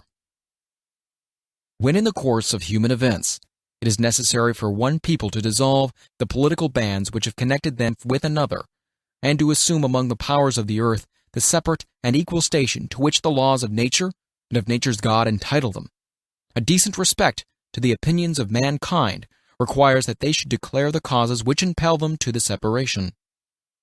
When Jefferson finished, the document was voted upon, accepted, and signed by 56 men, everyone staking his own life upon his decision to write his name. By that decision came into existence a nation destined to bring to mankind forever the privilege of making decisions. By decisions made in a similar spirit of faith, and only by such decisions can men solve their personal problems and win for themselves high estates of material and spiritual wealth. Let us not forget this. Analyze the events which led to the Declaration of Independence and be convinced that this nation, which now holds a position of commanding respect and power among all nations of the world, was born of a decision, created by a master mind, consisting of 56 men.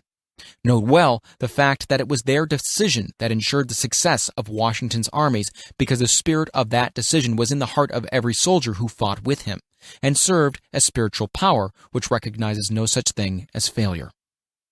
Note also, with great personal benefit, that the power which gave this nation its freedom is the selfsame power that must be used by every individual who becomes self-determining. This power is made up of the principles described in this book. It will not be difficult to detect in the story of the Declaration of Independence at least 6 of these principles: desire, decision, faith, persistence, the master mind, and the organized planning. Throughout this philosophy will be found the suggestions that thought, backed by strong desire, has a tendency to transmute itself into its physical equivalent. Before passing on, I wish to leave you with the suggestion that one may find in this story, and in the story of the organization of the United States Steel Corporation, a perfect description of the method by which thought makes this astounding transformation. In your search for the secret of the method, do not look for a miracle, because you'll not find it. You'll find only the eternal laws of nature. These laws are available to every person who has the faith and the courage to use them. They may be used to bring freedom to a nation or to accumulate riches. There is no charge save the time necessary to understand and appropriate them. Those who reach decisions promptly and definitely know what they want, and generally get it. The leaders in every walk of life decide quickly and firmly. That is the major reason why they are leaders. The world has the habit of making room for the man whose words and actions show that he knows where he's going. Indecision is a habit which usually begins in youth. The habit takes on a permanency as the youth goes through graded school, high school, and even through college, without definiteness of purpose.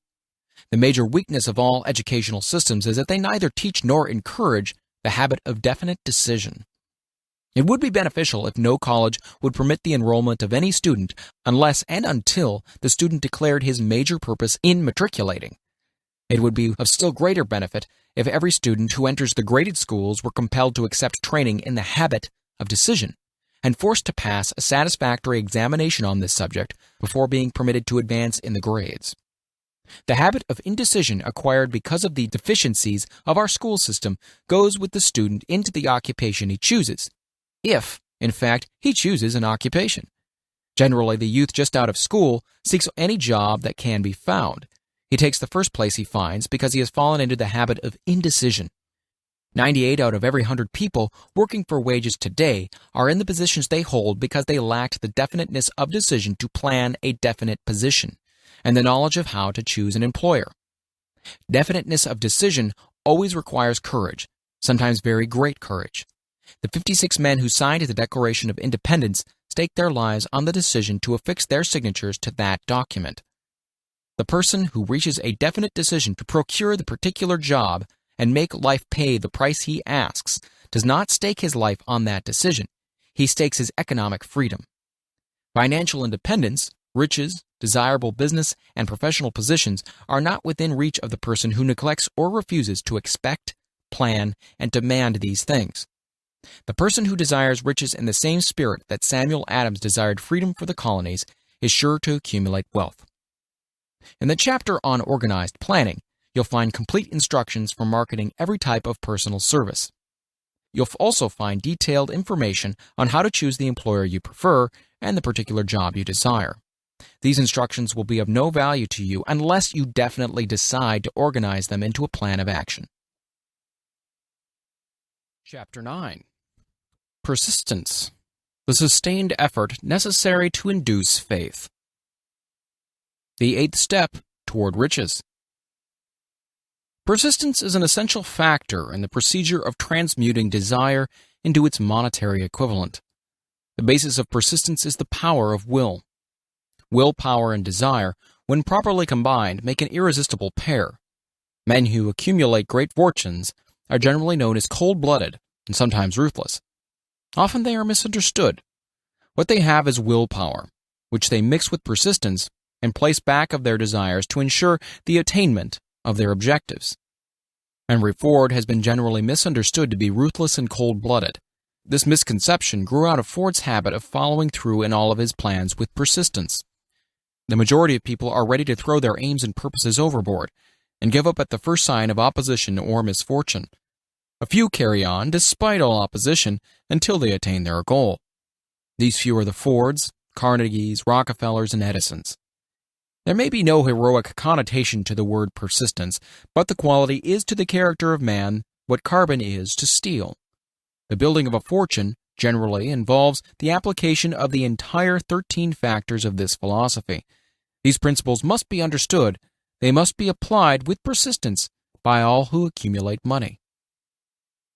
If you are following this book with the intention of applying the knowledge it contains, your first test is to your persistence. Your first test as to your persistence will come when you begin to follow the 6 steps described in the 2nd chapter.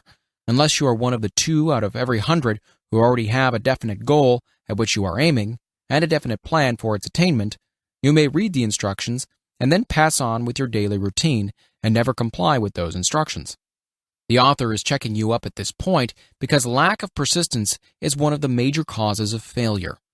Moreover, experience with thousands of people has proved that lack of persistence is a weakness common to the majority of men. It is a weakness which may be overcome by effort. The ease with which lack of persistence may be conquered will depend entirely upon the intensity of one's desire. The starting point of all achievement is desire. Keep this constantly in mind. Weak desires bring weak results, just as a small amount of fire makes a small amount of heat. If you find yourself lacking in persistence, this weakness may be remedied by building a stronger fire under your desires.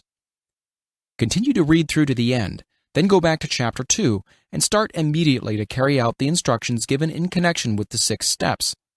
The eagerness with which you follow these instructions will indicate clearly how much or how little you really desire to accumulate money. If you find that you are indifferent, you may be sure that you have not yet acquired the money consciousness which you must possess before you can be sure of accumulating a fortune. Fortunes gravitate to men whose minds have been prepared to attract them, just as surely as water gravitates to the ocean. In this book may be found all the stimuli necessary to attune any normal mind to the vibrations which will attract the object of one's desires. If you find you're weak in persistence, center your attention upon the instructions contained in the chapter on power. Surround yourself with a mastermind group, and through the cooperative efforts of the members of this group, you can develop persistence. You will find additional instructions for the development of persistence in the chapters on autosuggestion and on the subconscious mind. Follow the instructions outlined in these chapters until your habit nature hands over to your subconscious mind a clear picture of the object of your desire. From that point on, you will not be handicapped by a lack of persistence. Your subconscious mind works continuously while you're awake and while you're asleep. Spasmodic or occasional effort to apply the rules will be of no value to you. To get results, you must apply all of the rules until their application becomes a fixed habit with you. In no other way can you develop the necessary money consciousness. Poverty is attracted to the one whose mind is favorable to it, as money is attracted to him whose mind has been deliberately prepared to attract it, and through the same laws. Poverty consciousness will voluntarily seize the mind which is not occupied with the money consciousness. A poverty consciousness develops without conscious application of habits favorable to it. The money consciousness must be created to order, unless one is born with such a consciousness. Catch the full significance of the statements in the preceding paragraph, and you will understand the importance of persistence in the accumulation of a fortune. Without persistence, you will be defeated, even before you start. With persistence, you will win. If you have ever experienced a nightmare, you'll realize the value of persistence. You're lying in bed, half awake, with a feeling that you're about to smother. You're unable to turn over or to move a muscle. You realize that you must begin to regain control over your muscles. Through persistent effort of willpower, you finally manage to move the fingers of one hand. By continuing to move your fingers, you extend your control to the muscles of one arm until you can lift it. Then you gain control of the other arm in the same manner. You finally gain control over the muscles of one leg and then extend it to the other leg. Then, with one supreme effort of will, you regain complete control over your muscular system and snap out of your nightmare. The trick has been turned step by step. You may find it necessary to snap out of your mental inertia through a similar procedure, moving slowly at first, then increasing your speed until you gain complete control over your will. Be persistent no matter how slowly you may at first have to move. With persistence will come success. If you select your mastermind group with care, you'll have in it at least one person who will aid you in the development of persistence. Some men who have accumulated great fortunes did so because of necessity. They developed the habit of persistence because they were so closely driven by circumstances that they had to become persistent.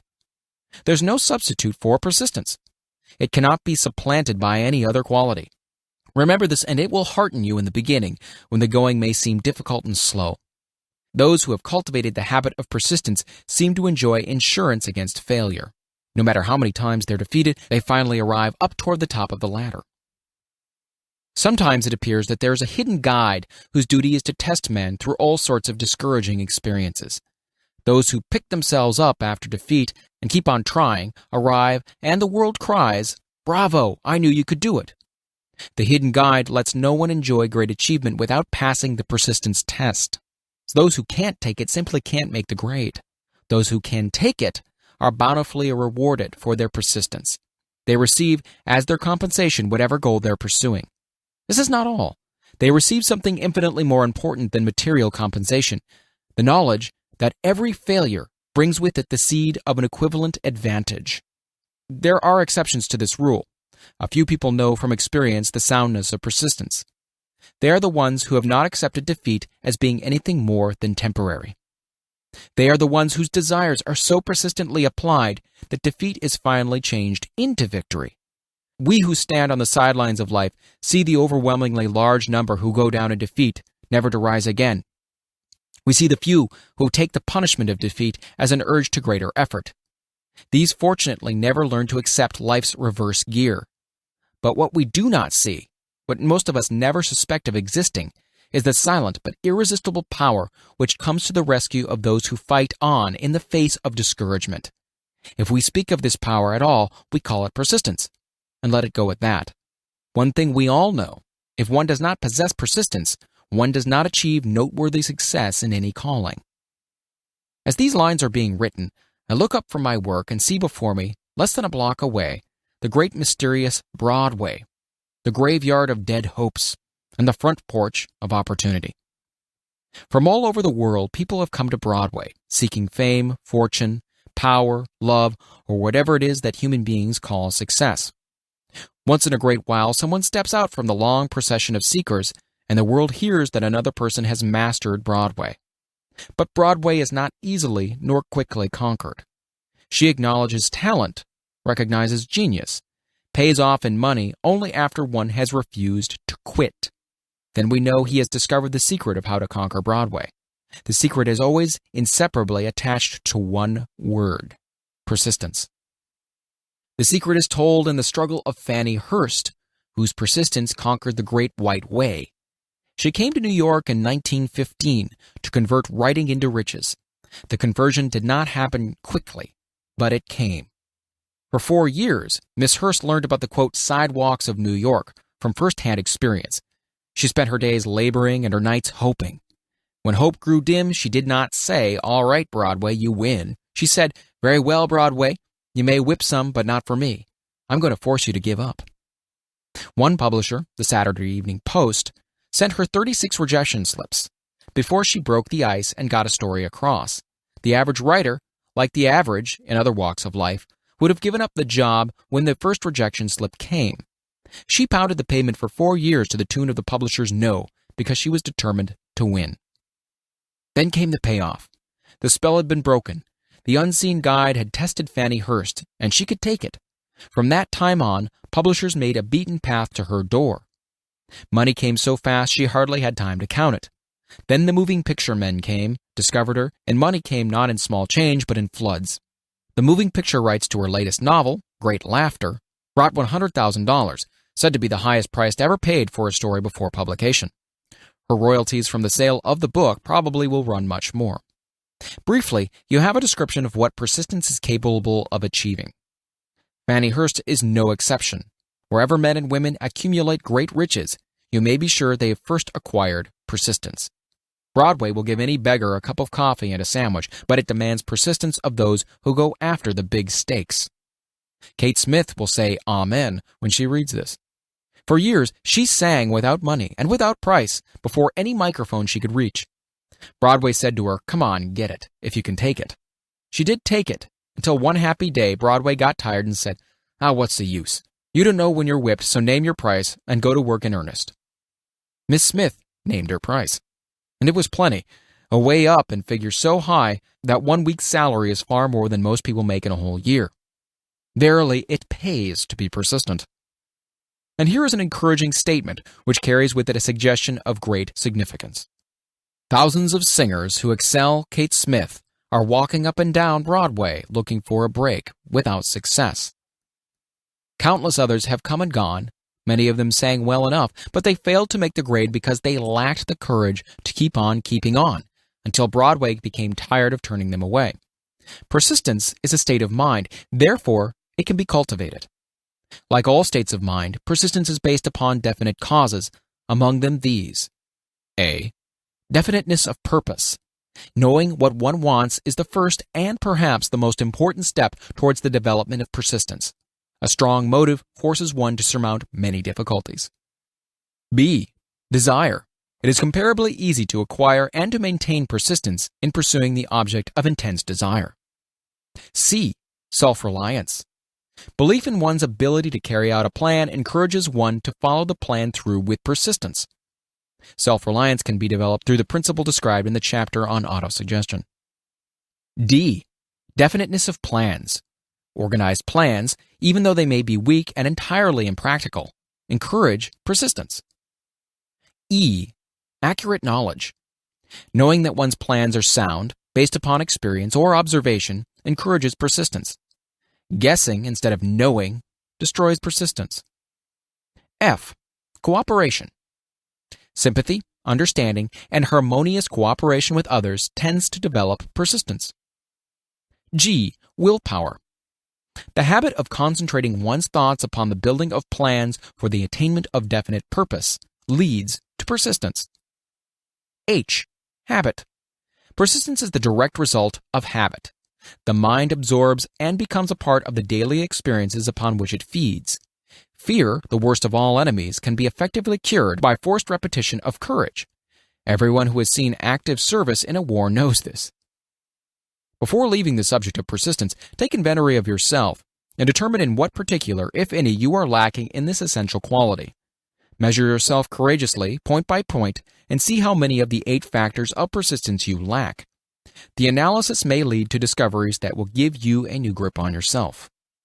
Symptoms of lack of persistence. Here you'll find the real enemies which stand between you and noteworthy achievement. Here you'll find not only the symptoms indicating weakness of persistence, but also the deeply seated subconscious causes of this weakness. Study the list carefully and face yourself squarely, if you really wish to know who you are and what you are capable of doing. These are the weaknesses which must be mastered by all who accumulate riches. 1. Failure to recognize and to clearly define exactly what one wants. 2. Procrastination with or without cause, usually backed up with a formidable array of alibis and excuses. 3. Lack of interest in acquiring specialized knowledge. 4. Indecision, the habit of passing the buck on all occasions instead of facing issues squarely. It's also backed by alibis. 5. The habit of relying upon alibis instead of creating definite plans for the solution of problems. 6. Self-satisfaction. There is but little remedy for this affliction and no hope for those who suffer from it. 7. Indifference, usually reflected in one's readiness to compromise on all occasions rather than meet opposition and fight it. 8. The habit of blaming others for one's mistakes and accepting unfavorable circumstances as being unavoidable. 9. Weakness of desire, due to neglect in the choice of motives that impel action. 10. Willingness, even eagerness, to quit at the first sign of defeat, based upon one or more of the 6 basic fears. 11. Lack of organized plans, placed in writing where they may be analyzed. 12. The habit of neglecting to move on ideas or to grasp opportunity when it presents itself. 13. Wishing instead of willing. 14. The habit of compromising with poverty instead of aiming at riches, generally absence of ambition to be, to do, and to own. 15. Searching for all the shortcuts to riches, trying to get without giving, a fair equivalent. Usually are reflected in the habit of gambling, endeavoring to drive sharp bargains. 16. Fear of criticism. Failure to create plans and to put them into action because of what other people will think, do, or say. This enemy belongs at the head of the list because it generally exists in one's subconscious mind, where its presence is not easily recognized. See the 6 basic fears in a later chapter. Let us examine some of the symptoms of the fear of criticism. The majority of people permit relatives, friends, and the public at large to so influence them that they cannot live their own lives because they fear criticism. Huge numbers of people make mistakes in marriage, stand by the bargain, and go through life miserable and unhappy because they fear criticism, which may follow if they correct the mistake. Anyone who has submitted to this form of fear knows the irreparable damage it does by destroying ambition, self-reliance, and the desire to achieve. Millions of people neglect to acquire belated educations after having left school because they fear criticism. Countless numbers of men and women, both young and old, permit relatives to wreck their lives in the name of duty because they fear criticism. Duty does not require any person to submit to the destruction of his personal ambitions and the right to live his own life in his own way. People refuse to take chances in business because they fear the criticism which may follow if they fail. The fear of criticism in such cases is stronger than the desire for success. Too many people refuse to set high goals for themselves or even neglect selecting a career because they fear the criticism of relatives and friends, quote-unquote, who may say, "Don't aim so high. People will think you're crazy." When Andrew Carnegie suggested that I devote 20 years to the organization of a philosophy of individual achievement, my first impulse of thought was fear of what people might say. The suggestion set up a goal for me, far out of proportion to any I had ever conceived. As quick as a flash, my mind began to create alibis and excuses, all of them traceable to the inherent fear of criticism. Something inside of me said, "You can't do it. The job is too big and requires too much time. What will your relatives think of you? How you will earn a living? No one has ever organized a philosophy of success. What right have you to believe you can do it? Who are you, anyway, to aim so high? Remember your humble birth. What do you know about philosophy? People will think you're crazy," and they did. Why hasn't some other person done this before now? These and many other questions flashed into my mind and demanded attention. It seemed as if the whole world had suddenly turned its attention to me with the purpose of ridiculing me into giving up all desire to carry out Mr. Carnegie's suggestion. I had a fine opportunity then and there to kill off ambition before it gained control of me. Later in life, after having analyzed thousands of people, I discovered that most ideas are stillborn and need the breath of life injected into them through definite plans of immediate action. The time to nurse an idea is at the time of its birth. Every minute it lives gives it a better chance of surviving. The fear of criticism is at the bottom of the destruction of most ideas which never reach the planning and action stage. Many people believe that material success is the result of favorable breaks. There's an element of ground for the belief, but those depending entirely upon luck are nearly always disappointed because they overlook another important factor which must be present before one can be sure of success. It is the knowledge with which favorable breaks can be made to order. During the Depression, W.C. Fields, the comedian, lost all of his money and found himself without income, without a job, and his means of earning a living, vaudeville, which no longer existed. Moreover, he was past 60 when many men considered themselves old. He was so eager to stage a comeback that he offered to work without pay in a new field, movies. In addition to his other troubles, he fell and injured his neck. To many that would have been the place to give up and quit. But Fields was persistent. He knew that if he carried on, he would get the breaks sooner or later. And he did get them, but not by chance. Marie Dressler found herself down and out, with her money gone, with no job, when she was about 60. She too went after the breaks and got them. Her persistence brought on astounding triumph late in life, long beyond the age when most men and women are done with ambition to achieve. Eddie Cantor lost his money in the 1921 stock crash, but he still had his persistence and his courage. With these plus 2 prominent eyes, he exploited himself back into the income of $10,000 a week. Verily, if one has persistence, one can get along very well without many other qualities. The only break anyone can afford to rely upon is a self-made break. These come through the application of persistence. The starting point is definiteness of purpose. Examine the first 100 people you meet. Ask them what they want most in life, and 98 of them will not be able to tell you. If you press them for an answer, some will say security. Many will say money. A few will say happiness, others will say fame and power, and still others will say social recognition, ease in living, ability to sing, dance, or write. None of them will be able to define these terms or give the slightest indication of a plan by which they hope to attain these vaguely expressed wishes. Riches do not respond to wishes. They respond only to definite plans, backed by definite desires through constant persistence.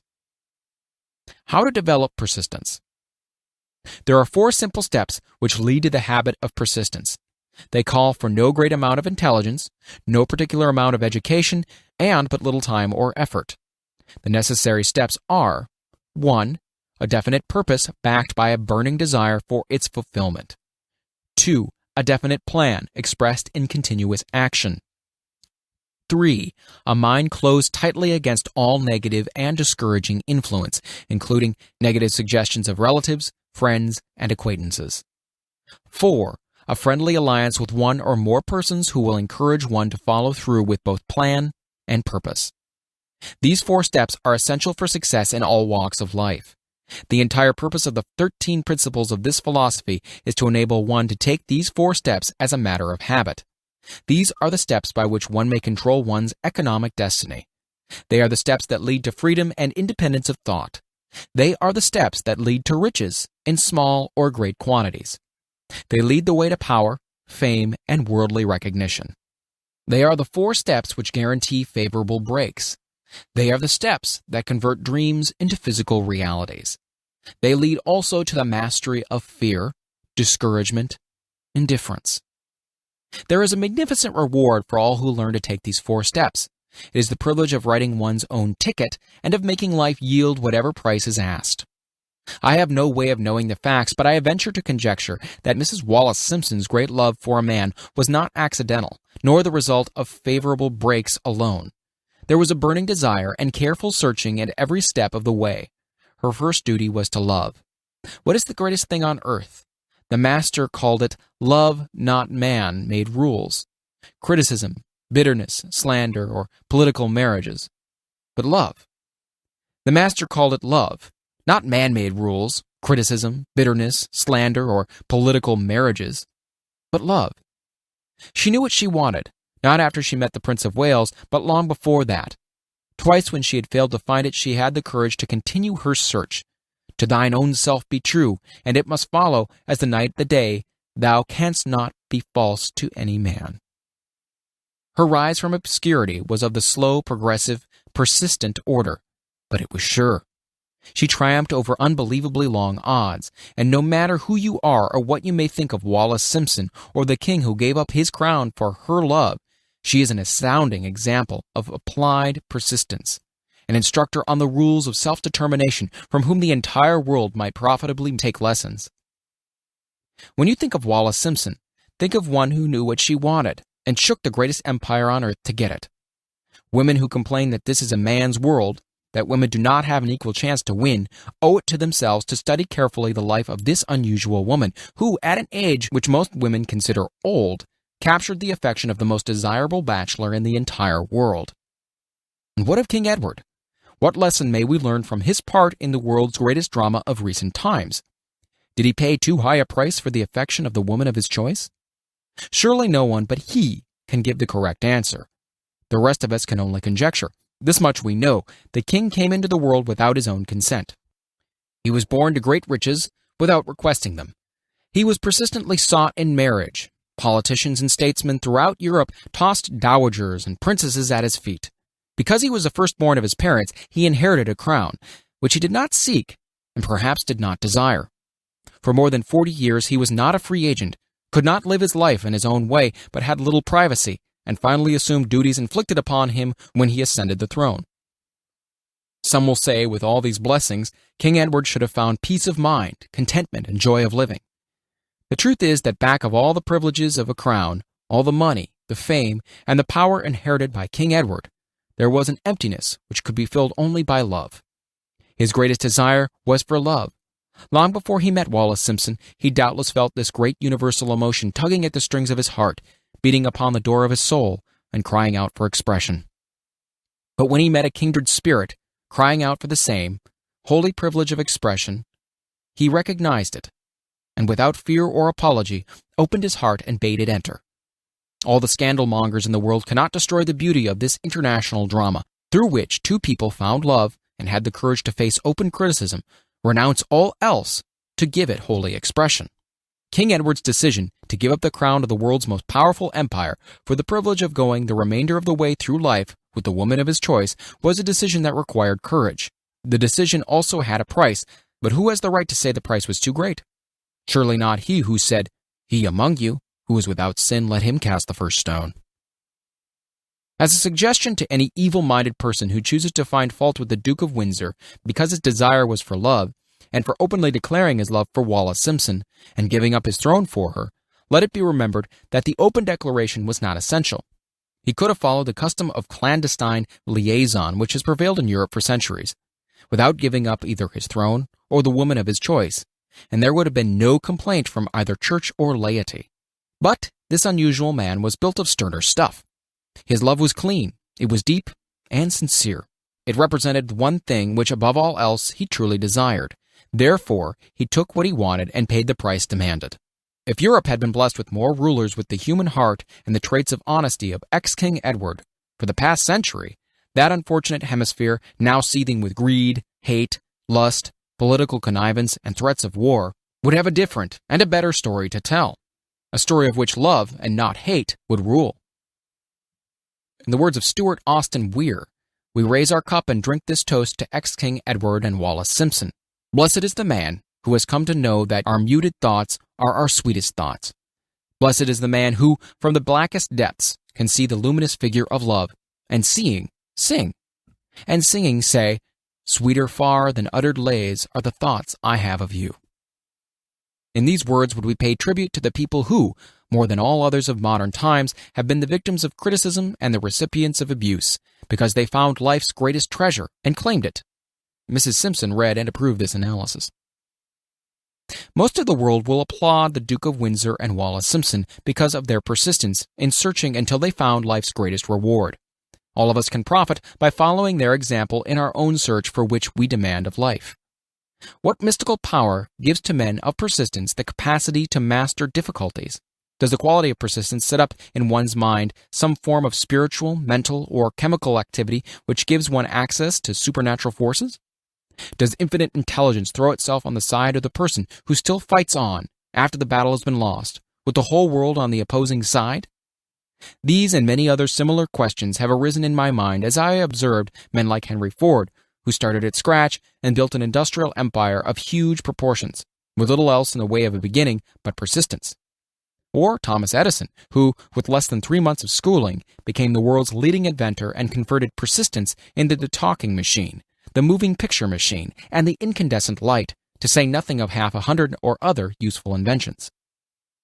I had the happy privilege of analyzing both Mr. Edison and Mr. Ford year by year over a long period of years, and therefore the opportunity to study them at close range. So I speak from actual knowledge when I say I find no quality save persistence in either of them that even remotely suggested the major source of their stupendous achievements. As one makes an impartial study of the prophets, philosophers, miracle men, and religious leaders of the past, one is drawn to the inevitable conclusion that persistence, concentration of effort, and definiteness of purpose were the major sources of their achievements. Consider, for example, the strange and fascinating story of Muhammad. Analyze his life, compare him with the men of achievement in his modern age of industry and finance, and observe how they have one outstanding trait in common: persistence. If you are keenly interested in studying the strange power which gives potency to persistence, read a biography of Muhammad, especially the one by Asad Bey. This brief review of that book by Thomas Sugrow in the Herald Tribune will provide a preview of the rare treat in store for those who take the time to read the entire story of one of the most astounding examples of the power of persistence known to civilization. The Last Great Prophet, reviewed by Thomas Sugrow. Muhammad was a prophet, but he never performed a miracle. He was not a mystic. He had no formal schooling. He did not begin his mission until he was 40. When he announced that he was the messenger of God bringing word of the true religion, he was ridiculed and labeled a lunatic. Children tripped him and women threw filth upon him. He was banished from his native city, Mecca, and his followers were stripped of all their worldly goods and sent into the desert after him.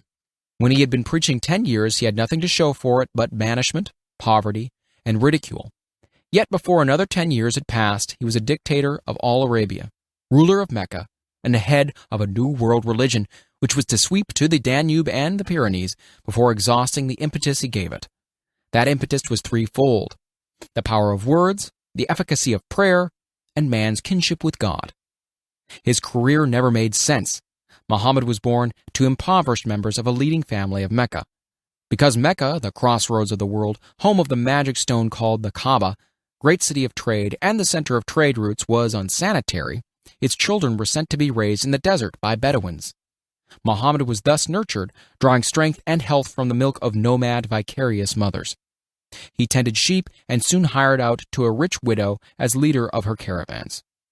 He traveled to all parts of the Eastern world, talked with many men of diverse beliefs, and observed the decline of Christianity into warring sects. When he was 28, Khadijah, the widow, looked upon him with favor and married him. Her father would have objected to such a marriage, so she got him drunk and held him up while he gave paternal blessing. For the next 12 years, Muhammad lived as a rich and respected and very shrewd trader. Then he took to wandering in the desert, and one day he returned with the first verse of the Quran and told Khadijah that the archangel Gabriel had appeared to him and said he was the messenger of God. The Quran, the revealed word of God, was the closest thing to a miracle in Muhammad's life. He had not been a poet, he had no gift of words. Yet the verses of the Quran, as he received them and recited them to the faithful, were better than any verses which the professional poets of the tribes could produce. This to the Arabs was a miracle. To them the gift of words was the greatest gift. The poet was all wonderful.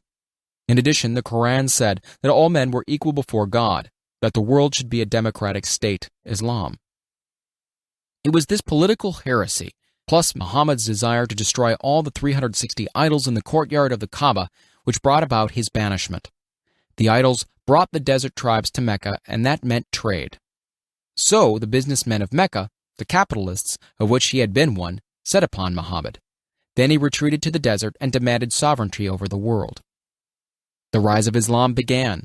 Out of the desert came a flame which would not be extinguished, a democratic army fighting as a unit and prepared to die without wincing. Muhammad had invited the Jews and Christians to join him, for he was not building a new religion. He was calling all who believed in one God to join in one single faith. If the Jews and Christians had accepted his invitation, Islam would have conquered the world. They didn't. They would not even accept Muhammad's innovation of humane warfare. When the armies of the Prophet entered Jerusalem, not a single person was killed because of his faith. When the Crusaders entered the city centuries later, not a Muslim man, woman, or child was spared. But the Christians did accept one Muslim idea: the place of learning, the university. Power of the mastermind, the driving force, the ninth step toward riches. Power is essential for success in the accumulation of money. Plans are inert and useless without sufficient power to translate them into action. This chapter will describe the method by which an individual may attain and apply power. Power may be defined as organized and intelligently directed knowledge. Power, as the term is here used, refers to organized effort, sufficient to enable an individual to transmute desire into its monetary equivalent. Organized effort is produced through the coordination of effort of two people or more who work toward a definite end in the spirit of harmony. Power is required for the accumulation of money.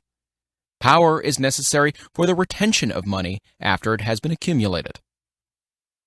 Let us ascertain how power may be acquired. If power is organized knowledge, let us examine the sources of knowledge. A.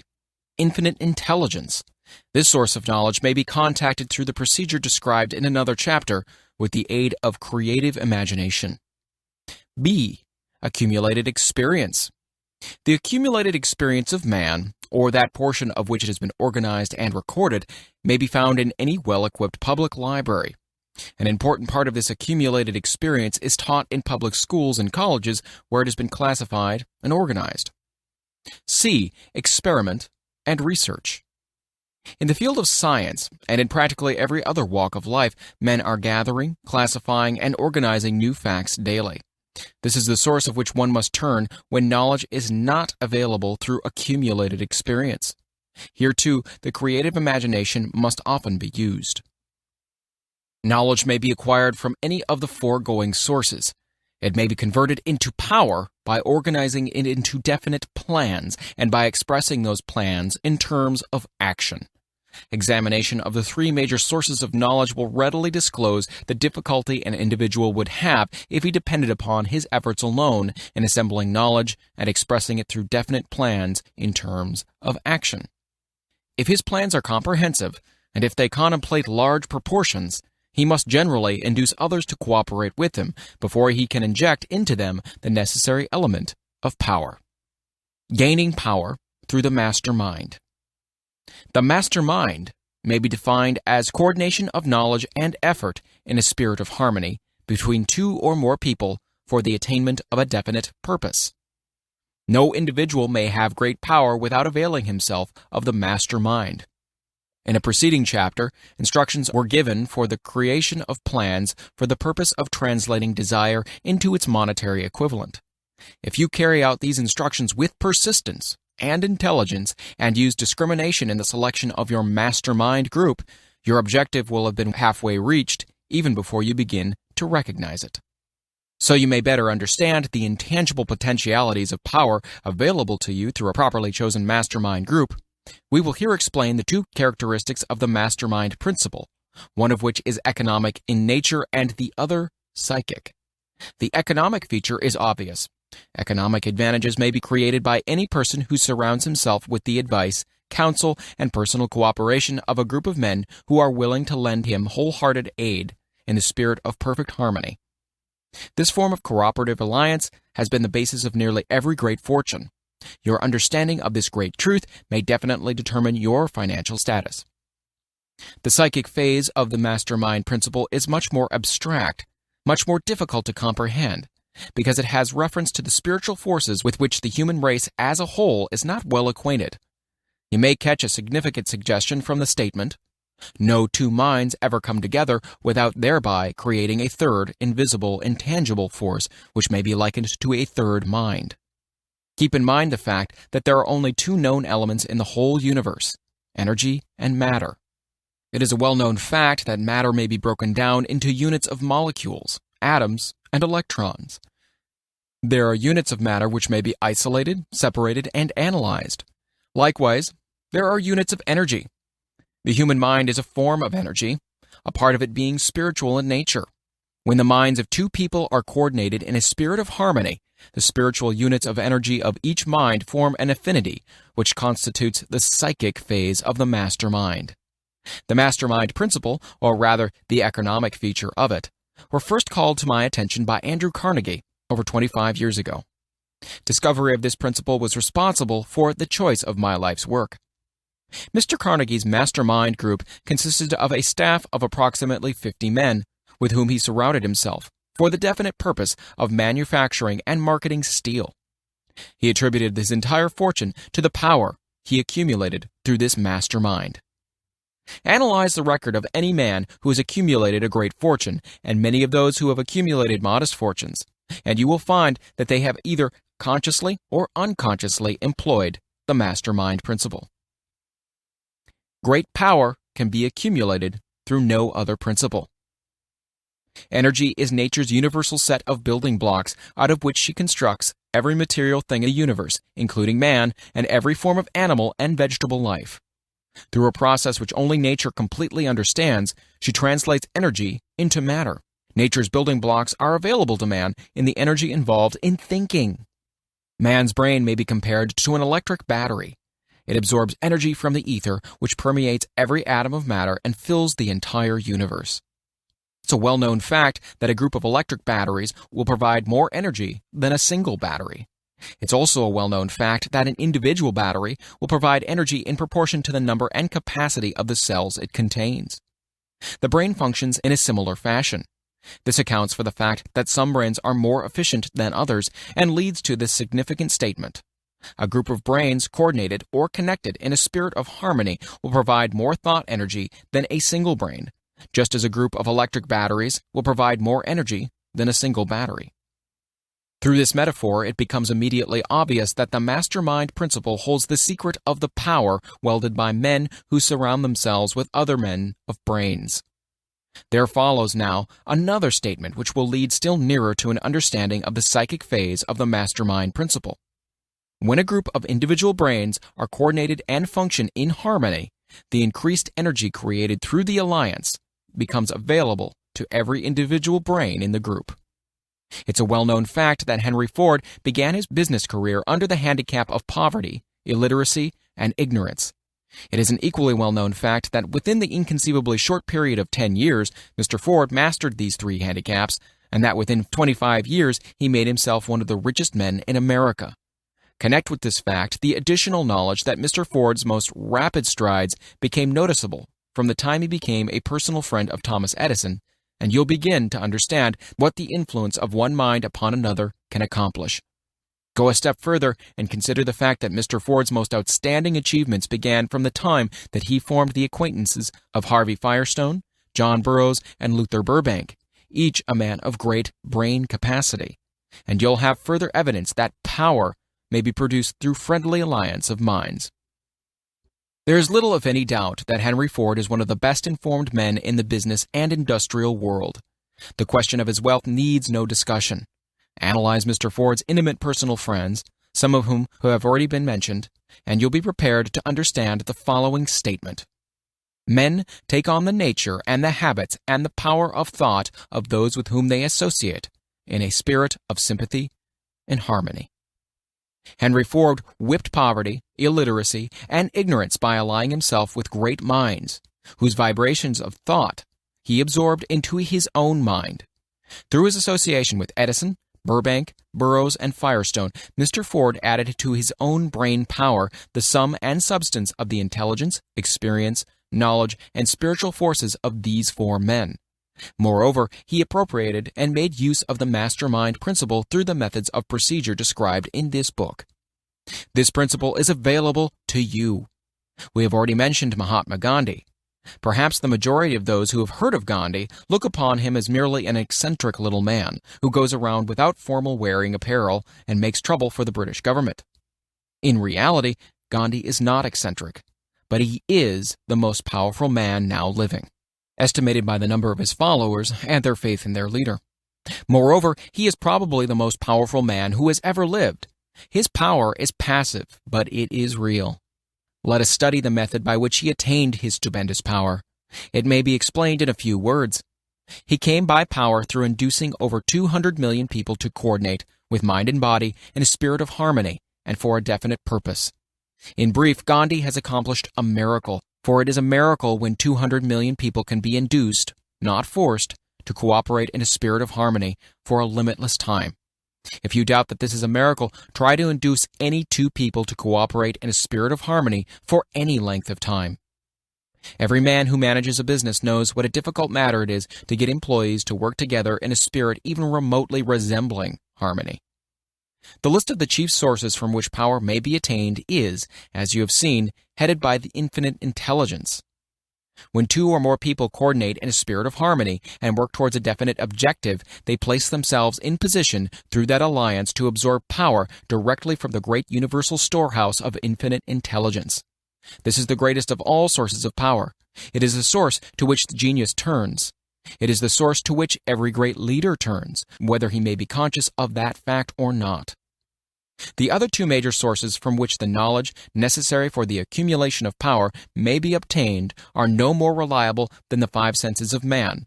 The senses are not always reliable. Infinite intelligence does not err. In subsequent chapters, the methods by which infinite intelligence may be most readily contacted will be adequately described. This is not a course on religion. No fundamental principle described in this book should be interpreted as being intended to interfere either directly or indirectly with any man's religious habits. This book has been confined exclusively to instructing the reader how to transmute the definite purpose of desire for money into its monetary equivalent. Read, think, and meditate as you read. Soon, the entire subject will unfold, and you will see it in perspective. You are now seeing the detail of the individual chapters. Money is as shy and elusive as the old-time maiden. It must be wooed and won by methods not unlike those used by a determined lover in pursuit of the girl of his choice. And coincidental as it is, the power used in the wooing of money is not greatly different from that used in wooing a maiden. That power, when successfully used in the pursuit of money, must be mixed with faith. It must be mixed with desire. It must be mixed with persistence. It must be applied through a plan, and that plan must be set into action. When money comes in quantities known as the big money, it flows to the one who accumulates it as easily as water flows downhill. There exists a great unseen stream of power, which may be compared to a river, except that one side flows in one direction, carrying all who get into that side of the stream onward and upward to wealth, and the other side flows in the opposite direction, carrying all who are unfortunate enough to get into it, and not able to extricate themselves from it, downward, to misery and poverty. Every man who has accumulated a great fortune has recognized the existence of this stream of life. It consists of one's thinking process. The positive emotions of thought form the side of the stream which carries one to fortune. The negative emotions form the side which carries one down to poverty. This carries a thought of stupendous importance to the person who is following this book with the object of accumulating a fortune. If you are on the side of the stream of power which leads to poverty, this may serve as an oar by which you may propel yourself over into the other side of the stream. It can serve you only through application and use. Merely reading and passing judgment on it, either one way or another, will in no way benefit you. Some people undergo the experience of alternating between the positive and negative sides of the stream, being at times on the positive side and at times on the negative side. The Wall Street crash of '29 swept millions of people from the positive to the negative side of the stream. These millions are struggling, some of them in desperation and fear, to get back to the positive side of the stream. This book was written especially for these millions. Poverty and riches often change places. The crash taught the world this truth, although the world will not long remember the lesson. Poverty may, and generally does, voluntarily take the place of riches. When riches take the place of poverty, the change is usually brought out through well-conceived and carefully executed plans. Poverty needs no plan. It needs no one to aid it because it's bold and ruthless. Riches are shy and timid. They have to be attracted. Anybody can wish for riches, and most people do, but only a few know that a definite plan plus a burning desire for wealth are the only dependable means of accumulating wealth. Chapter 11. The Mystery of Sex, Transmutation. The 10th Step Toward Riches. The meaning of the word transmute is, in simple language, the changing or transferring of one element or form of energy into another. The emotion of sex brings into being a state of mind. Because of ignorance on the subject, this state of mind is generally associated with the physical, and because of improper influences, to which most people have been suggested, in acquiring knowledge of sex, things essentially physical have highly biased the mind. The emotion of sex has back of it the possibility of three constructive potentialities.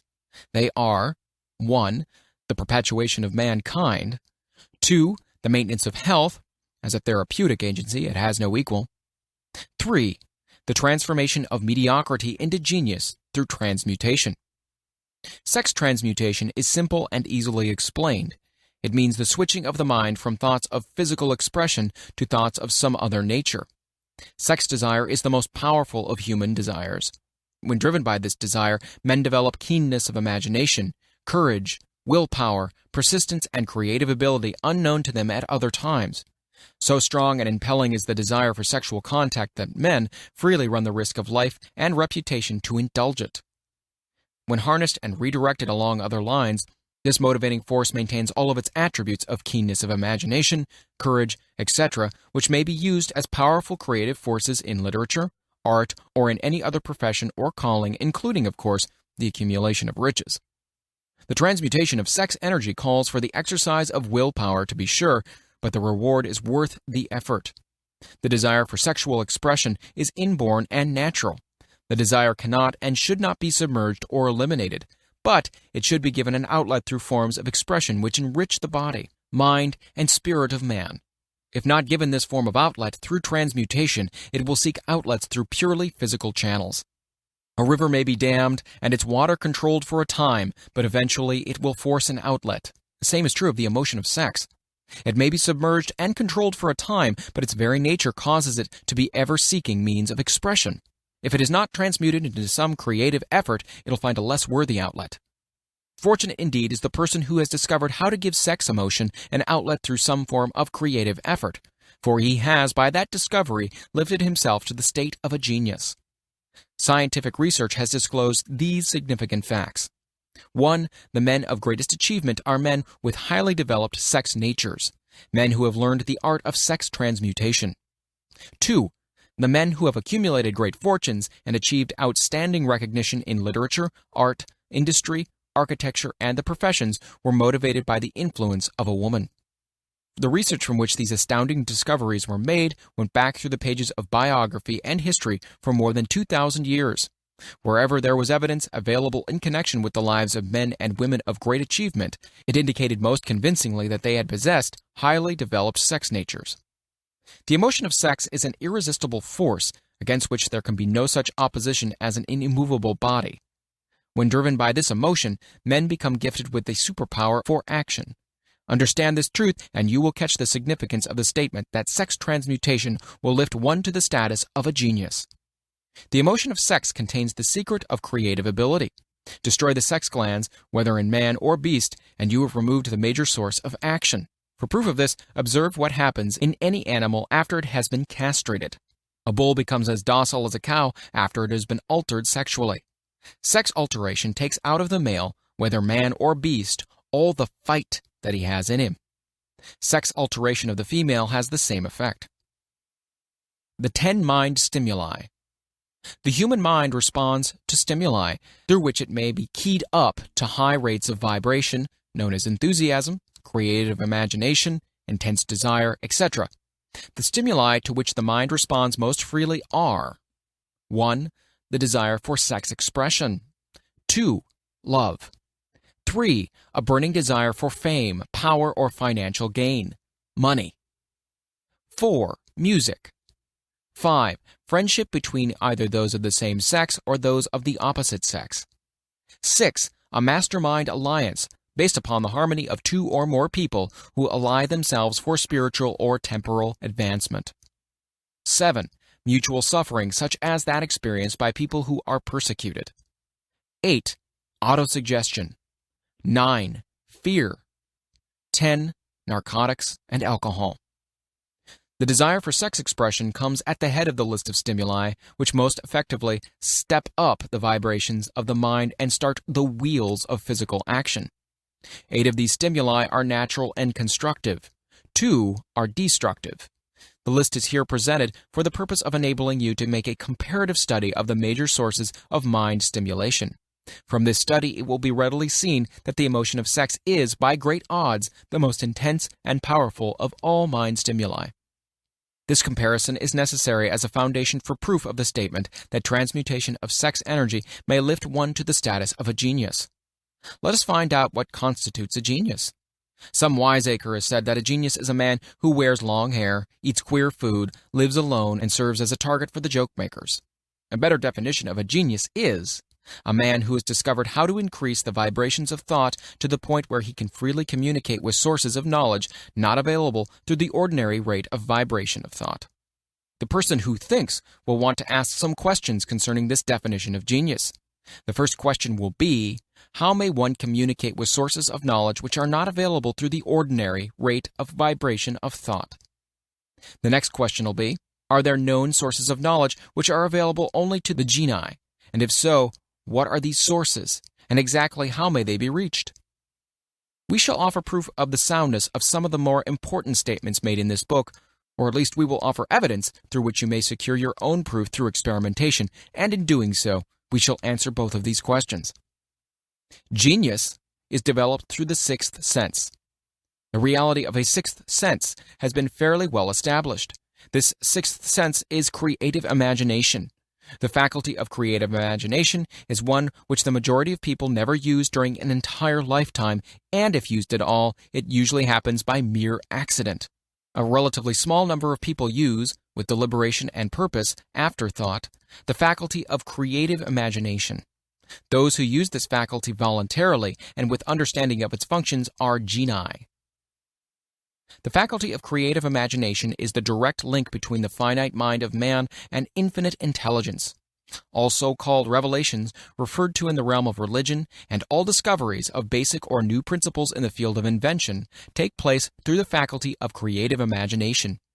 When ideas or concepts flash into one's mind through what is popularly called a hunch, they come from one or more of the following sources. 1. Infinite intelligence. 2. One's subconscious mind, wherein is stored every sense impression and thought impulse which ever reach the brain through any of the 5 senses.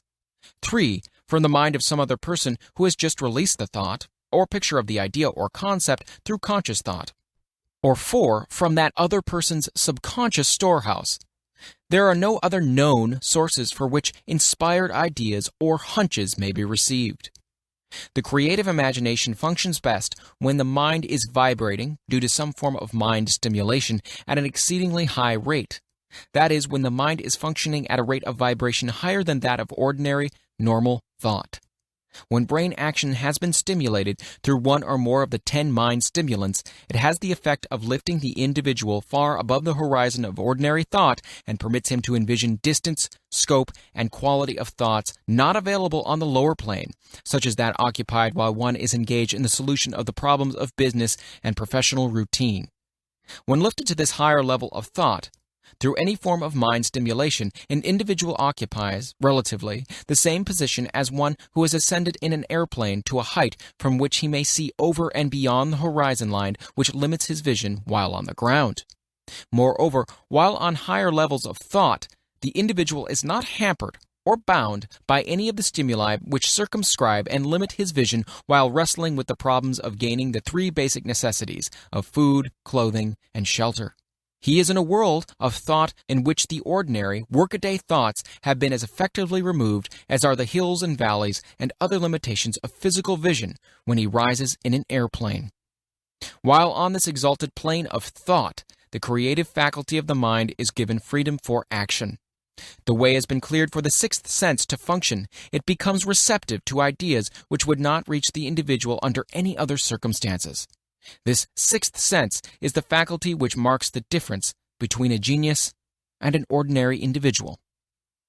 The creative faculty becomes more alert and receptive to vibrations originating outside the individual's subconscious mind, and the more the individual relies upon it and makes demands upon it for thought impulses. This faculty can be cultivated and developed only through use. That which is known as one's conscience operates entirely through the faculty of the 6th sense. The great artists, writers, musicians, and poets became great because they acquire the habit of relying upon the still small voice which speaks from within, through the faculty of creative imagination. It is a fact well known to people who have keen imaginations that their best ideas come through so-called hunches. There is a great orator who does not attain to greatness until he closes his eyes and begins to rely entirely upon the faculty of creative imagination. When asked why he closed his eyes just before the climaxes of his oratory, he replied, "I do it because then I speak through ideas which come to me from within." One of America's most successful and best-known financiers followed the habit of closing his eyes for 2 or 3 minutes before making a decision. When asked why he did this, he replied, "With my eyes closed, I am able to draw upon a source of superior intelligence." The late Dr. Elmer R. Gates of Chevy Chase, Maryland, created more than 200 useful patents, many of them basic, through the process of cultivating and using the creative faculty. His method is both significant and interesting to one interested in attaining the status of genius, in which category Dr. Gates unquestionably belonged. Dr. Gates was one of the really great, though less publicized, scientists of the world. In his laboratory, he had what he called his personal communication room. It was practically soundproof and so arranged that all light could be shut out. It was equipped with a small table on which he kept a pad of writing paper. In front of the table on the wall was an electric push button which controlled the lights. When Dr. Gates desired to draw upon the forces available to him through his creative imagination, he would go into this room, seat himself at the table, shut off the lights, and concentrate upon the known factors of the invention on which he was working, remaining in that position until ideas began to flash into his mind in connection with the unknown factors of the invention. On one occasion, ideas came through so fast he was forced to write for almost 3 hours. When the thoughts stopped flowing and he examined his notes, he found they contained a minute description of principles which had no parallel among the known data of the scientific world. Moreover, the answer to his problem was intelligently presented in these notes. In this manner, Dr. Gates completed over 200 patents, which had been begun but not completed by half-baked brains. Evidence of the truth of this statement is in the United States Patent Office. Dr. Gates earned his living by sitting for ideas for individuals and corporations. Some of the largest corporations in America paid him substantial fees by the hour for sitting for ideas. The reasoning faculty is often faulty because it is largely guided by one's accumulated experience. Not all knowledge which one accumulates through experience is accurate. Ideas received through the creative faculty are much more reliable for the reason that they come from sources more reliable than any which are available to the reasoning faculty of the mind. The major difference between the genius and the ordinary crank inventor may be found in the fact that the genius works through this faculty of creative imagination, while the crank knows nothing of this faculty.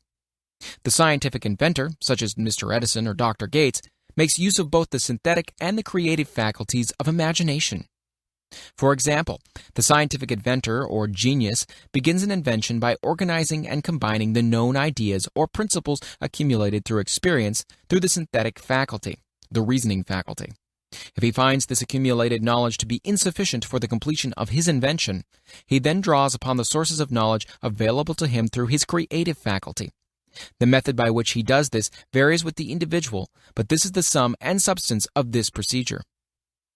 1. He stimulates his mind so that it vibrates on a higher than average plane, using one or more of the 10 mind stimulants or some other stimulant of his choice. 2. He concentrates upon the known factors, the finished part of his invention, and creates in his mind a perfect picture of unknown factors, the unfinished part of his invention. He holds this picture in his mind until it has been taken over by the subconscious mind, then relaxes by clearing his mind of all thought, and waits for his answer to flash into his mind. Sometimes the results are both definite and immediate. At other times the results are negative, depending upon the state of development of the sixth sense, or creative faculty. Mr. Edison tried out more than 10,000 different combinations of ideas through the synthetic faculty of his imagination before he tuned in through the creative faculty and got the answer which perfected the incandescent light. His experience was similar when he produced the talking machine. There is plenty of reliable evidence that the faculty of creative imagination exists. This evidence is available through accurate analysis of men who have become leaders in their respective callings, without having had extensive educations. Lincoln was a notable example of a great leader who achieved greatness through the discovery and the use of his faculty of creative imagination. He discovered and began to use this faculty as a result of the stimulation of love which he experienced when he met Anne Rutledge, a statement of the highest significance in connection with the study of the source of genius. The pages of history are filled with the records of great leaders whose achievements may be traced directly to the influence of women who aroused the creative faculties of their minds through the stimulation of sex desire. Napoleon Bonaparte was one of these. When inspired by his first wife, Josephine, he was irresistible and invincible. When his better judgment or reasoning faculty prompted him to put Josephine aside, he began to decline. His defeat at St. Helena was not far distant. If good taste would permit, we might easily mention scores of men, well known to the American people, who climbed to the great heights of achievement under the stimulating influence of their wives, only to drop back to destruction after money and power went to their heads, and they put aside the old wife for a new one. Napoleon was not the only man to discover that sex influence from the right source is more powerful than any substitute of expediency which may be created by mere reason. The human mind responds to stimulation. Among the greatest and most powerful of these stimuli is the urge of sex. When harnessed and transmuted, this driving force is capable of lifting men into that higher sphere of thought which enables them to master the sources of worry and petty annoyance which beset their pathway on the lower plane. Unfortunately, only the genii have made the discovery. Others have accepted the experience of sex urge without discovering one of its major potentialities, a fact which accounts for the great number of others as compared to the limited number of genii. For the purpose of refreshing the memory in connection with facts available from the biographies of certain men, we here present the names of a few men of outstanding achievement, each of whom was known to have been of highly sexed nature. The genius which was theirs undoubtedly found its source of power in transmuted sex energy. George Washington, Napoleon Bonaparte, William Shakespeare, Abraham Lincoln, Ralph Waldo Emerson, Robert Burns, Thomas Jefferson, Albert Hubbard, Albert H. Gary, Oscar Wilde, Woodrow Wilson, John H. Patterson, Andrew Jackson, Enrico Caruso. Your own knowledge of biography will enable you to add to this list. Find, if you can, a single man in all of history of civilization who achieved outstanding success in any calling who was not driven by a well-developed sex nature. If you do not wish to rely upon biographies of men now living, take inventory of those whom you know to be men of great achievement, and see if you can find one among them who is not highly sexed.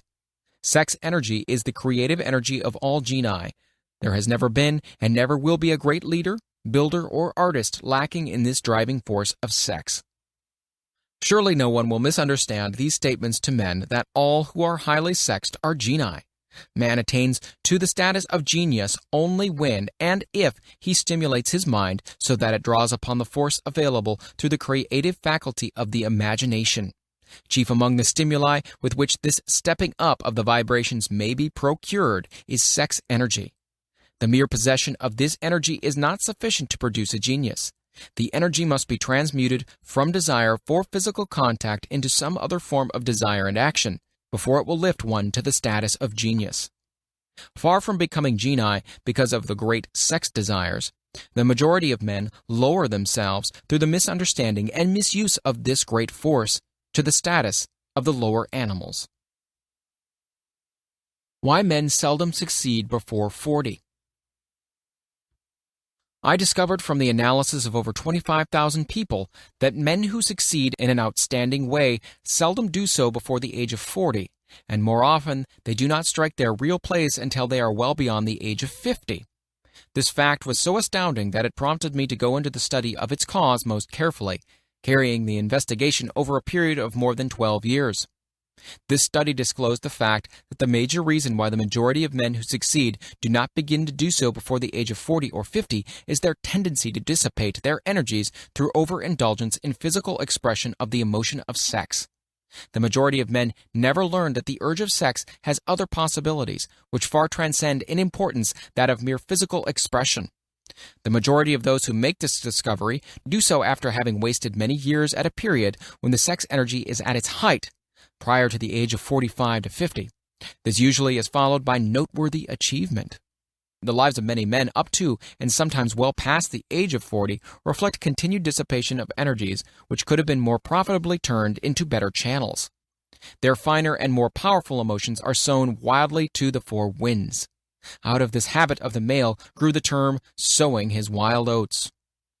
The desire for sexual expression is by far the strongest and most impelling of all the human emotions, and for this very reason, this desire, when harnessed and transmuted into action other than that of physical expression, may raise one to the status of genius. One of America's most able businessmen frankly admitted that his attractive secretary was responsible for most of the plans he created. He admitted that her presence lifted him to the heights of creative imagination, such as he could experience under no other stimulus. One of the most successful men in America owes most of his success to the influence of a very charming young woman who has served as his source of inspiration for more than 12 years. Everyone knows that man to whom this reference is made, but not everyone knows the real source of his achievements. History is not lacking in examples of men who attained the status of genii as a result of the use of artificial mind stimulus in the form of alcohol and narcotics. Edgar Allan Poe wrote The Raven while under the influence of liquor, dreaming dreams that mortal never dared to dream before. James Whitcomb Riley did his best writing while under the influence of alcohol. Perhaps it was thus he saw the ordered intermingling of the real and the dream, the mill above the river and the mist above the stream. But let it be remembered that many such men have destroyed themselves in the end. Nature has prepared her own potions with which men may safely stimulate their minds so they vibrate on a plane that enables them to tune in to fine and rare thoughts which come from no one knows where. No satisfactory substitute for nature's stimulants has ever been found. It is a fact well known to psychologists that there is a very close relationship between sex desires and spiritual urges, a fact which accounts for the peculiar behavior of people who participate in orgies known as religious revivals, common among the primitive types. The world is ruled and the destiny of civilization is established by the human emotions. People are influenced in their actions not by reason so much as by feelings. The creative faculty of the mind is set into action entirely by emotions, and not by cold reason. The most powerful of all human emotions is that of sex. There are other mind stimulants, some of which have been listed, but no one of them, nor all of them combined, can equal the driving power of sex. A mind stimulant is any influence which will either temporarily or permanently increase the vibrations of thought. The 10 major stimulants described are those most commonly resorted to. Through these sources, one may commune with infinite intelligence or enter, at will, the storehouse of the subconscious mind, either one's own or that of another person, a procedure which is all there is of genius. A teacher who has trained and directed the efforts of more than 30,000 salespeople made the astounding discovery that highly sexed men are the most efficient salesmen. The explanation is that the factor of personality, known as personal magnetism, is nothing more or less than sex energy.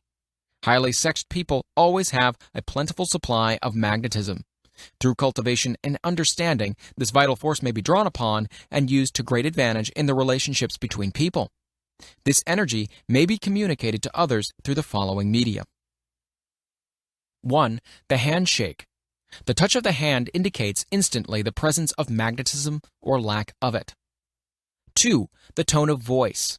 Magnetism or sex energy is the factor with which the voice may be colored or made musical and charming. 3. Posture and carriage of body. Highly sexed people move briskly and with grace and ease. 4. The vibrations of thought. Highly sexed people mix the emotion of sex with their thoughts, or may do so at will, and in that way may influence those around them. 5. Body adornment. People who are highly sexed are usually very careful about their personal appearance. They usually select clothing of a style becoming to their personality, physique, complexion, etc. When employing salesmen, the more capable sales manager looks for the quality of personal magnetism as the first requirement of a salesman.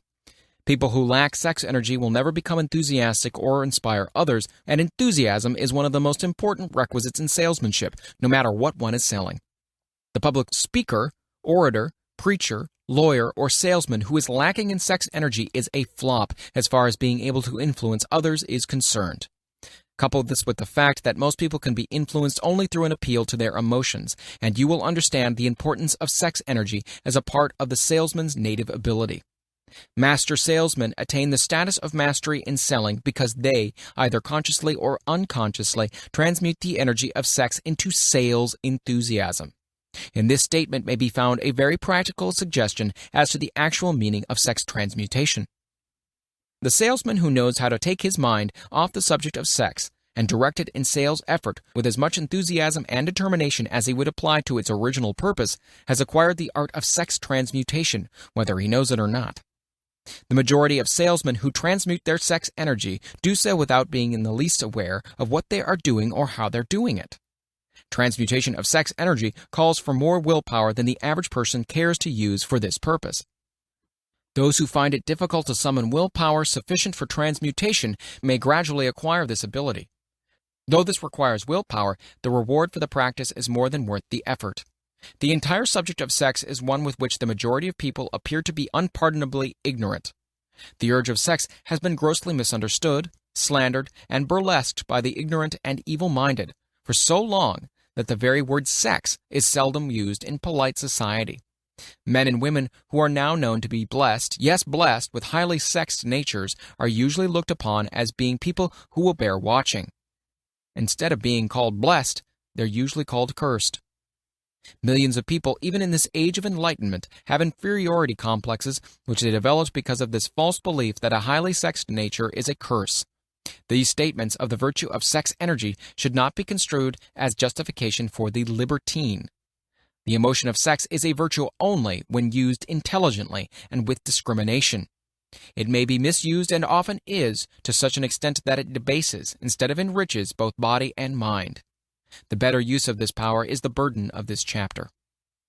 It seemed quite significant to the author when he made the discovery that practically every great leader whom he had the privilege of analyzing was a man whose achievements were largely inspired by a woman. In many instances, the woman in the case was a modest, self-denying wife of whom the public had heard but little or nothing. In a few instances, the source of inspiration has been traced to the other woman. Perhaps such cases may not be entirely unknown to you. Intemperance in sex habits is just as detrimental as intemperance in habits of drinking and eating. In this age in which we live, an age which began with the World War, intemperance in habits of sex is common. This orgy of indulgence may account for the shortage of great leaders. No man can avail himself of the forces of his creative imagination while dissipating them. Man is the only creature on earth which violates nature's purpose in this connection. Every other animal indulges its sex nature in moderation and with purpose which harmonizes with the laws of nature. Every other animal responds to the call of sex only in season. Man's inclination is to declare open season. Every intelligent person knows that stimulation in excess through alcoholic, drink, and narcotics is a form of intemperance which destroys the vital organs of the body, including the brain. Not every person knows, however, that overindulgence in sex expression may become a habit as destructive and as detrimental to creative effort as narcotics or liquor.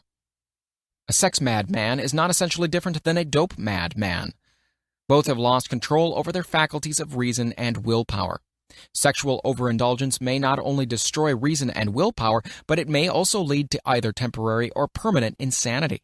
Many cases of hypochondria, imaginary illness, grow out of habits developed in ignorance of the true function of sex. From these brief references to the subject, it may be readily seen that ignorance on the subject of sex transmutation forces stupendous penalties upon the ignorant on the one hand and withholds from them equally stupendous benefits on the other. Widespread ignorance on the subject of sex is due to the fact that the subject has been surrounded with mystery and beclouded by dark silence. The conspiracy of the mystery and silence has had the same effect upon the minds of young people that the psychology of prohibition had. The result has been increased curiosity and desire to acquire more knowledge on this verboten subject, and, to the shame of all lawmakers and most physicians, by training best qualified to educate youth on the subject, information has not been made easily available. Seldom does an individual enter upon highly creative efforts in any field of endeavor before the age of 40. The average man reaches the period of his greatest capacity to create between 40 and 60. These statements are based upon analysis of thousands of men and women who have been carefully observed. They should be encouraging to those who fail to arrive before the age of 40, and to those who become frightened at the encroachment of old age around the 40-year mark. The years between 40 and 50 are, as a rule, the most fruitful. Men should approach this age not with fear and trembling, but with hope and eager anticipation. If you want evidence that most men do not begin to do their best work before the age of 40, study the records of the most successful men known to the American people, and you'll find it. Henry Ford did not hit his pace of achievement until he had passed the age of 40.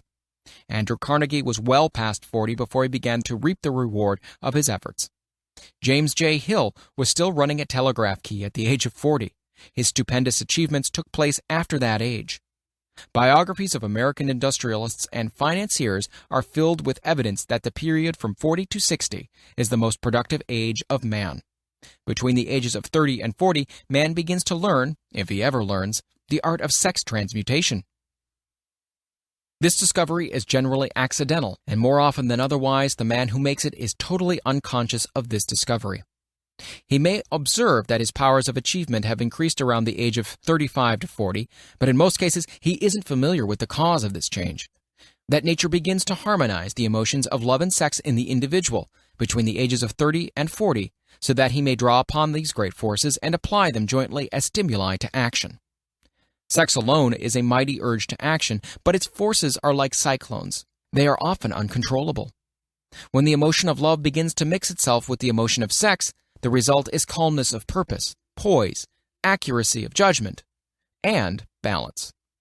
What person who has attained the age of 40 is so unfortunate as to be unable to analyze these statements and to corroborate them by his own experience? When driven by his desire to please a woman based solely upon the emotion of sex, a man may be, and usually is, capable of great achievement, but his actions may be disorganized, distorted, and totally destructive. When driven by his desire to please a woman based upon the motive of sex alone, a man may steal, cheat, and even commit murder. But when the emotion of love is mixed with the emotion of sex, that same man will guide his actions with more sanity, balance, and reason. Criminologists have discovered that the most hardened criminals can be reformed through the influence of a woman's love. There is no record of a criminal having been reformed solely through the sex influence. These facts are well known, but their cause is not. Reformation comes, if at all, through the heart, or the emotional side of man, not through his head or reasoning side. Reformation means a change of heart. It does not mean a change of head. A man may, because of reason, make certain changes in his personal conduct to avoid the consequences of undesirable effects. But genuine reformation comes only through a change of heart, through a desire to change. Love, romance, and sex are all emotions capable of driving men to heights of superachievement. Love is the emotion which serves as a safety valve and ensures balance, poise, and constructive effort. When combined, these three emotions may lift one to an altitude of a genius. Those are genii, however, who know but little of the emotion of love. Most of them may be found engaged in some form of action which is destructive, or at least not based upon justice and fairness towards others. If good taste would permit, a dozen genii could be named in the field of industry and finance who ride ruthlessly over the rights of their fellow men. They seem totally lacking in conscience. The reader can easily supply his own list of such men. The emotions are states of mind. Nature has provided man with a chemistry of the mind which operates in a manner similar to the principles of chemistry of matter. It is a well-known fact that, through the aid of chemistry of matter, a chemist may create a deadly poison by mixing certain elements, none of which are in themselves harmful in the right proportions. This emotion may likewise be combined so as to create a deadly poison. The emotions of sex and jealousy, when mixed, may turn a person into an insane beast. The presence of any one or more of the destructive emotions in the human mind, through the chemistry of the mind, sets up a poison which may destroy one's sense of justice and fairness. In extreme cases, the presence of any combination of these emotions in the mind may destroy one's reason. The road to genius consists of the development, control, and use of sex, love, and romance. Briefly, the process may be stated as follows. Encourage the presence of these emotions as the dominating thoughts in one's mind, and discourage the presence of all the destructive emotions. The mind is a creature of habit. It thrives upon the dominating thoughts fed it. Through the faculty of willpower, one may discourage the presence of any emotion and encourage the presence of any other. Control of the mind through the power of will is not difficult. Control comes from persistence and habit. The secret of control lies in understanding the process of transmutation. When any negative emotion presents itself in one's mind, it can be transmuted into a positive or constructive emotion by the simple procedure of changing one's thoughts. There is no other road to genius than through voluntary self-effort. A man may attain to great heights of financial or business achievement solely by the driving force of sex energy. But history is filled with evidence that he may, and usually does, carry with him certain traits of character which rob him of the ability to either hold or enjoy his fortune. This is worthy of analysis, thought, and meditation, for it states a truth and knowledge of which may be helpful to women as well as men. Ignorance of this has cost thousands of people their privilege of happiness, even though they possessed riches. The emotions of love and sex leave their unmistakable marks upon the features. Moreover, these signs are so visible that all who wish may read them. The man who is driven by the storm of passion based upon sex desires alone plainly advertises that fact to the entire world by the expression of his eyes and the lines of his face. The emotion of love, when mixed with the emotion of sex, softens, modifies, and beautifies the facial expression. No character analyst is needed to tell you this. You may observe it for yourself. The emotion of love brings out and develops the artistic and aesthetic nature of man. It leaves its impress upon one's very soul, even after the fire has been subdued by time and circumstance. Memories of love never pass. They linger and influence long after the source of stimulation has faded. There's nothing new in this. Every person who has been moved by genuine love knows that it leaves enduring traces upon the human heart. The effect of love endures because love is spiritual in nature. The man who cannot be stimulated to great heights of achievement by love is hopeless. He's dead, though he may seem to be alive. Even the memories of love are sufficient to lift one to a higher plane of creative effort. The major force of love may spend itself and pass away, like a fire which has burned itself out. But it leaves behind incredible marks as evidence that it passed this way. Its departure often prepares the human heart for a still greater love. Go back into your yesterdays at times and bathe your mind in the beautiful memories of past love. It will soften the influence of the present worries and annoyances. It will give you a source of escape from the unpleasant realities of life, and maybe, who knows, your mind will yield to you ideas or plans which may change the entire financial or spiritual status of your life. If you believe yourself unfortunate because you have loved and lost, perish the thought. One who has loved truly can never lose entirely. Love is whimsical and temperamental. Its nature is ephemeral and transitory. It comes when it pleases and goes away without warning. Accept and enjoy it while it remains, but spend no time worrying over its departure. Worry will never bring it back. Dismiss also the thought that love never comes but once. Love may come and go, times without number, but there are no two love experiences which affect one in just the same way. There may be, and there usually is, one love experience which leaves a deeper imprint on the heart than all the others.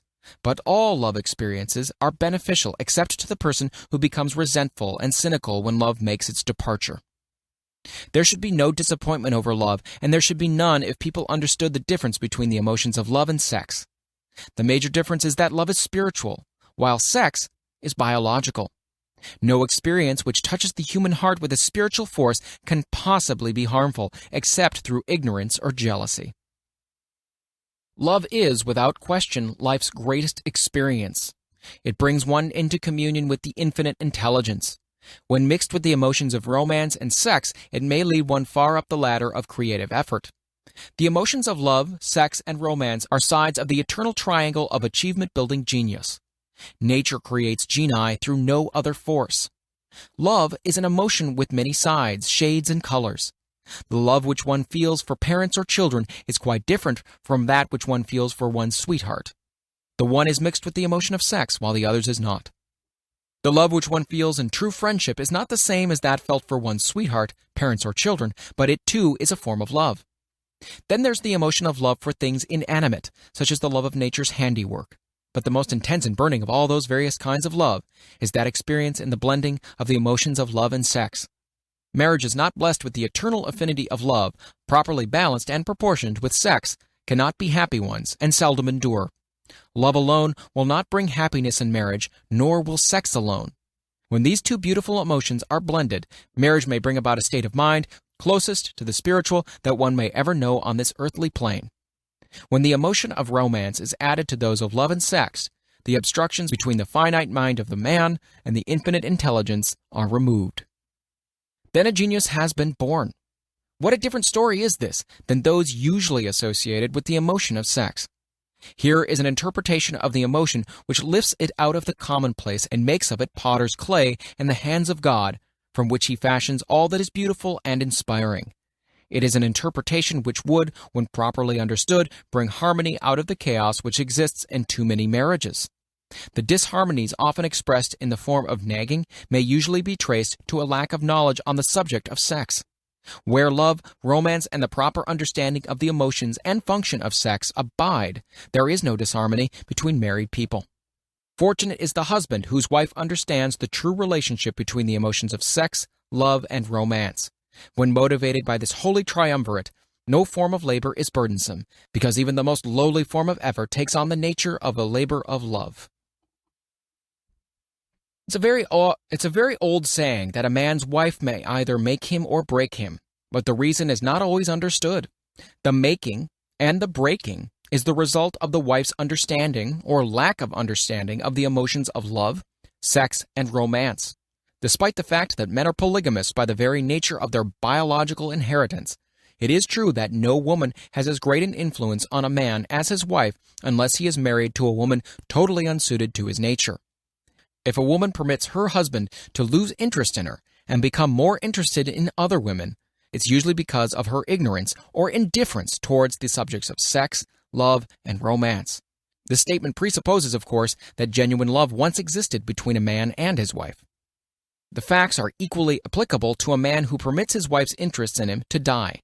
Married people often bicker over a multitude of trivialities.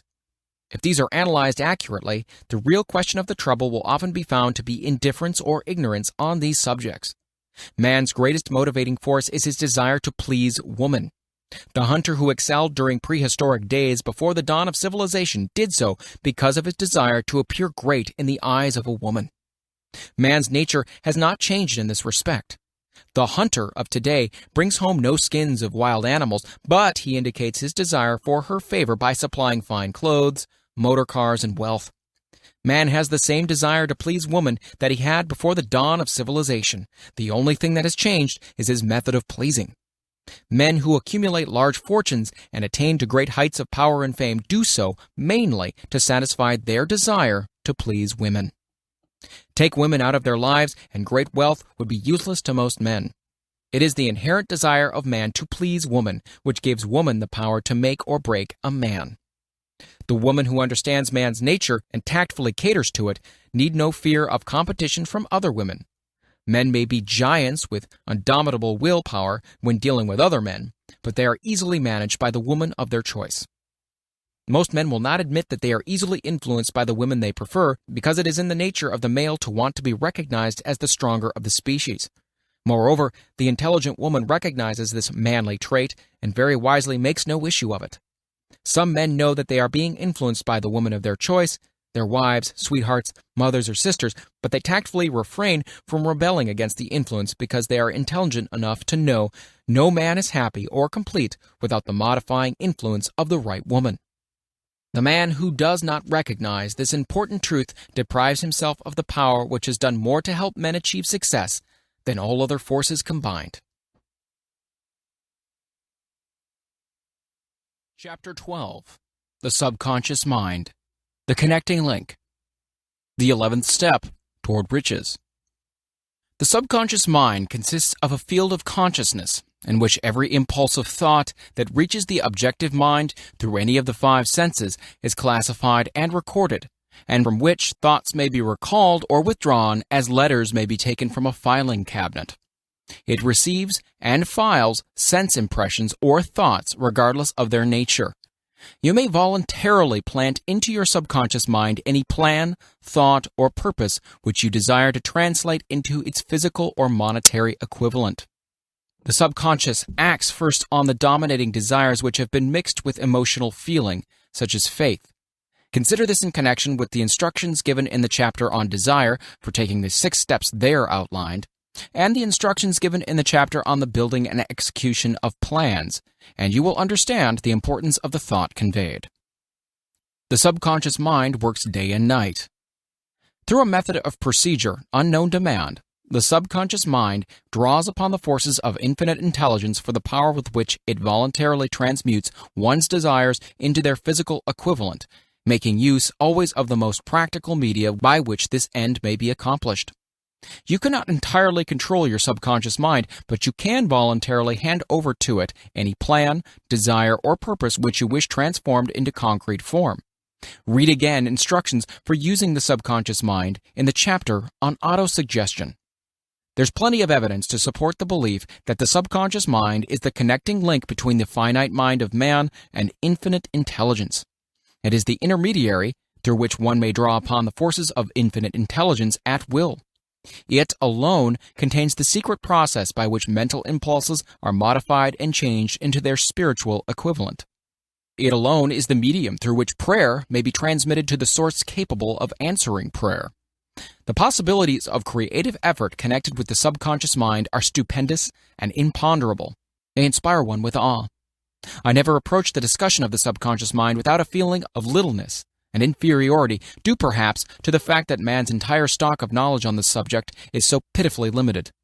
The very fact that the subconscious mind is the medium of communication between the thinking mind of man and infinite intelligence is of itself a thought which most paralyzes one's reason.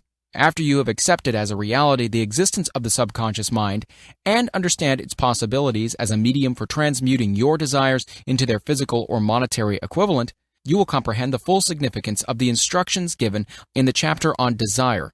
You'll also understand why you have been repeatedly admonished to make your desires clear and to reduce them to writing.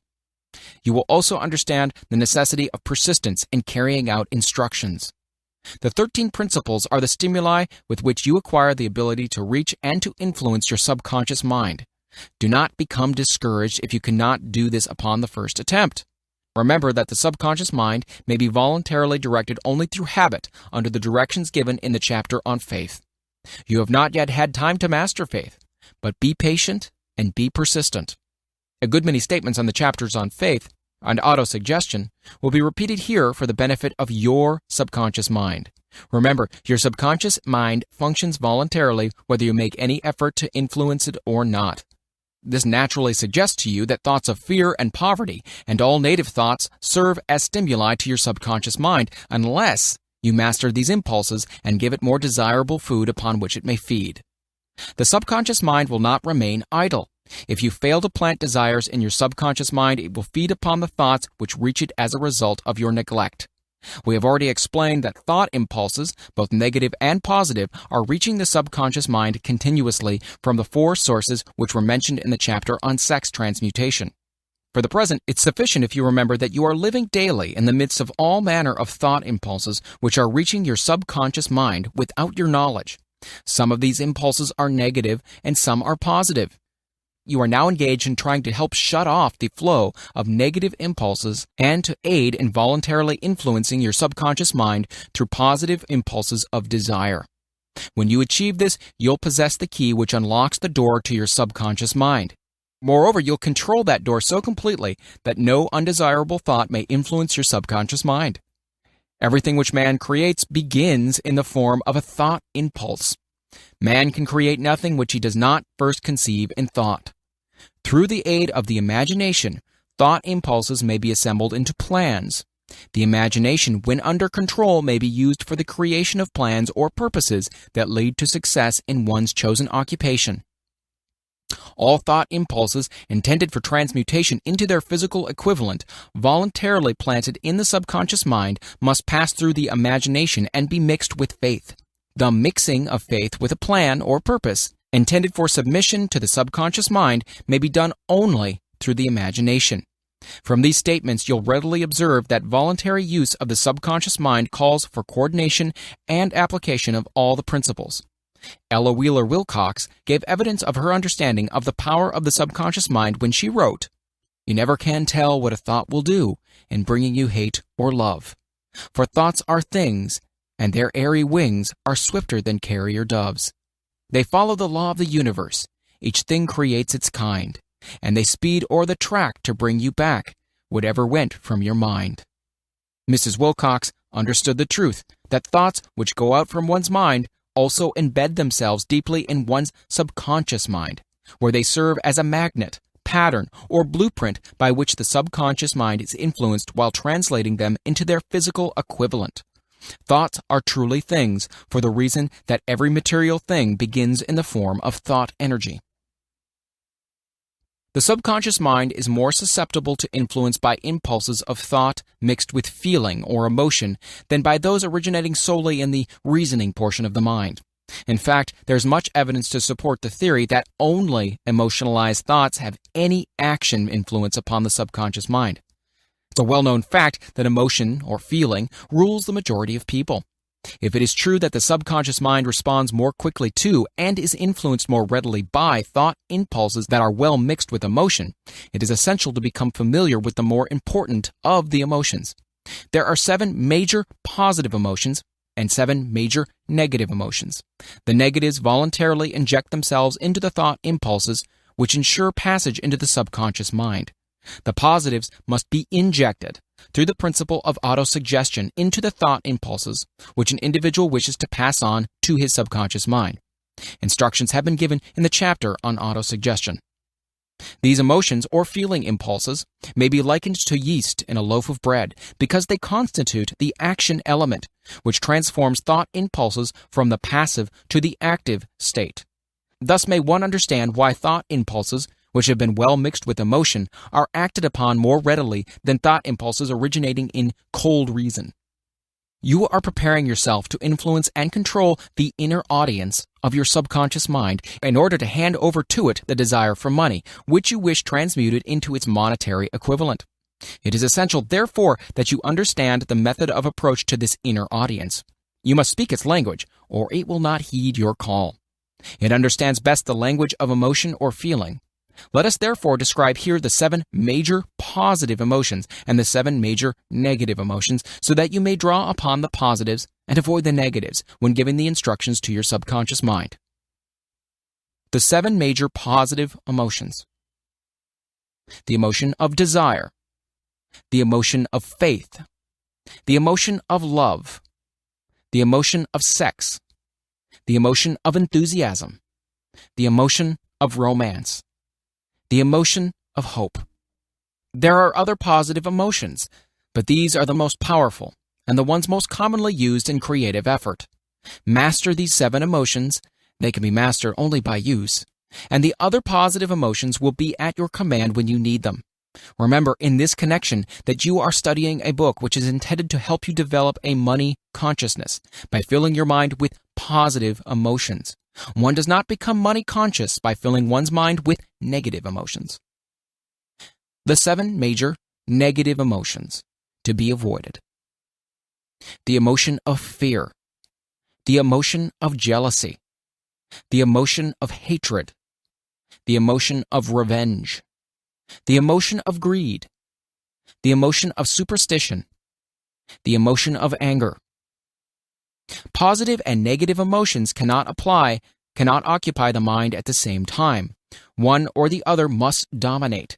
It is your responsibility to make sure that the positive emotions constitute the dominating influence of your mind.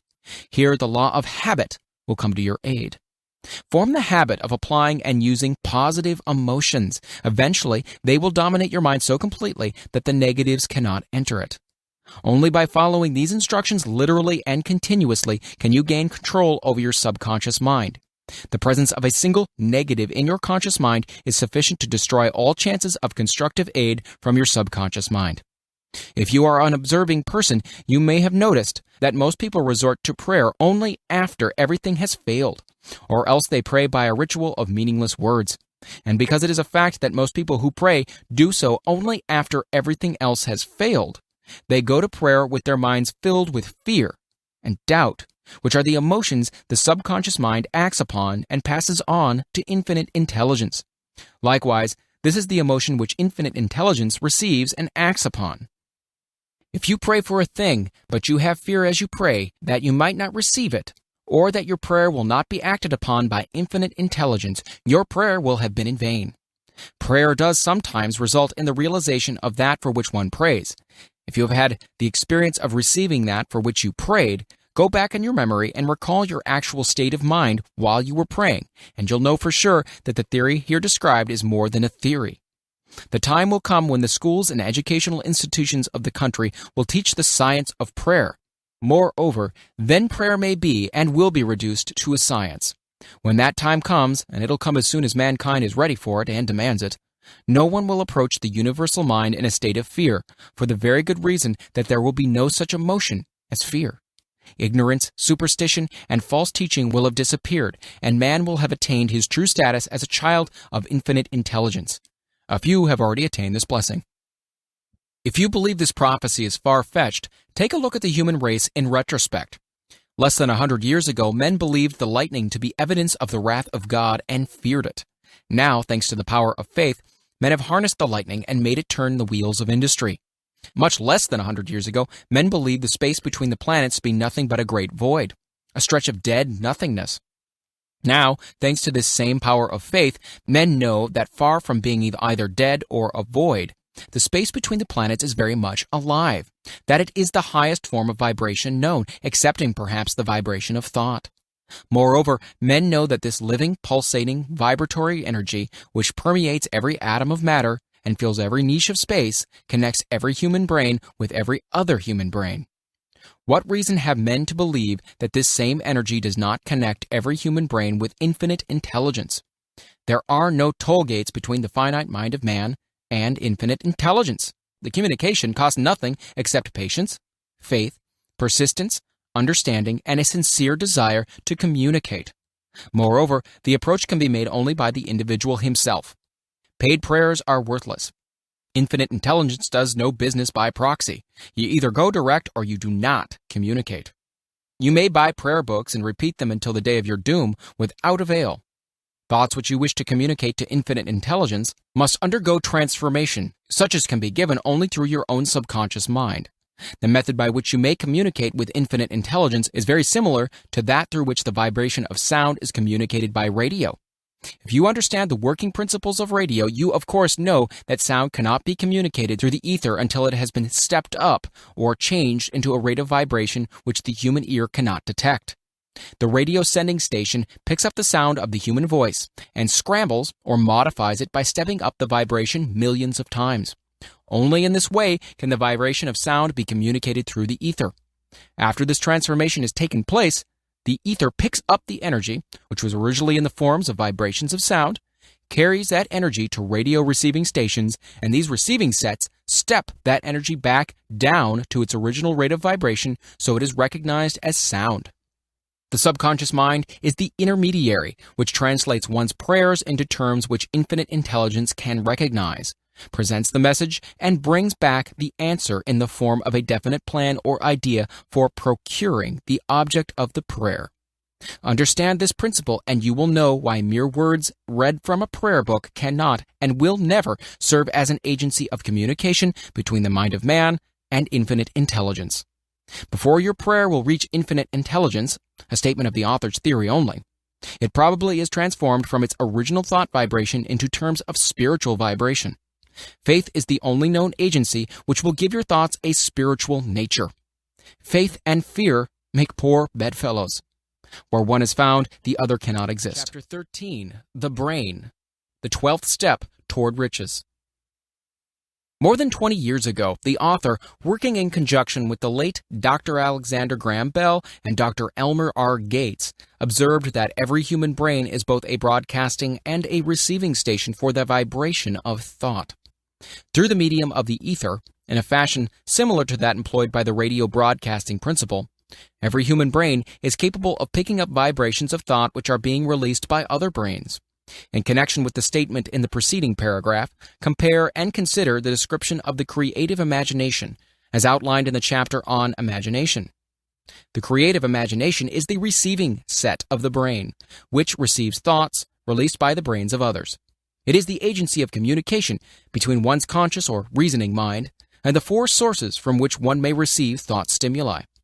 When stimulated or stepped up to a high rate of vibration, the mind becomes more receptive to the vibration of thought which reaches it through the ether from outside sources. This stepping up process takes place through the positive or negative emotions. Through the emotions, the vibrations of thought may be increased. Vibrations of an exceedingly high rate are the only vibrations picked up and carried by the ether from one brain to another. Thought is energy traveling at an exceedingly high rate of vibration. Thought, which has been modified or stepped up by any of the major emotions, vibrates at a much higher rate than ordinary thought. And it is this type of thought which passes from one brain to another through the broadcasting machinery of the human brain. The emotion of sex stands at the head of human emotions as far as intensity and driving force are concerned. The brain which has been stimulated by the emotion of sex vibrates at a much more rapid rate than it does when that emotion is quiescent or absent. The result of sex transmutation is the increase of the rate of vibration of thoughts to such a pitch that the creative imagination becomes highly receptive to ideas which it picks up from the ether. On the other hand, when the brain is vibrating at a rapid rate, it not only attracts thoughts and ideas released by other brains through the medium of the ether, but it gives to one's own thoughts that feeling, which is essential before those thoughts will be picked up and acted upon by one's subconscious mind. Thus you'll see that the broadcasting principle is the factor through which you mix feeling or emotion with your thoughts and pass them on to your subconscious mind. The subconscious mind is the sending station of the brain, through which vibrations of thought are broadcast.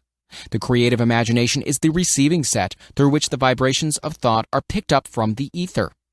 Along with the important factors of the subconscious mind and the faculty of the creative imagination, which constitutes the sending and receiving sets of your mental broadcasting machinery, consider now the principle of autosuggestion, which is the medium by which you may put into operation your broadcasting station. Through the instructions described in the chapter on autosuggestion, you were definitely informed of the method by which desire may be transmuted into its monetary equivalent. Operation of your mental broadcasting station is a comparatively simple procedure. You have but 3 principles to bear in mind and to apply when you wish to use your broadcasting station: the subconscious mind, creative imagination, and autosuggestion. The stimuli through which you put these 3 principles into action have been described. The procedure begins with desire. The greatest forces are intangible. The Depression brought the world to the very borderline of understanding the forces which are intangible and unseen. Through the ages which have passed, man has depended too much upon his physical senses, and has limited his knowledge to physical things which he could see, touch, weigh, and measure. We are now entering the most marvelous of all ages, an age which will teach us something of the intangible forces of the world about us. Perhaps we shall learn as we pass through this age that the other self is more powerful than the physical self we see when we look into a mirror. Sometimes men speak lightly of the intangibles, the things that they cannot perceive through any of their 5 senses, and when we hear them, it should remind us that all of us are controlled by forces which are unseen and intangible. The whole of mankind has not the power to cope with nor to control the intangible force wrapped up in the rolling waves of the oceans. Man has not the capacity to understand the intangible force of gravity which keeps his little earth suspended into mid-air and keeps man from falling from it, much less the power to control that force. Man is entirely subservient to the intangible force which comes with a thunderstorm, and he is just as helpless in the presence of the intangible force of electricity. Nay, he does not even know what electricity is, where it comes from, or what its purpose is. Nor is this by any means the end of man's ignorance in connection with things unseen and intangible. He does not understand the intangible force and intelligence wrapped up in the soil of the earth, the force which provides him with every morsel of food he eats, every article of clothing he wears, and every dollar he carries in his pockets. The dramatic story of the brain. Last but not least, man, with all of his boasted culture and education, understands little or nothing of the intangible force, the greatest of all the intangibles, of thought. He knows but little concerning the physical brain and its vast network of intricate machinery through which the power of thought is translated into its material equivalent. But he is now entering an age which shall yield enlightenment on the subject. Already men of science have begun to turn their attention to the study of this stupendous thing called a brain, and while they are still in the kindergarten stage of their studies, they have uncovered enough knowledge to know that the central switchboard of the human brain, the number of lines which connect the brain cells one with the other, equal the figure 1, followed by 15 million ciphers. The figure is so stupendous, said Dr. C. Judson Herrick of the University of Chicago, that astronomical figures dealing with hundreds of millions of light years become insignificant by comparison. It has been determined that there are 10 billion to 14 billion nerve cells in the human cerebral cortex, and we know that these are arranged in definite patterns. These arrangements are not haphazard, they are orderly. Recently developed methods of electrophysiology draw off action currents from very precisely located cells or fibers with microelectrodes, amplify them with radio tubes, and record potential differences to the millionth of a volt. It is inconceivable that such a network of intricate machinery should be in existence for the sole purpose of carrying on the physical functions incidental to growth and maintenance of the physical body. Is it not likely that the same system, which gives billions of brain cells the media of communication one with another, provides also the means of communication with other intangible forces? After this book had been written, just before the manuscript went to the publisher, there appeared in the New York Times an editorial showing that at least one great university and one intelligent investigator in the field of mental phenomena are carrying out an organized research through which conclusions have been reached that parallel many of these described in this and the following chapter. The editorial briefly analyzed the work carried on by Dr. Rind and his associates at Duke University, viz., what is telepathy? Quote, "A month ago we cited on this page some of the remarkable results achieved by Professor Rind and his associates in Duke University from more than 100,000 tests to determine the existence of telepathy and clairvoyance. These results were summarized in the first 2 articles in Harper's Magazine. In the second, which has now appeared, the author E.H. Wright attempts to summarize what has been learned, or what it seems reasonable to infer regarding the exact nature of these extrasensory modes of perception. The actual existence of telepathy and clairvoyance now seems to some scientists enormously probable as a result of Rind's experiments. Various percipients were asked to name as many cards in a special pack as they could without looking at them and without their sensory access to them. About a score of men and women were discovered who could regularly name so many of the cards correctly that there was not one chance in many million of their having done their feats by luck or accident. But how did they do them? These powers, assuming that they exist, do not seem to be sensory. There is no known organ for them. The experiment worked just as well at distances of several hundred miles as they did in the same room. These facts also dispose, in Mr. Wright's opinion, of the attempt to explain telepathy or clairvoyance through any physical theory of radiation. All known forms of radiant energy decline inversely as the square of the distance traversed. Telepathy and clairvoyance don't, but they do vary through physical causes, as our other mental powers do. Contrary to widespread opinion, they do not improve when the percipient is asleep or half asleep, but, on the contrary, when he is most wide awake and alert. Rind discovered that a narcotic will invariably lower a percipient's score, while a stimulant will always send it higher. The most reliable performer apparently cannot make a good score unless he tries to do his best. One conclusion that Wright draws with some confidence is that telepathy and clairvoyance are really one and the same gift. That is, the faculty that sees a card face down and on a table seems to be exactly the same one that reads a thought residing only in another mind. There are several grounds for believing this. So far, for example, the 2 gifts have been found in every person who enjoys either of them. In every one so far, the 2 have been of equal vigor, almost exactly. Screens, walls, distances have no effect at all on either. One conclusion that Wright draws with some confidence is that telepathy and clairvoyance are really one and the same gift. That is, the faculty that sees a card face down on a table seems to be exactly the same one that reads a thought, residing only in another mind. There are several grounds for believing this. So far, for example, the 2 gifts have been found in every person who enjoys either of them. In every one so far, the 2 have been of equal vigor, almost exactly. Screens, walls, distances have no effect at all on either. Wright advances from this conclusion to express that he puts forward as no more than the mere hunch that other extrasensory experiences, such as prophetic dreams, premonitions of disaster, and the like, may also prove to be part of the same faculty. The reader is not asked to accept any of these conclusions unless he finds it necessary, but the evidence that Rind has piled up must remain impressive. In view of Dr. Rind's announcement in connection with the conditions under which the mind responds to what he terms extrasensory modes of perception, I now feel privileged to add to this testimony by stating that my associates and I have discovered what we believe to be the ideal conditions under which the mind can be stimulated so that the 6th sense described in the next chapter can be made to function in a practical way. The conditions to which I refer consist of a close working alliance between myself and 2 members of my staff. Through experimentation and practice, we have discovered how to stimulate our minds by applying principles used in connection with the invisible counselors described in the next chapter, so that we can, by a process of blending our 3 minds into one, find the solution to a great variety of personal problems which are submitted by my clients. The procedure is very simple. We sit down at a conference table, clearly state the nature of the problem we have under consideration, then begin discussing it. Each contributes whatever thoughts that may occur. The strange thing about this method of mind stimulation is that it places each participant in communication with unknown sources of knowledge definitely outside his own experience.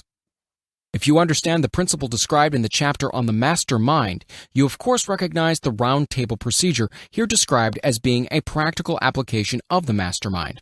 This method of mind stimulation, through harmonious discussion of definite subjects between 3 people, illustrates the simplest and most practical use of the master mind. By adopting and following a similar plan, any student of this philosophy may come into possession of the famous Carnegie formula briefly described in the introduction. If it means nothing to you at this time, mark this page and read it again after you have finished the last chapter.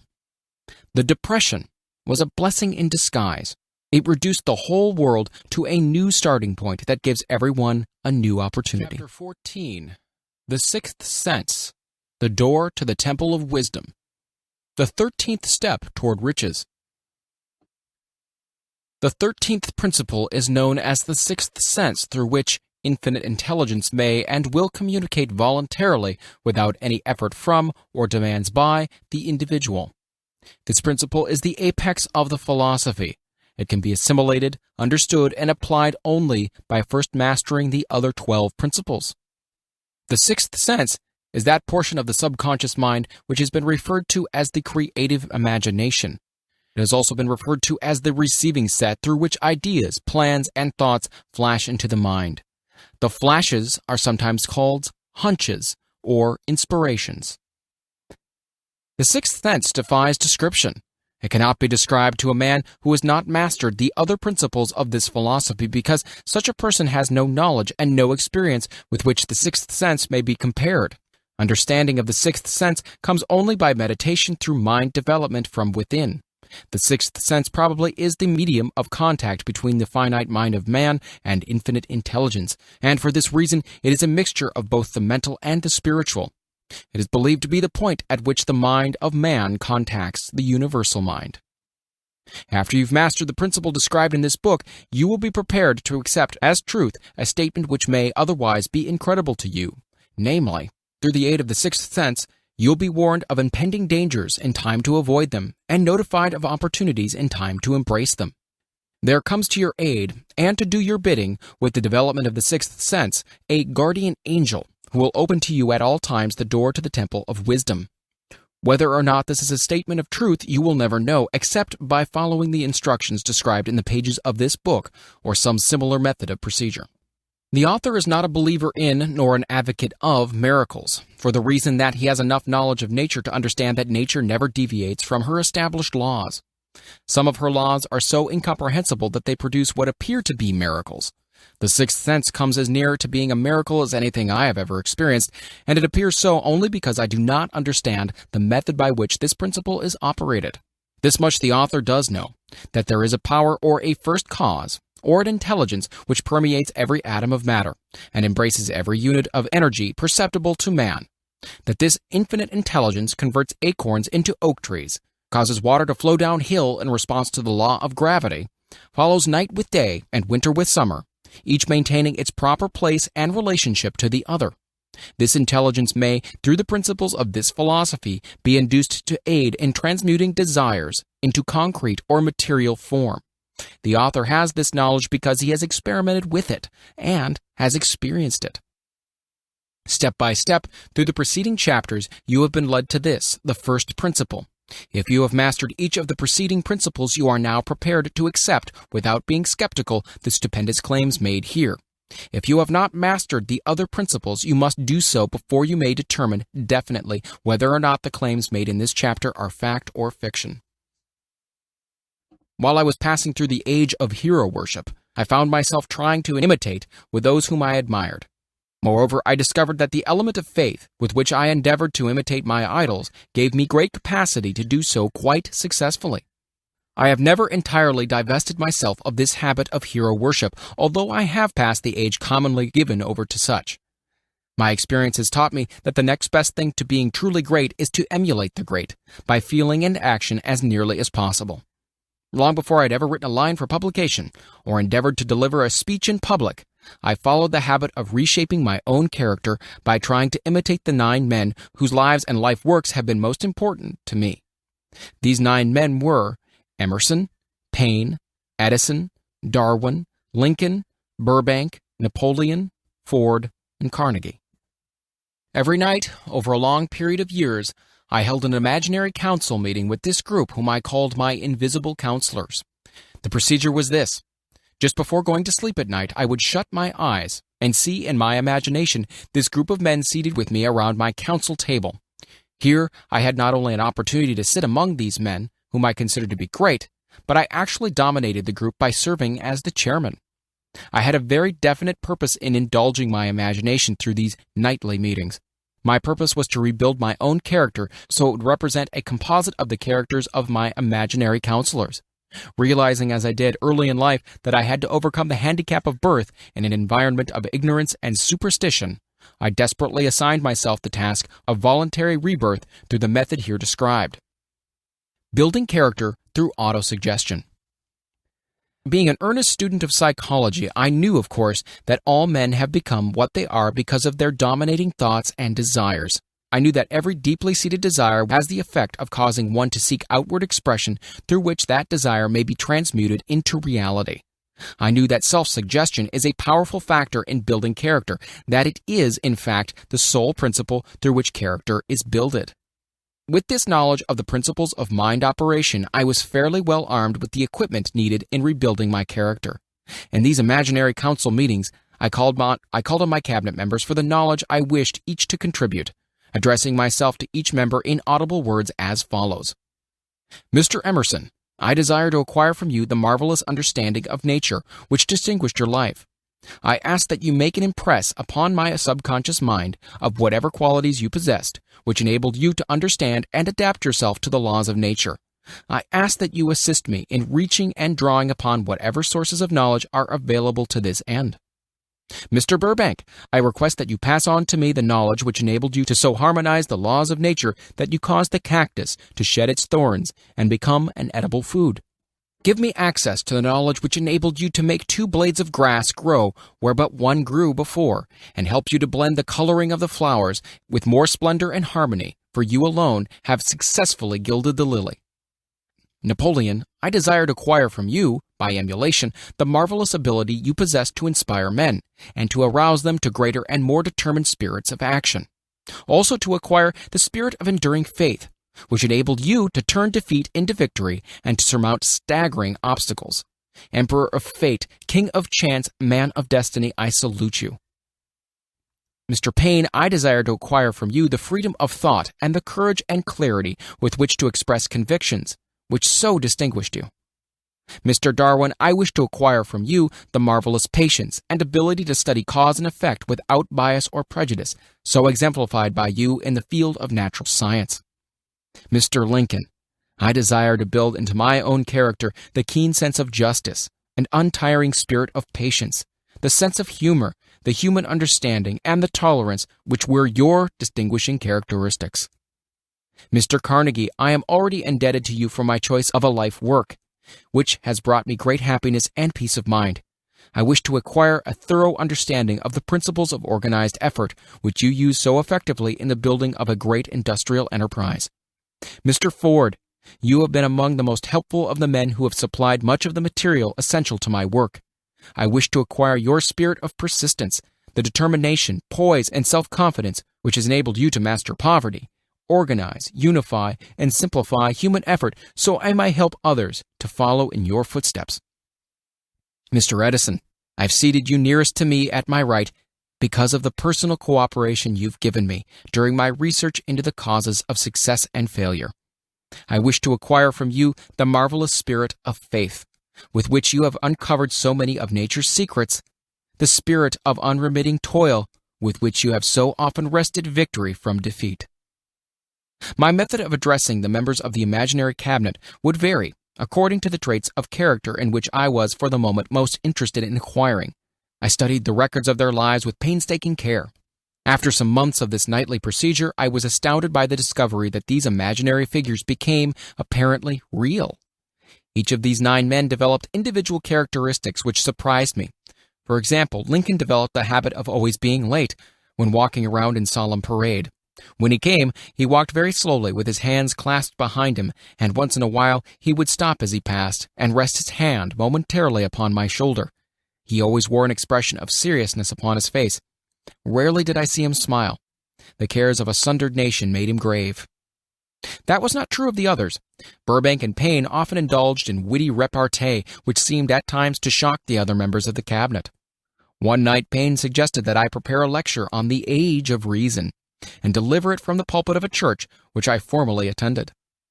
Many around the table laughed heartily at the suggestion, but not Napoleon. He drew his mouth down at the corners and groaned so loudly that all turned and looked at him with amazement. To him the church was but a pawn of the state, not to be reformed, but to be used as a convenient inciter to mass activity by the people.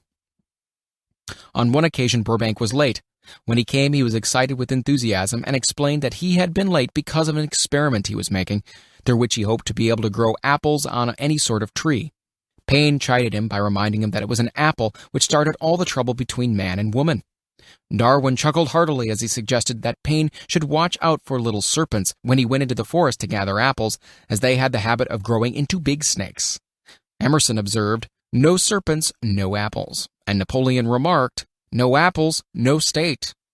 Lincoln developed the habit of always being the last one to leave the table after each meeting. On one occasion, he leaned across the end of the table, his arms folded, and remained in that position for many minutes. I made no attempt to disturb him. Finally, he lifted his head slowly, got up and walked to the door, then turned around, came back, and laid his hand on my shoulder and said, "My boy, you will need much courage if you remain steadfast in carrying out your purpose in life. But remember, when difficulties overtake you, the common people have common sense. Adversity will develop it." One evening, Edison arrived ahead of all the others. He walked over and seated himself at my left, where Emerson was accustomed to sit, and said, "You are destined to witness the discovery of the secret of life. When the time comes, you will observe that life consists of great swarms of energy, or entities, each as intelligent as human beings think themselves to be. These units have differences of opinion, the same as human beings, and often fight among themselves. These meetings which you are conducting will be very helpful to you. They will bring to your rescue some of the same units of life which serve the members of your cabinet during their lives. These units are eternal. They never die. Your own thoughts and desires serve as the magnet which attracts units of life from the great ocean of life that is out there. Only the friendly units are attracted, the ones which harmonize with the nature of your desires." The other members of the cabinet began to enter the room. Edison got up and slowly walked around to his own seat. Edison was still living when this happened. It impressed me so greatly that I went to see him and told him about the experience. He smiled broadly and said, "Your dream has more of reality than you may have imagined it to have been." He added no further explanation to this statement. These meetings became so realistic that I became fearful of their consequences and discontinued them for several months. The experiences were so uncanny, I was afraid if I continued them, I would lose sight of the fact that the meetings were purely experiences of my imagination. Some 6 months after I had discontinued the practice, I was awakened one night, or thought I was, when I saw Lincoln standing at my bedside. He said, "The world will soon need your services. It's about to undergo a period of chaos which will cause men and women to lose faith and become panic-stricken. Go ahead with your work and complete your philosophy. That is your mission in life.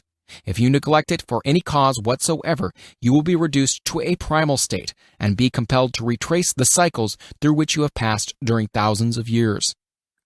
I was unable to tell the following morning whether I had dreamed this or had actually been awake, and I have never found out which it was, but I do know that the dream, if it was a dream, was so vivid in my mind the next day that I resumed my meetings the following night. At our next meeting, the members of my cabinet all filed into the room together and stood at their accustomed places at the council table, while Lincoln raised a glass and said, "Gentlemen, let us drink a toast to a friend who has returned to the fold." After that, I began to add new members to my cabinet, until now it consists of more than 50, among them Christ, St. Paul, Galileo, Copernicus, Aristotle, Plato, Socrates, Homer, Voltaire, Bruno, Spinoza, Drummond, Kant, Schopenhauer, Newton, Confucius, Albert Hubbard, Braun, Ingersoll, Wilson, and William James. This is the first time that I have had the courage to mention this. Heretofore, I have remained quiet on the subject because I knew from my own attitude in connection with such matters that I would be misunderstood if I described my unusual experience. I have been emboldened now to reduce my experience to the printed page because I'm now less concerned about what they say than I was in the years that have passed. One of the blessings of maturity is that it sometimes brings one greater courage to be truthful, regardless of what those who do not understand may think or say.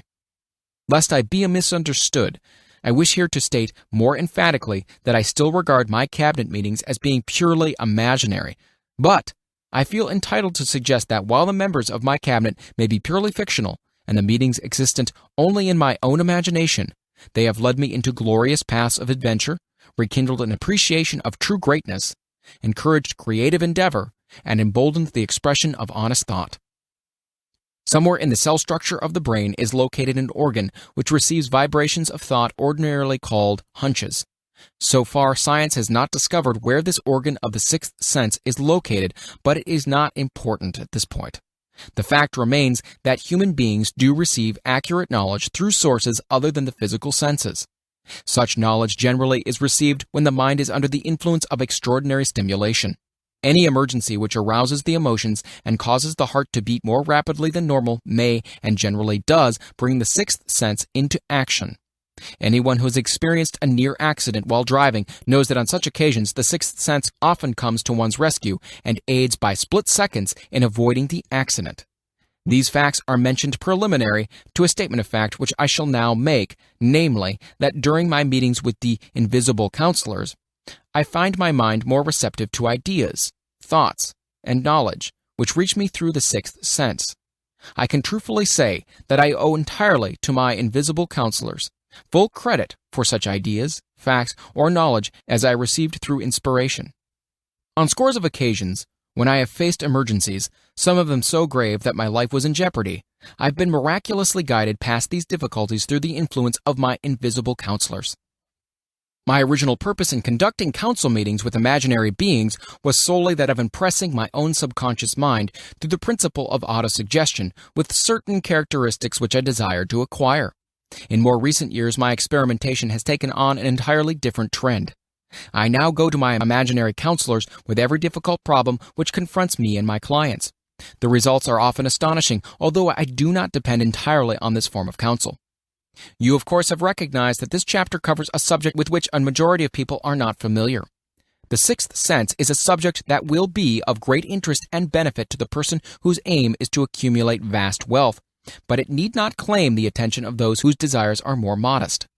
Henry Ford undoubtedly understands and makes practical use of the sixth sense. His vast business and financial operations make it necessary for him to understand and use this principle.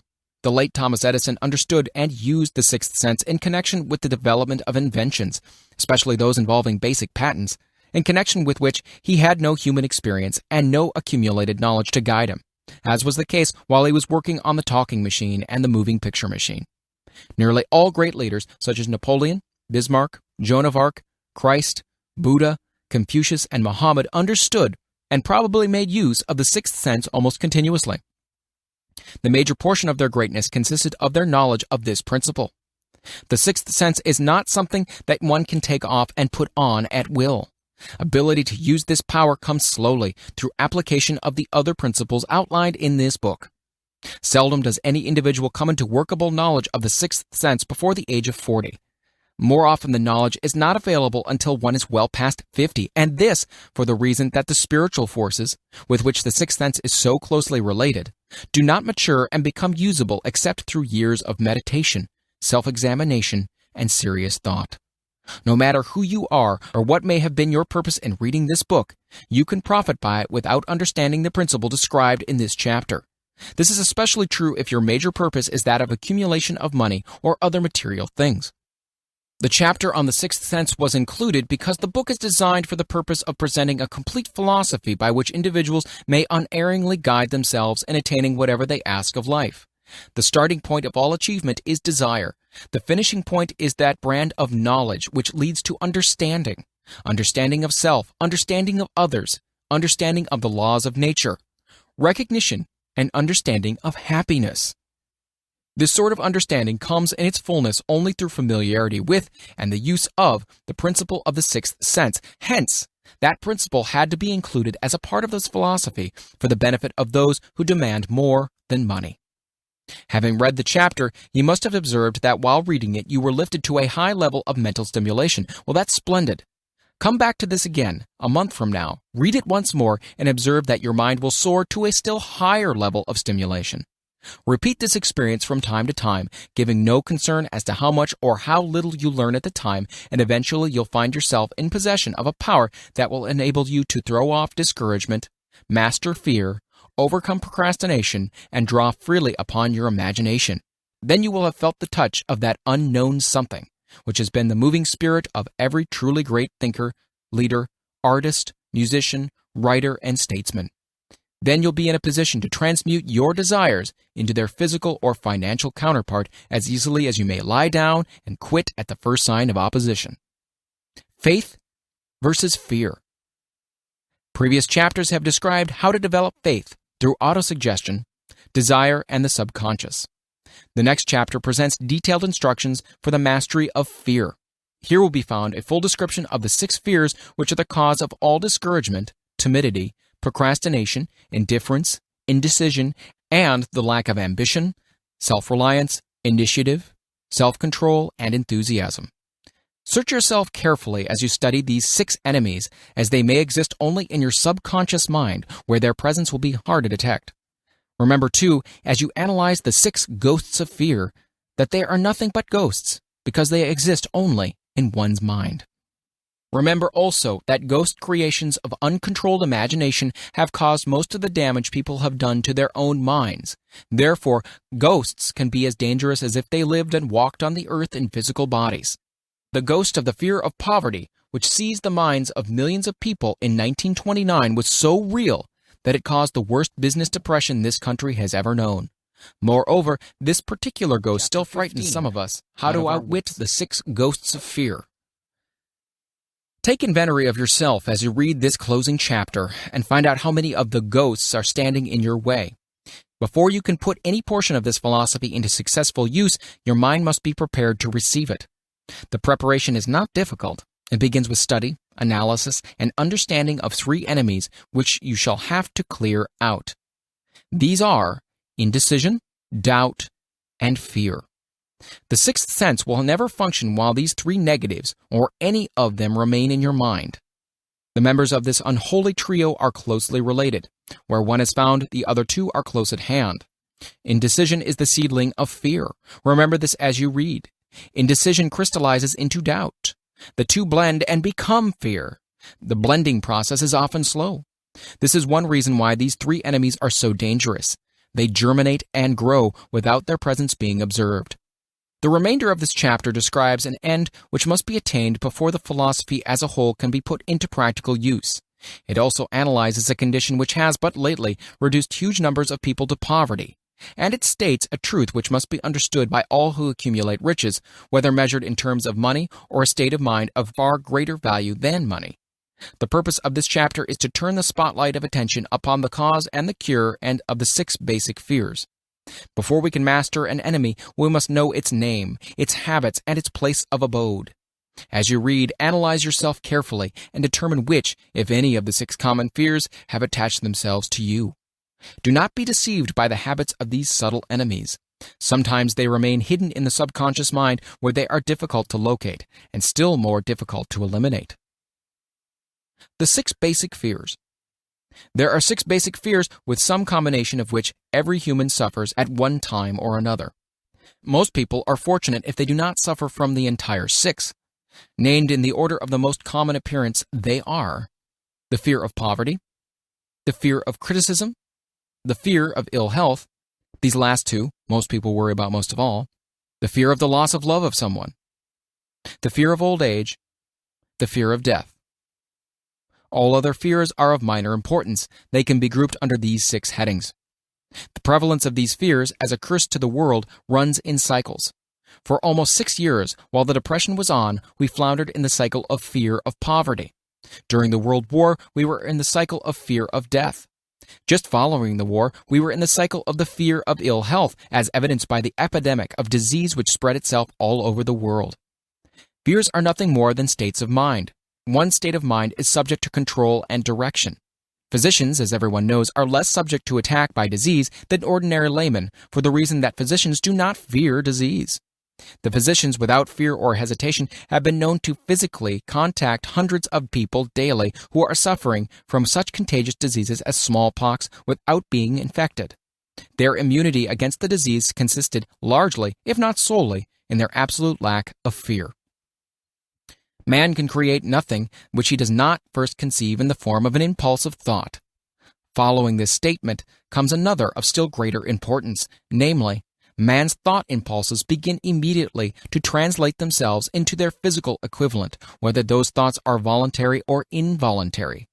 Thought impulses which are picked up through the ether by mere chance, thoughts which have been released by other minds, may determine one's financial, business, professional, or social destiny just as surely as do the thought impulses which one creates by intent and design. We are here laying the foundation for the presentation of a fact of great importance to the person who does not understand why some people appear to be lucky, while others of equal or greater ability, training, experience, and brain capacity seem destined to ride with misfortune.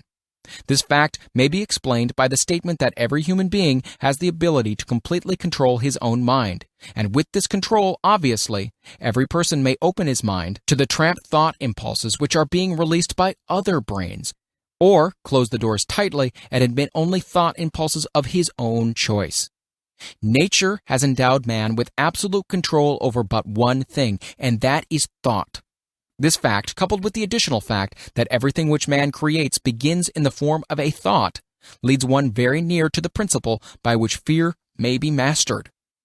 If it is true that all thought has a tendency to clothe itself in its physical equivalent, and this is true beyond any reasonable room for doubt, it is equally true that thought impulses of fear and poverty cannot be translated into terms of courage and financial gain. The people of America began to think of poverty following the Wall Street crash of 1929.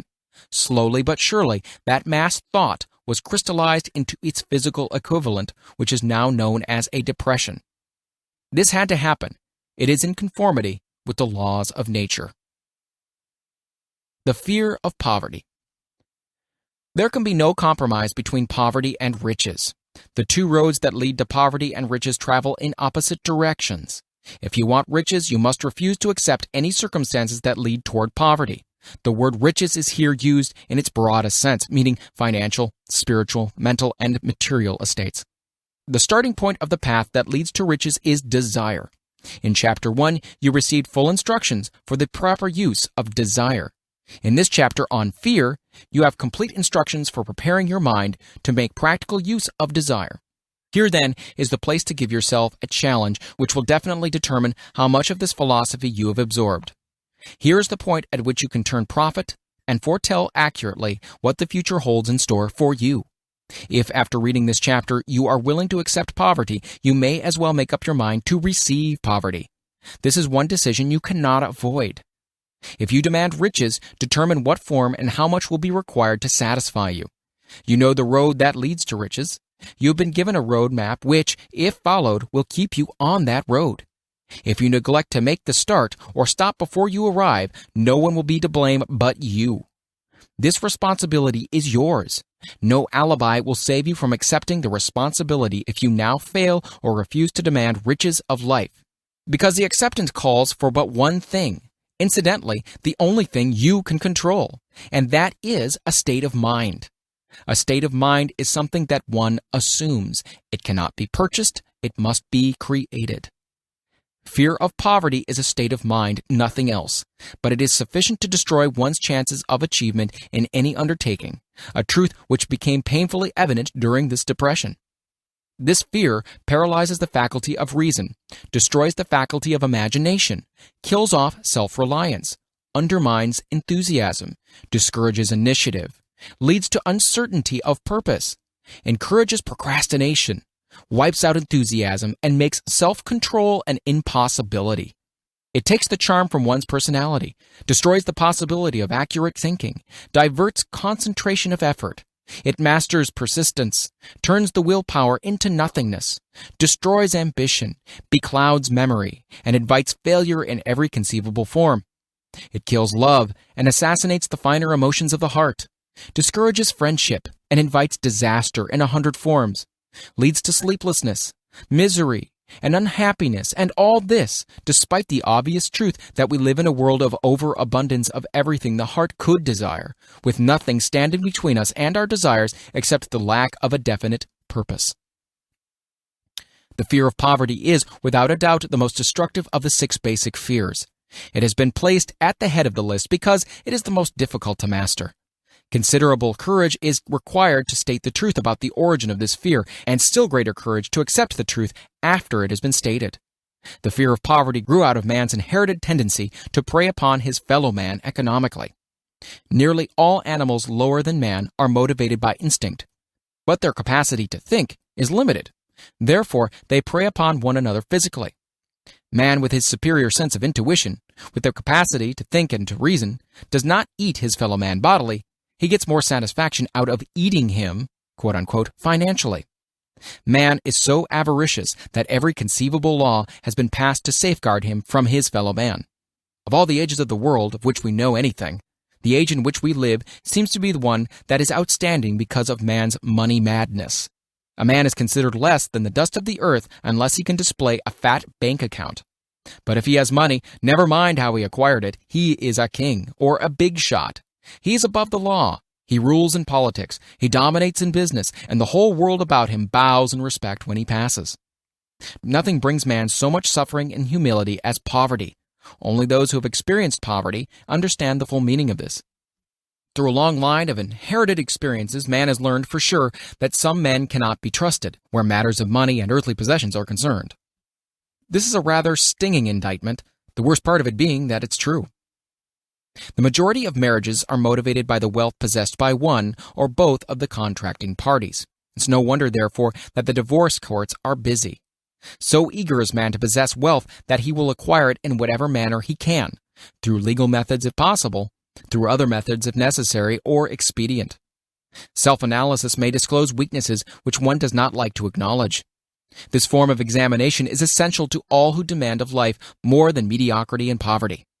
Remember, as you check yourself point by point, that you are both the court and the jury, the prosecuting attorney and the attorney for the defense, and that you are the plaintiff and the defendant also. That you're on trial. Face the facts squarely. Ask yourself definite questions and demand direct replies. When the examination is over, you'll know more about yourself. If you do not feel that you can be an impartial judge in this self-examination, call upon someone who knows you well to serve as judge while you cross-examine yourself. You are after the truth. Get it no matter what the cost, even though it may temporarily embarrass you.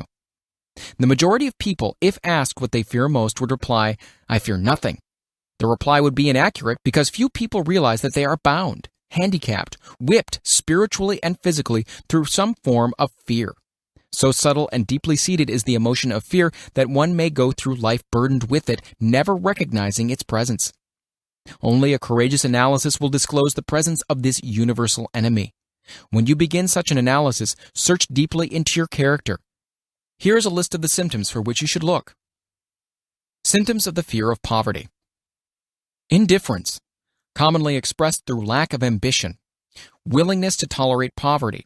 Acceptance of whatever compensation life may offer without protest. Mental and physical laziness. Lack of initiative, imagination, enthusiasm, and self-control. Indecision, the habit of permitting others to do one's thinking. Staying on the fence. Doubt, generally expressed through alibis and excuses designed to cover up, explain away, or apologize for one's failures, sometimes expressed in the form of envy of those who are successful or by criticizing them. Worry, usually expressed by finding fault with others, a tendency to spend beyond one's income, neglect of personal appearance, scowling and frowning, intemperance in the use of alcoholic drink, sometimes through the use of narcotics, nervousness, lack of poise, self-consciousness, and lack of self-reliance. Overcaution, the habit of looking for the negative side of every circumstance, thinking and talking of possible failure instead of concentrating upon the means of succeeding, knowing all the roads to disaster but never searching for the plans to avoid failure, waiting for the right time to begin putting ideas and plans into action until the waiting becomes a permanent habit, remembering those who have failed and forgetting those who have succeeded, seeing the hole in the donut but overlooking the donut itself, pessimism leading to indigestion, poor elimination, auto-intoxication, bad breath, and bad disposition. Procrastination, the habit of putting off until tomorrow that which should have been done last year, spending enough time in creating alibis and excuses to have done the job. This system is closely related to overcaution, doubt, and worry. Refusal to accept responsibility when it can be avoided. willingness to compromise rather than to put up a stiff fight, compromising with difficulties instead of harnessing and using them as stepping stones to advancement, bargaining with life for a penny instead of demanding prosperity, opulence, riches, contentment, and happiness, planning what to do if and when overtaken by failure instead of burning all bridges and making retreat impossible, weakness of and often total lack of self-confidence, definiteness of purpose, self-control, initiative, enthusiasm, ambition, thrift, and sound reasoning ability. Expecting poverty instead of demanding riches. Association with those who accept poverty instead of seeking the company of those who demand and receive riches. Money talks. Some will ask, why did you write a book about money? Why measure riches in dollars alone? Some will believe, and rightly so, that there are other forms of riches more desirable than money.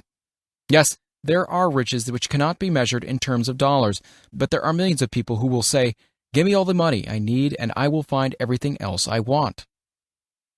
The major reason why I wrote this book on how to get money is the fact that the world has but lately passed through an experience that left millions of men and women paralyzed with the fear of poverty. What this sort of fear does to one was well described by Westbridge Pegler in the New York World Telegram, viz. Money is only clamshells or metal discs or scraps of paper, and there are treasures of the heart and soul which money cannot buy. But most people, being broke, are unable to keep this in mind and sustain their spirits. When a man is down and out and on the street, unable to get any job at all, something happens to his spirit which can be observed in the droop of his shoulders, the set of his hat, his walk, and his gaze. Cannot escape a feeling of inferiority among people with regular employment, even though he knows that they are definitely not his equals in character, intelligence, or ability. These people, even his friends, feel, on the other hand, a sense of superiority, and regard him, perhaps unconsciously, as a casualty. He may borrow for a time, but not enough to carry on in his accustomed way, and he cannot continue to borrow very long. But borrowing in itself, when a man is borrowing merely to live, is a depressing experience, and the money lacks the power of earned money to revive his spirits.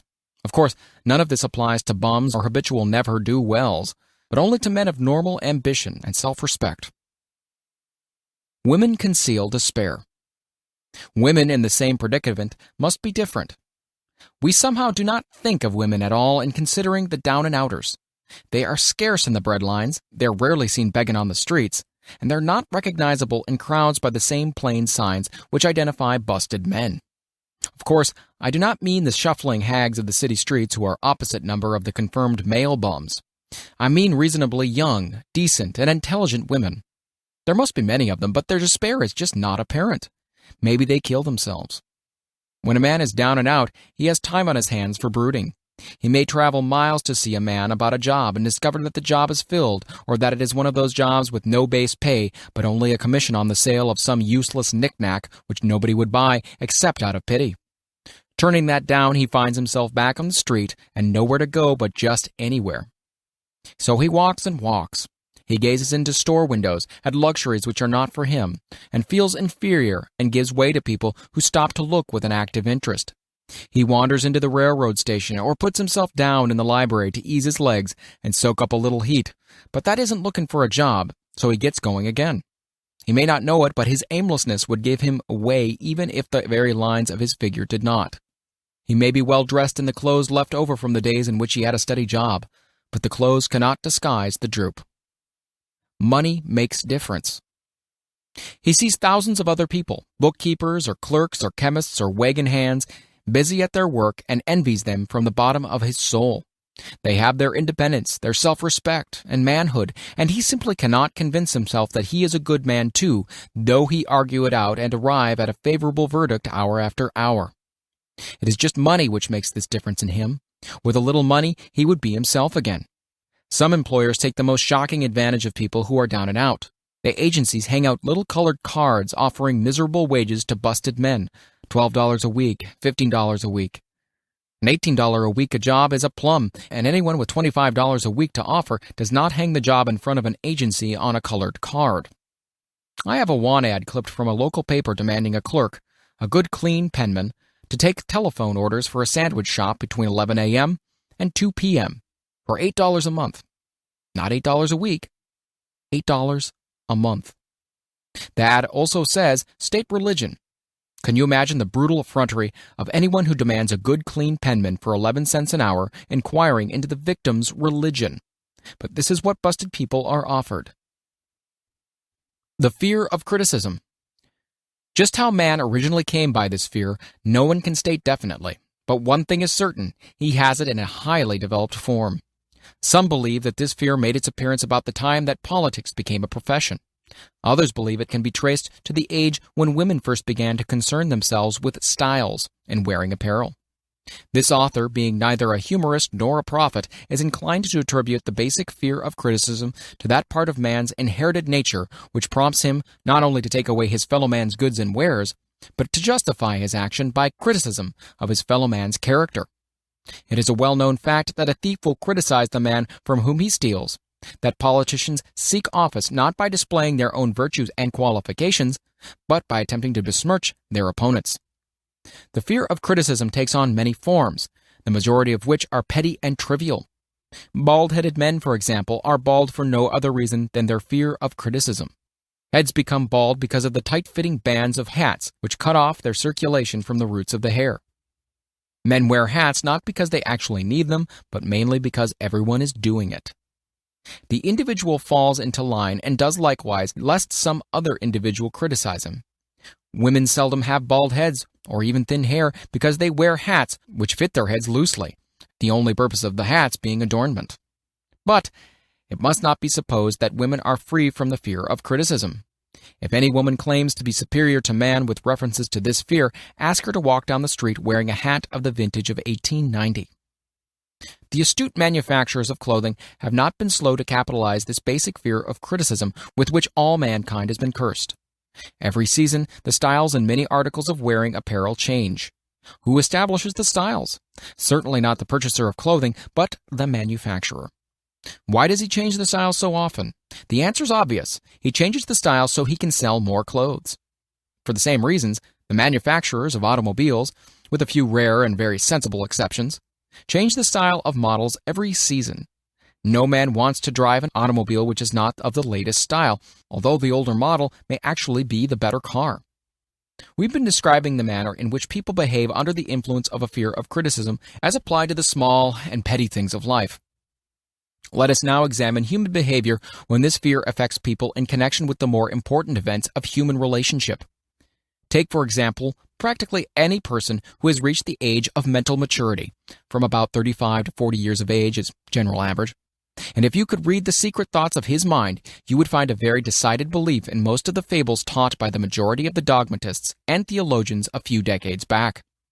Not often, however, will you find a person who has the courage to openly state his belief on this subject. Most people will, if pressed far enough, tell a lie rather than admit that they do not believe the stories associated with the form of religion which held people in bondage prior to the age of scientific discovery and education. Why does the average person, even in this day of enlightenment, shy away from denying his belief in the fables which were the basis of most of the religions a few decades ago? The answer is because of the fear of criticism. Men and women have been burned at the stake for daring to express disbelief in ghosts. It is no wonder we have inherited a consciousness which makes us fear criticism. The time was, not so far in the past, when criticism carried severe punishments. It still does so in some countries. The fear of criticism robs man of his initiative, destroys his power of imagination, limits his individuality, takes away his self-defense, and does him damage in 100 other ways. Parents often do their children irreparable injury by criticizing them. The mother of one of my boyhood chums used to punish him with a switch almost daily, always completing the job with the statement, "You'll land in a penitentiary before you're 20. He was sent to a reformatory at the age of 17. Criticism is one form of service of which everyone has too much. Everyone has a stock of which is handed out gratis, whether called for or not. One's nearest relatives often are the worst offenders. It should be recognized as a crime, in reality it is a crime of the worst nature, for any parent to build inferiority complexes in the mind of a child through unnecessary criticism. Employers who understand human nature get the best there is in men, not by criticism, but by constructive suggestion. Parents may accomplish the same results with their children. Criticism will plant fear in the human heart or resentment, but it will not build love or affection. Symptoms of the fear of criticism. This fear is almost as universal as the fear of poverty, and its effects are just as fatal to personal achievement, mainly because this fear destroys initiative and discourages the use of imagination. The major symptoms of the fear are self-consciousness, generally expressed through nervousness, timidity in conversation and in meeting strangers, awkward movement of the hands, limbs, and shifting of the eyes. Lack of poise, expressed through a lack of voice control, nervousness in the presence of others, poor posture of body, and poor memory. Personality, lacking in a firmness of decision, personal charm, and ability to express opinions definitely. The habit of sidestepping issues instead of meeting them squarely, agreeing with others without careful examination of their opinions. Inferiority complex, the habit of expressing self-approval by word of mouth and by actions as a means of covering up a feeling of inferiority. Using big words to impress others, often without knowing the real meaning of the words. Imitating others in dress, speech, and manners. Boasting of an imaginary achievement. This sometimes gives a surface appearance of a feeling of superiority. Extravagance, the habit of trying to keep up with the Joneses, spending beyond one's income. Lack of initiative, failure to embrace opportunities for self-advancement, fear to express opinions, lack of confidence in one's own ideas, giving evasive answers to questions asked by superiors, hesitancy of manner and speech, deceit in both words and deeds, lack of ambition, mental and physical laziness, lack of self-assertion, slowness in reaching decisions, easily influenced by others, the habit of criticizing others behind their backs and flattering them to their faces, the habit of accepting defeat without protest, quitting an undertaking when opposed by others, suspicious of other people without cause, lacking in tactfulness of manner and speech, unwillingness to accept the blame for mistakes. The fear of ill health. This fear may be traced to both physical and social heredity. It is closely associated as to its origin with the cause of the fear of old age and the fear of death, because it leads one closely to the border of terrible worlds of which man knows not, but concerning which he has been taught some discomforting stories. The opinion is somewhat general, also, that certain unethical people engaged in the business of selling health have had not a little to do with keeping alive the fear of ill health. In the main, man fears ill health because of the terrible pictures which have been planted in his mind of what may happen if death should overtake him. He also fears it because of the economic toll which it may claim. A reputable physician estimated that 75% of all people who visit physicians for professional services are suffering with hypochondria, imaginary illness. It has been shown most convincingly that the fear of disease, even where there is not the slightest cause for fear, often produces the physical symptoms of the disease feared. Powerful and mighty is the human mind. It builds or it destroys. Playing upon this common weakness of fear of ill health, dispensers of patent medicines have reaped fortunes. This form of imposition upon credulous humanity became so prevalent almost some 20 years ago that Collier's Weekly conducted a bitter campaign against some of the worst offenders in the patent medicine business. During the flu epidemic which broke out during the World War, the mayor of New York City took drastic steps to check the damage which people were doing themselves through their inherent fear of ill health. He called in the newspaper men and said to them, "Gentlemen, I feel it necessary to ask you not to publish any scare headlines concerning this flu epidemic. Unless you cooperate with me, we will have a situation which we cannot control." The newspapers quit publishing the stories about the flu, and within 1 month, the epidemic had been successfully checked. Through a series of experiments conducted some years ago, it was proved that people may be made ill by suggestion. We conducted the experiment by causing the 3 acquaintances to visit the victims, each of whom asked the question, "What ails you?" or "You look terribly ill." The first questioner usually provoked a grin and a nonchalant reply, which was usually something like, "Oh, nothing, I'm all right," from the victim. The second questioner usually was answered with the statement, "I don't know exactly, but I do feel badly." The third questioner was usually met with the frank admission that the victim was actually feeling ill. Try this on an acquaintance if you doubt that it will make him uncomfortable. But do not carry the experiment too far. There's a certain religious sect whose members take vengeance upon their enemies by the hexing method. They call it placing a spell on the victim. There is overwhelming evidence that disease sometimes begins in the form of negative thought impulse. Such an impulse may be passed from one's mind to another by suggestion or created by an individual in his own mind. A man who was blessed with more wisdom than his incident might indicate once said, "When anyone asks me how I feel, I always want to answer by knocking him down." Doctors send patients into new climates for their health because a change of mental attitude is necessary. The seed of fear of ill health lives in every human mind. Worry, fear, discouragement, disappointment in love and business affairs cause this seed to germinate and grow. The recent business depression kept the doctors on the run because every form of negative thinking may cause ill health. Disappointments in business and in love stand at the head of the list of causes of the fear of ill health. A young man suffered a disappointment in love which sent him to the hospital. For months he hovered between life and death. A specialist in suggesting therapeutics was called in. The specialist changed nurses, placing him in charge of a very charming young woman who began, by prearrangement with the doctor, to make love to him the first day of her arrival on the job. Within 3 weeks, the patient was discharged from the hospital, still suffering, but with an entirely different malady. He was in love again. The remedy was a hoax, but the patient and the nurse were later married. Both are in good health at the time of this writing. The symptoms of this almost universal fear are autosuggestion, the habit of negative use of self-suggestion by looking for and expecting to find the symptoms of all kinds of disease, enjoying imaginary illness and speaking of it as being real, the habit of trying all fads and isms recommended by others as having therapeutic value, talking to others of operations, accidents, and other forms of illness, experimenting with diets, physical exercises, reducing systems without professional guidance, trying home remedies, patent medicines, and quack remedies. Hypochondria, the habit of talking of illness, concentrating the mind upon disease, and expecting its appearance until a nervous break occurs. Nothing that comes in bottles can cure this condition. It is brought on by negative thinking, and nothing but positive thought can effect a cure. Hypochondria, a medical term for imaginary disease, is said to do as much damage on occasion as the disease one fears might do. Most so-called cases of nerves come from imaginary illness. Exercise. Fear of ill health often interferes with proper physical exercise and results in overweight by causing one to avoid outdoor life. Susceptibility.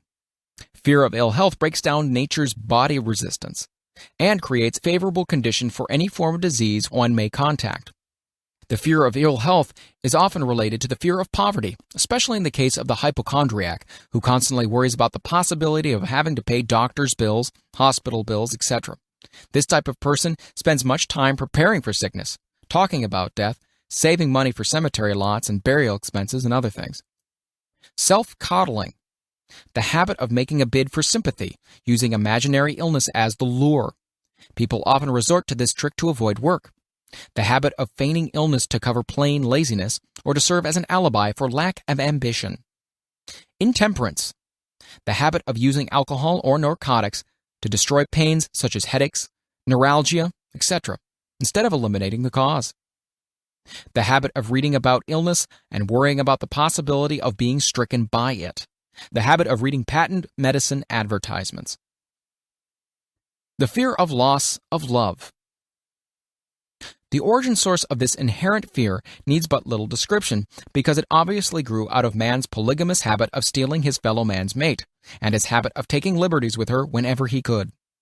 Jealousy and other similar forms of dementia grow out of a man's inherited fear of the loss of love of someone. This fear is the most painful of all the 6 basic fears. It probably plays more havoc with the body and mind than any of the other basic fears, as it often leads to permanent insanity. The fear of the loss of love probably dates back to the Stone Age, when men stole women by brute force. They continue to steal females, but their techniques have changed. Instead of force, they now use persuasion, the promise of pretty clothes, motor cars, and other bait, much more effective than physical force. Man's habits are the same as they were at the dawn of civilization, but he expresses them differently now. Careful analysis has shown that women are more susceptible to this fear than men. This fact is easily explained. Women have learned from experience that men are polygamous by nature and that they are not to be trusted in the hands of rivals. Symptoms of the fear of the loss of love. The distinguishing symptoms of this fear are jealousy, the habit of being suspicious of friends and loved ones without any reasonable evidence of sufficient grounds. Jealousy is a form of dementia, which sometimes becomes violent without the slightest cause. The habit of accusing wife or husband of infidelity without grounds. General suspicion of everyone, absolute faith in no one. Fault-finding. The habit of finding fault with friends, relatives, business associates, and loved ones upon the slightest provocation, or without any cause whatsoever. Gambling.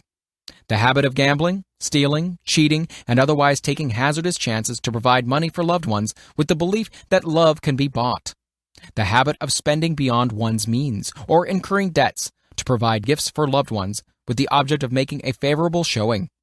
Insomnia, nervousness, lack of persistence, weakness of will, lack of self-control, lack of self-reliance, bad temper. The fear of old age. In the main, this fear grows out of two sources. First, the thought that old age may bring with it poverty. Secondly, and by far the most common source of origin, from false and cruel teachings of the past which have been well mixed with fire and brimstone and other bogies cunningly designed to enslave men through fear. In the basic fear of old age, man has two very sound reasons for his apprehension. One, growing out of his distrust of his fellow man, who may seize whatever worldly goods he may possess, and the other arising from the terrible pictures of the world beyond, which were planted in his mind through social heredity before he came into full possession of his mind. The possibility of ill health, which is more common as people grow older, is also a contributing cause of this common fear of old age. Eroticism also enters into the cause of the fear of old age, as no man cherishes the thought of diminishing sex attraction. The most common cause of a fear of old age is associated with the possibility of poverty. Poorhouse is not a pretty word. It throws a chill into the mind of every person who faces the possibility of having to spend his declining years on a poor farm. Another contributing cause of the fear of old age is the possibility of loss of freedom and independence, as old age may bring with it the loss of both physical and economic freedom. Symptoms of the fear of old age. The commonest symptoms of this fear are the tendency to slow down and develop an inferiority complex at the age of mental maturity, around the age of 40, falsely believing oneself to be slipping because of age. The truth is that man's most useful years, mentally and spiritually, are those between 40 and 60. The habit of speaking apologetically of oneself as being old merely because one has reached the age of 40 or 50, instead of reversing the rule and expressing gratitude for having reached the age of wisdom and understanding. The habit of killing off initiative, imagination, and self-reliance by falsely believing oneself too old to exercise these qualities. The habit of the man or woman of 40 dressing with the aim of trying to appear much younger and affecting mannerisms of youth, thereby inspiring ridicule by both friends and strangers. The fear of death. To some, this is the cruelest of all the basic fears. The reason is obvious. The terrible pangs of fear associated with the thought of death, in the majority of cases, may be charged directly to religious fanaticism. So-called heathen are less afraid of death than the more civilized. For hundreds of millions of years, man has been asking the still unanswered questions, whence and whither? Where did I come from, and where am I going? During the darker ages of the past, the more cunning and crafty were not slow to offer the answer to these questions, for a price. Witness now the major source of origin of the fear of death. Come into my tent, embrace my faith, accept my dogmas, and I will give you a ticket, and will admit you straight away into heaven when you die, cries a leader of sectarianism. Remain out of my tent, says the same leader, and may the devil take you and burn you throughout eternity. Eternity is a long time. Fire is a terrible thing. The thought of eternal punishment with fire not only causes man to fear death, it often causes him to lose his reason. It destroys interest in life and makes happiness impossible. During my research, I reviewed a book entitled A Catalogue of the Gods, in which were listed 30,000 gods which man has worshipped. Think of it, 30,000 of them, represented by everything from a crawfish to a man. It's little wonder that men have become frightened at the approach of death. While the religious leader may not be able to provide safe conduct into heaven, nor by lack of such provision allow the unfortunate to descend into hell, the possibility of the latter seems so terrible, and the very thought of it lays hold of the imagination in such a realistic way that it paralyzes reason and sets up the fear of death. In truth, no man knows, and no man has ever known, what heaven or hell is like, nor does any man know if either place actually exists. This very lack of positive knowledge opens the door of the human mind to the charlatan, so he may enter and control that mind with his stock of various brands of pious fraud and trickery. The fear of death is not as common now as it was during the age when there was no great colleges and universities. Men of science have turned the spotlight of truth upon the world, and this truth is rapidly freeing men and women from the terrible fear of death. The young men and young women who attend the colleges and universities are not so easily impressed by fire and brimstone. Through the aid of biology, astronomy, geology, and other related sciences, the fears of the Dark Ages which gripped the minds of men and destroyed their reason have now been dispelled. Insane asylums are filled with men and women who have gone mad because of the fear of death. This fear is useless. Death will come no matter what anyone may think about it. Accept it as a necessity and pass the thought out of your mind. It must be a necessity, or it would not come at all. Perhaps it's not as bad as it's been pictured. The entire world is made up of only two things: energy and matter. In elementary physics, we learn that neither matter nor energy, the only two realities known to man, can be created nor destroyed. Both matter and energy can be transformed, but neither can be destroyed. Life is energy, if it's anything. If neither energy nor matter can be destroyed, then of course life can't be destroyed. Life, like other forms of energy, may be passed through various processes of transition or change, but it can't be destroyed. Death is a mere transition. If death is not mere change or transition, then nothing comes after death except a long, eternal, peaceful sleep, and sleep is nothing to be feared. Thus you may wipe out forever the fear of death. Symptoms of the fear of death. The general symptoms of this fear are the habit of thinking about dying instead of making the most of life, due generally to lack of purpose or lack of suitable occupation. This fear is more prevalent among the aged, but sometimes the more youthful are victims of it as well. The greatest of all remedies for the fear of death is a burning desire for achievement, backed by useful services to others. A busy person seldom has time to think about dying. He finds life too thrilling to worry about death. The fear of death is closely associated with the fear of poverty, where one's death would leave loved ones poverty-stricken. In other cases, the fear of death is caused by illness and the consequent breaking down of physical body resistance. The commonest causes of the fear of death are ill health, poverty, lack of appropriate occupation, disappointment over love, insanity, religious fanaticism. Old man worry. Worry is a state of mind based upon fear. It works slowly but persistently. It is insidious and subtle. Step by step, it digs itself in until it paralyzes one's reasoning faculty, destroys self-confidence and initiative. Worry is a form of sustained fear caused by indecision. Therefore, it is a state of mind which can be controlled. An unsettled mind is helpless. Indecision makes an unsettled mind. Most individuals lack the willpower to reach decisions promptly and to stand by them after they have been made, even during normal business conditions. During periods of economic unrest, such as the world has recently experienced, the individual is handicapped, not alone by his inherent nature to be slow at reaching decisions, but he is influenced by the indecision of others around him, who have created a state of mass indecision.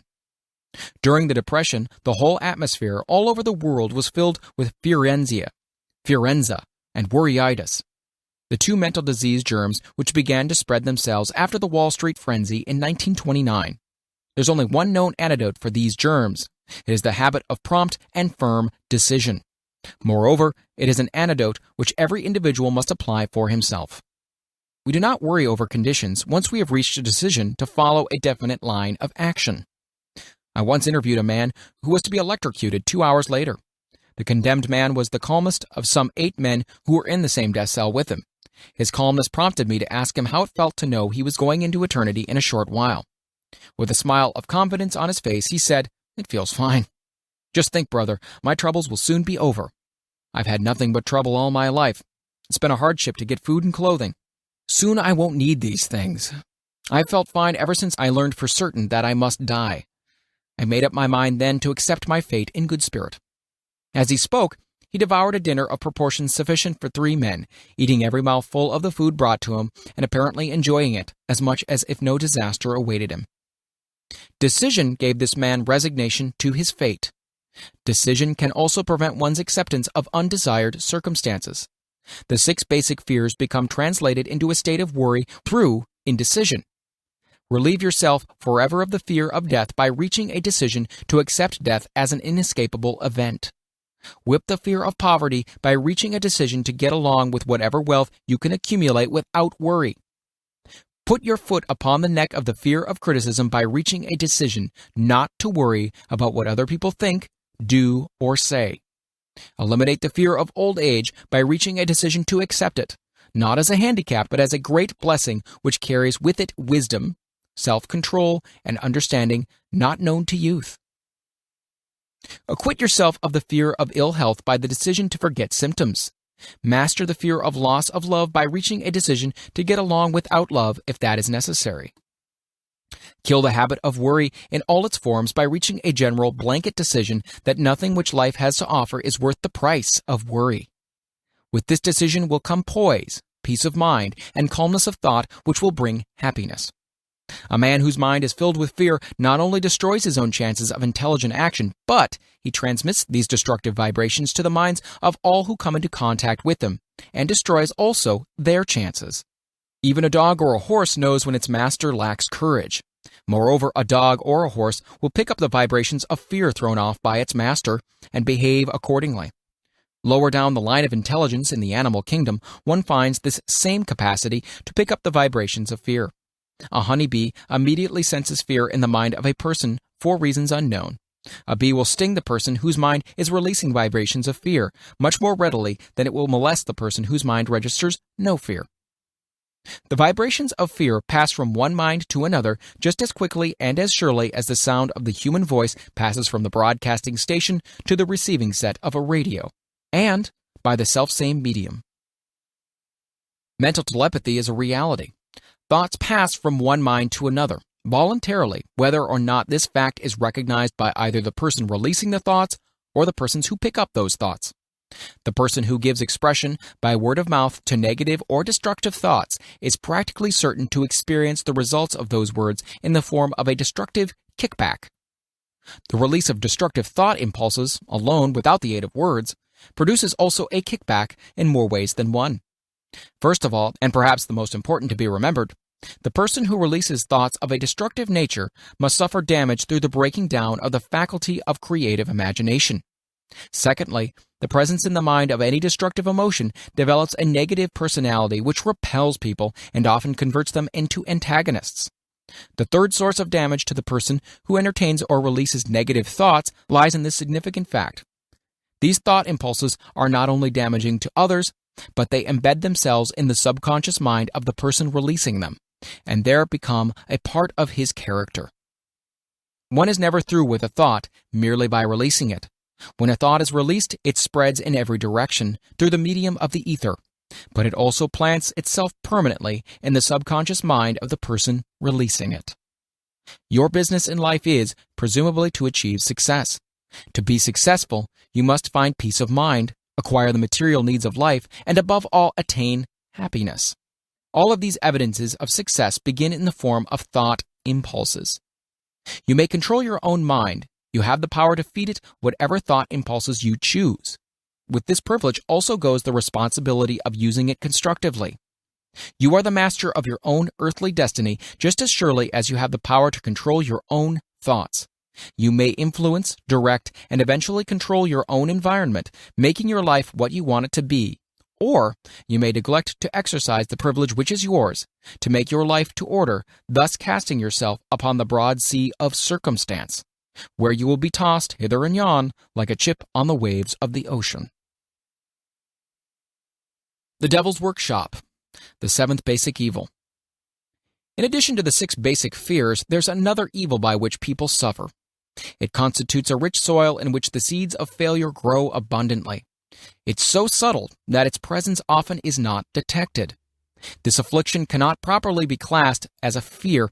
It's more deeply seated and more often fatal than all of the 6 fears. For want of a better name, let us call this evil susceptibility to negative influences. Men who accumulate great riches always protect themselves against this evil. The poverty-stricken never do. Those who succeed in any calling must prepare their minds to resist the evil. If you are reading this philosophy for the purpose of accumulating riches, you should examine yourself very carefully to determine whether you are susceptible to negative influences. If you neglect this self-analysis, you will forfeit your right to attain the object of your desires. Make the analysis searching. After you read the questions prepared for this self-analysis, hold yourself to a strict accounting in your answers. Go at the task as carefully as you would search for any other enemy you knew to be awaiting you in an ambush, and deal with your own faults as you would with a more tangible enemy.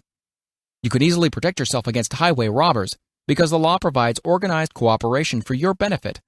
But the 7th basic evil is more difficult to master because it strikes when you are not aware of its presence, when you're asleep, and while you're awake. Moreover, its weapon is intangible because it consists of merely a state of mind. This evil is also dangerous because it strikes in as many different forms as there are human experiences. Sometimes it enters the mind through the well-meant words of one's own relatives. At other times it bores from within, through one's own mental attitude. Always it is as deadly as poison, even though it may not kill as quickly. How to protect yourself against negative influences? To protect yourself against negative influences, whether of your own making or the result of the activities of negative people around you, recognize that you have a willpower and put it into constant use until it builds a wall of immunity against negative influences in your own mind. Recognize the fact that you and every other human being are by nature lazy, indifferent, and susceptible to all suggestions which harmonize with your weakness. Recognize that you are by nature susceptible to all the 6 basic fears and set up habits for the purpose of counteracting all these fears. Recognize that negative influences often work on you through your subconscious mind, therefore they are difficult to detect, and keep your mind closed against all people who depress or discourage you in any way. Clean out your medicine chest, throw away all pill bottles, and stop pandering to colds, aches, pains, and imaginary illness. Deliberately seek the company of people who influence you to think and act for yourself. Do not expect troubles, as they have a tendency not to disappoint. Without doubt, the most common weakness of all human beings is the habit of leaving their minds open to the negative influence of other people. This weakness is all the more damaging because most people do not recognize that they are cursed by it, and many who acknowledge it neglect or refuse to correct the evil until it becomes an uncontrollable part of their daily habits. To aid those who wish to see themselves as they really are, the following list of questions has been prepared. Read the questions and state your answers aloud so you can hear your own voice. This will make it easier for you to be truthful with yourself. Self-analysis test questions. Do you often complain of feeling bad? And if so, what is the cause? Do you find fault with other people at the slightest provocation? Do you frequently make mistakes in your work, and if so, why? Are you sarcastic and offensive in your conversation? Do you deliberately avoid the association of anyone, and if so, why? Do you suffer frequently with indigestion? If so, what is the cause? Does life seem futile and the future hopeless to you? If so, why? Do you like your occupation? If not, why? Do you often feel self-pity, and if so, why? Are you envious of those who excel you? To which do you devote most time? Thinking of success or of failure? Are you gaining or losing self-confidence as you grow older? Do you learn something of value from all mistakes? Are you permitting some relative or acquaintance to worry you? If so, why? Are you sometimes in the clouds and at other times in the depths of despondency? Who has the most inspiring influence upon you? What is the cause? Do you tolerate negative or discouraging influences which you can avoid? Are you careless of your personal appearance? If so, when and why? Have you learned how to drown your troubles by being too busy to be annoyed by them? Would you call yourself a spineless weakling if you permitted others to do your thinking for you? Do you neglect internal bathing until auto-intoxication makes you ill-tempered and irritable? How many preventable disturbances annoy you, and why do you tolerate them? Do you resort to liquor, narcotics, or cigarettes to quiet your nerves? If so, do you not try willpower instead? Does anyone nag you, and if so, for what reason? Do you have a definite major purpose, and if so, what is it? And what plan have you for achieving it? Do you suffer from any of the 6 basic fears? If so, which ones? Have you a method by which you can shield yourself against the negative influence of others? Do you make deliberate use of autosuggestion to make your mind positive? Do you value most your material possessions or your privilege of controlling your own thoughts? Are you easily influenced by others against your own judgment? Has today added anything of value to your stock of knowledge or state of mind? Do you face squarely the circumstances which make you unhappy or sidestep the responsibility? Do you analyze all mistakes and failures and try to profit by them, or do you take the attitude that this is not your duty? Can you name 3 of your most damaging weaknesses? What are you doing to correct them? Do you encourage other people to bring their worries to you for sympathy? Do you choose from your daily experiences lessons or influences which aid in your personal advancement? Does your presence have a negative influence on other people as a rule? What habits of other people most annoy you? Do you form your own opinion or permit yourself to be influenced by other people? Have you learned how to create a mental state of mind with which you shield yourself against all discouraging influences? Does your occupation inspire you with faith and hope? Are you conscious of possessing spiritual forces of sufficient power to enable you to keep your mind free from all forms of fear? Does your religion help you to keep your own mind positive? Do you feel it your duty to share other people's worries? If so, why? If you believe that birds of a feather flock together, what have you learned about yourself by studying the friends whom you attract? What connection, if any, do you see between the people with whom you associate most closely and any unhappiness you may experience? Could it be possible that some person whom you consider to be a friend is in reality your worst enemy because of his negative influence on your mind? By what rules do you judge who is helpful and who is damaging to you? Are your intimate associates mentally superior or inferior to you? How much time out of every 24 hours do you devote to A. Your occupation, B. Sleep, C. Play and relaxation, D. Acquiring useful knowledge, E. Plain waste? Who among your acquaintances A. Encourages you most, B. Cautions you most, C. Discourages you most, D. Helps you most in other ways? What is your greatest worry? Why do you tolerate it? When others offer you free, unsolicited advice, do you accept it without question or analyze their motive? What, above all else, do you most desire? Do you intend to acquire it? Are you willing to subordinate all other desires for this one? How much time daily do you devote to acquiring it? Do you change your mind often? If so, why? Do you usually finish everything you begin? Are you easily impressed by other people's business or professional titles, college degrees, or wealth? Are you easily influenced by what other people think of you or say? Do you cater to people because of their social or financial status? Whom do you believe to be the greatest person living? In what respect is this person superior to yourself? How much time have you devoted to studying and answering these questions? At least one day is necessary for the analysis and the answering of the entire list. If you have answered all these questions truthfully, you know more about yourself than the majority of people. Study the questions carefully. Come back to them once each week for several months and be astounded at the amount of additional knowledge of great value to yourself you will have gained by the simple method of answering the questions truthfully. If you're not certain concerning the answers to some of these questions, seek the counsel of those who know you well, especially those who have no motive in flattering you, and see yourself through their eyes. The experience will be astonishing. You have absolute control over but one thing, and that is your thoughts. This is the most significant and inspiring of all facts known to man. It reflects man's divine nature. Thus, divine prerogative is the sole means by which you may control your own destiny. If you fail to control your own mind, you may be sure you will continue nothing else. If you must be careless with your possessions, let it be in connection with material things.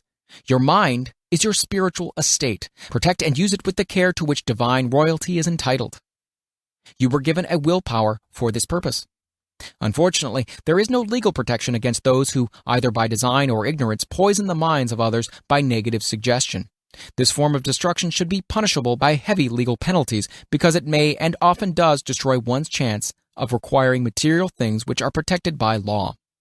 Men with negative minds tried to convince Thomas Edison that he could not build a machine that would record and reproduce the human voice, because, they said, no one else had produced such a machine. Edison did not believe them. He knew that the mind could produce anything the mind could conceive and believe, and that knowledge was the thing that lifted the great Edison above the common herd. Men with negative minds told F.W. Woolworth he would go broke trying to run a store on 5 and 10 cent sales. He did not believe them. He knew that he could do anything within reason if he backed his plans with faith. Exercising his right to keep other men's negative suggestions out of his mind, he piled up a fortune of more than $100 million. Men with negative minds told George Washington he would not hope to win against the vastly superior forces of the British, but he exercised his divine right to believe. Therefore, this book was published under the protection of the Stars and Stripes, while the name of Lord Cornwallis has been all but forgotten. Doubting Thomases scoffed scornfully when Henry Ford tried out his first crudely built automobile on the streets of Detroit.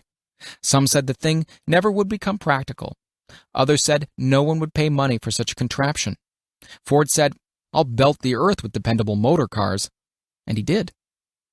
His decision to trust his own judgment has already piled up a fortune far greater than the next 5 generations of his descendants can squander. For the benefit of those seeking vast riches, let it be remembered that practically the sole difference between Henry Ford and a majority of the more than 100,000 men who work for him is this: Ford has a mind and controls it. The others have minds which they do not try to control. Henry Ford has been repeatedly mentioned because he is an astounding example of what a man with a mind of his own and a will to control it can accomplish. His record knocks the foundation from under that time-worn alibi: I never had a chance.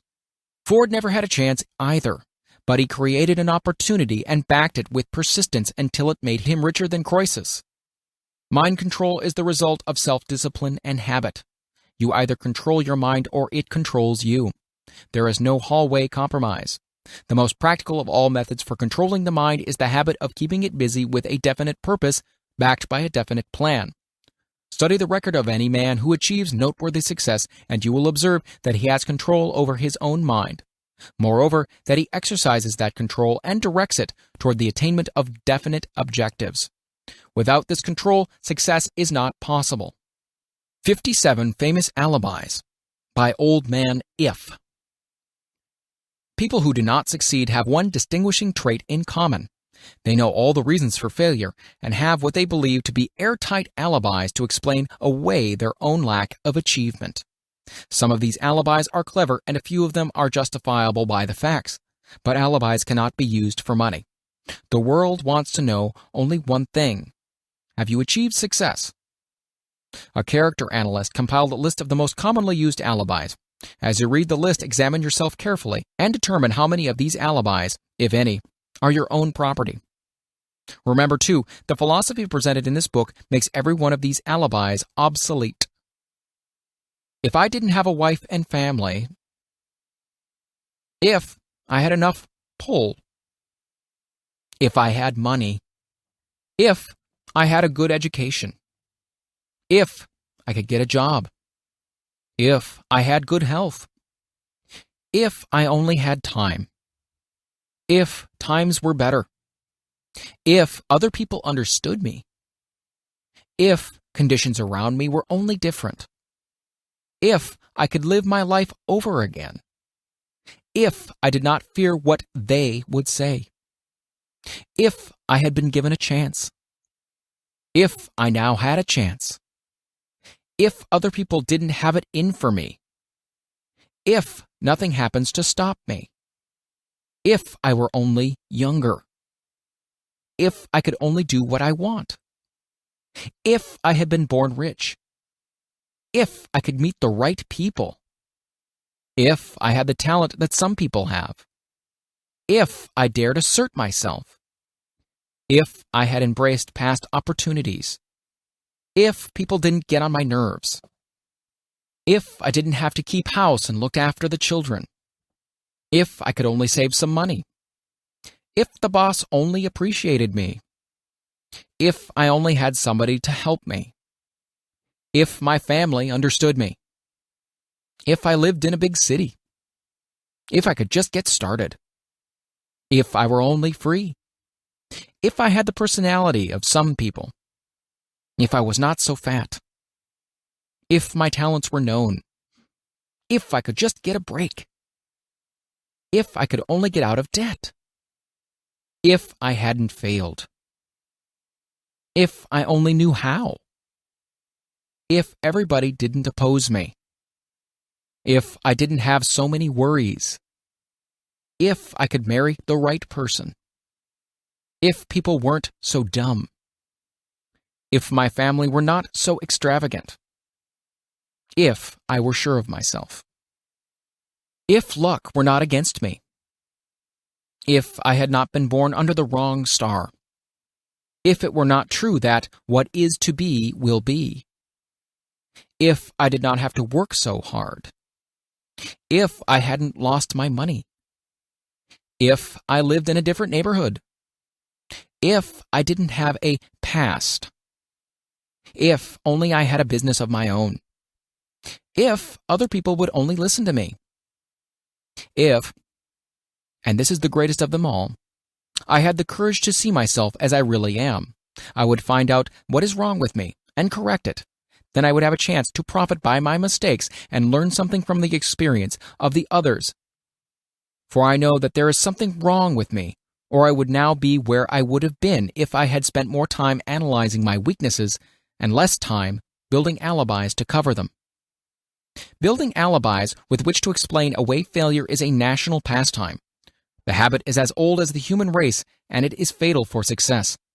Why do people cling to their pet alibis? The answer is obvious. They defend their alibis because they create them. A man's alibi is the child of his own imagination. It is human nature to defend one's own brainchild. Building alibis is a deeply rooted habit. Habits are difficult to break, especially when they provide justification for something we do. Plato had this truth in mind when he said, "The first and best victory is to conquer self. To be conquered by self is, of all things, the most shameful and vile." Another philosopher had the same thought in mind when he said, "It was a great surprise to me when I discovered that most of the ugliness I saw in others was but a reflection of my own nature."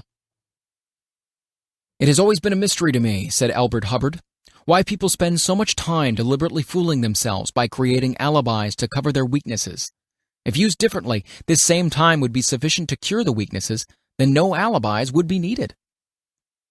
In parting, I would remind you that life is a checkerboard, and the player opposite you is time. If you hesitate before moving or neglect to move promptly, your men will be wiped off the board by time. You are playing against a partner who will not tolerate indecision. Previously, you have made a logical excuse for not having forced life to come through with whatever you asked. But the alibi is now obsolete because you are in possession of the master key that unlocks the door to life's bountiful riches. The master key is intangible, but it is powerful. It is the privilege of creating, in your own mind, a burning desire for a definite form of riches. There is no penalty for the use of the key, but there is a price you must pay if you do not use it. The price is failure. There is a reward of stupendous proportions if you put the key to use. It is the satisfaction that comes to all who conquer self and force life to pay whatever is asked. The reward is worthy of your effort. Will you make the start and be convinced? "If we are related," said the immortal Emerson, "we shall meet." In closing, may I borrow this thought and say, if we are related, we have through these pages met.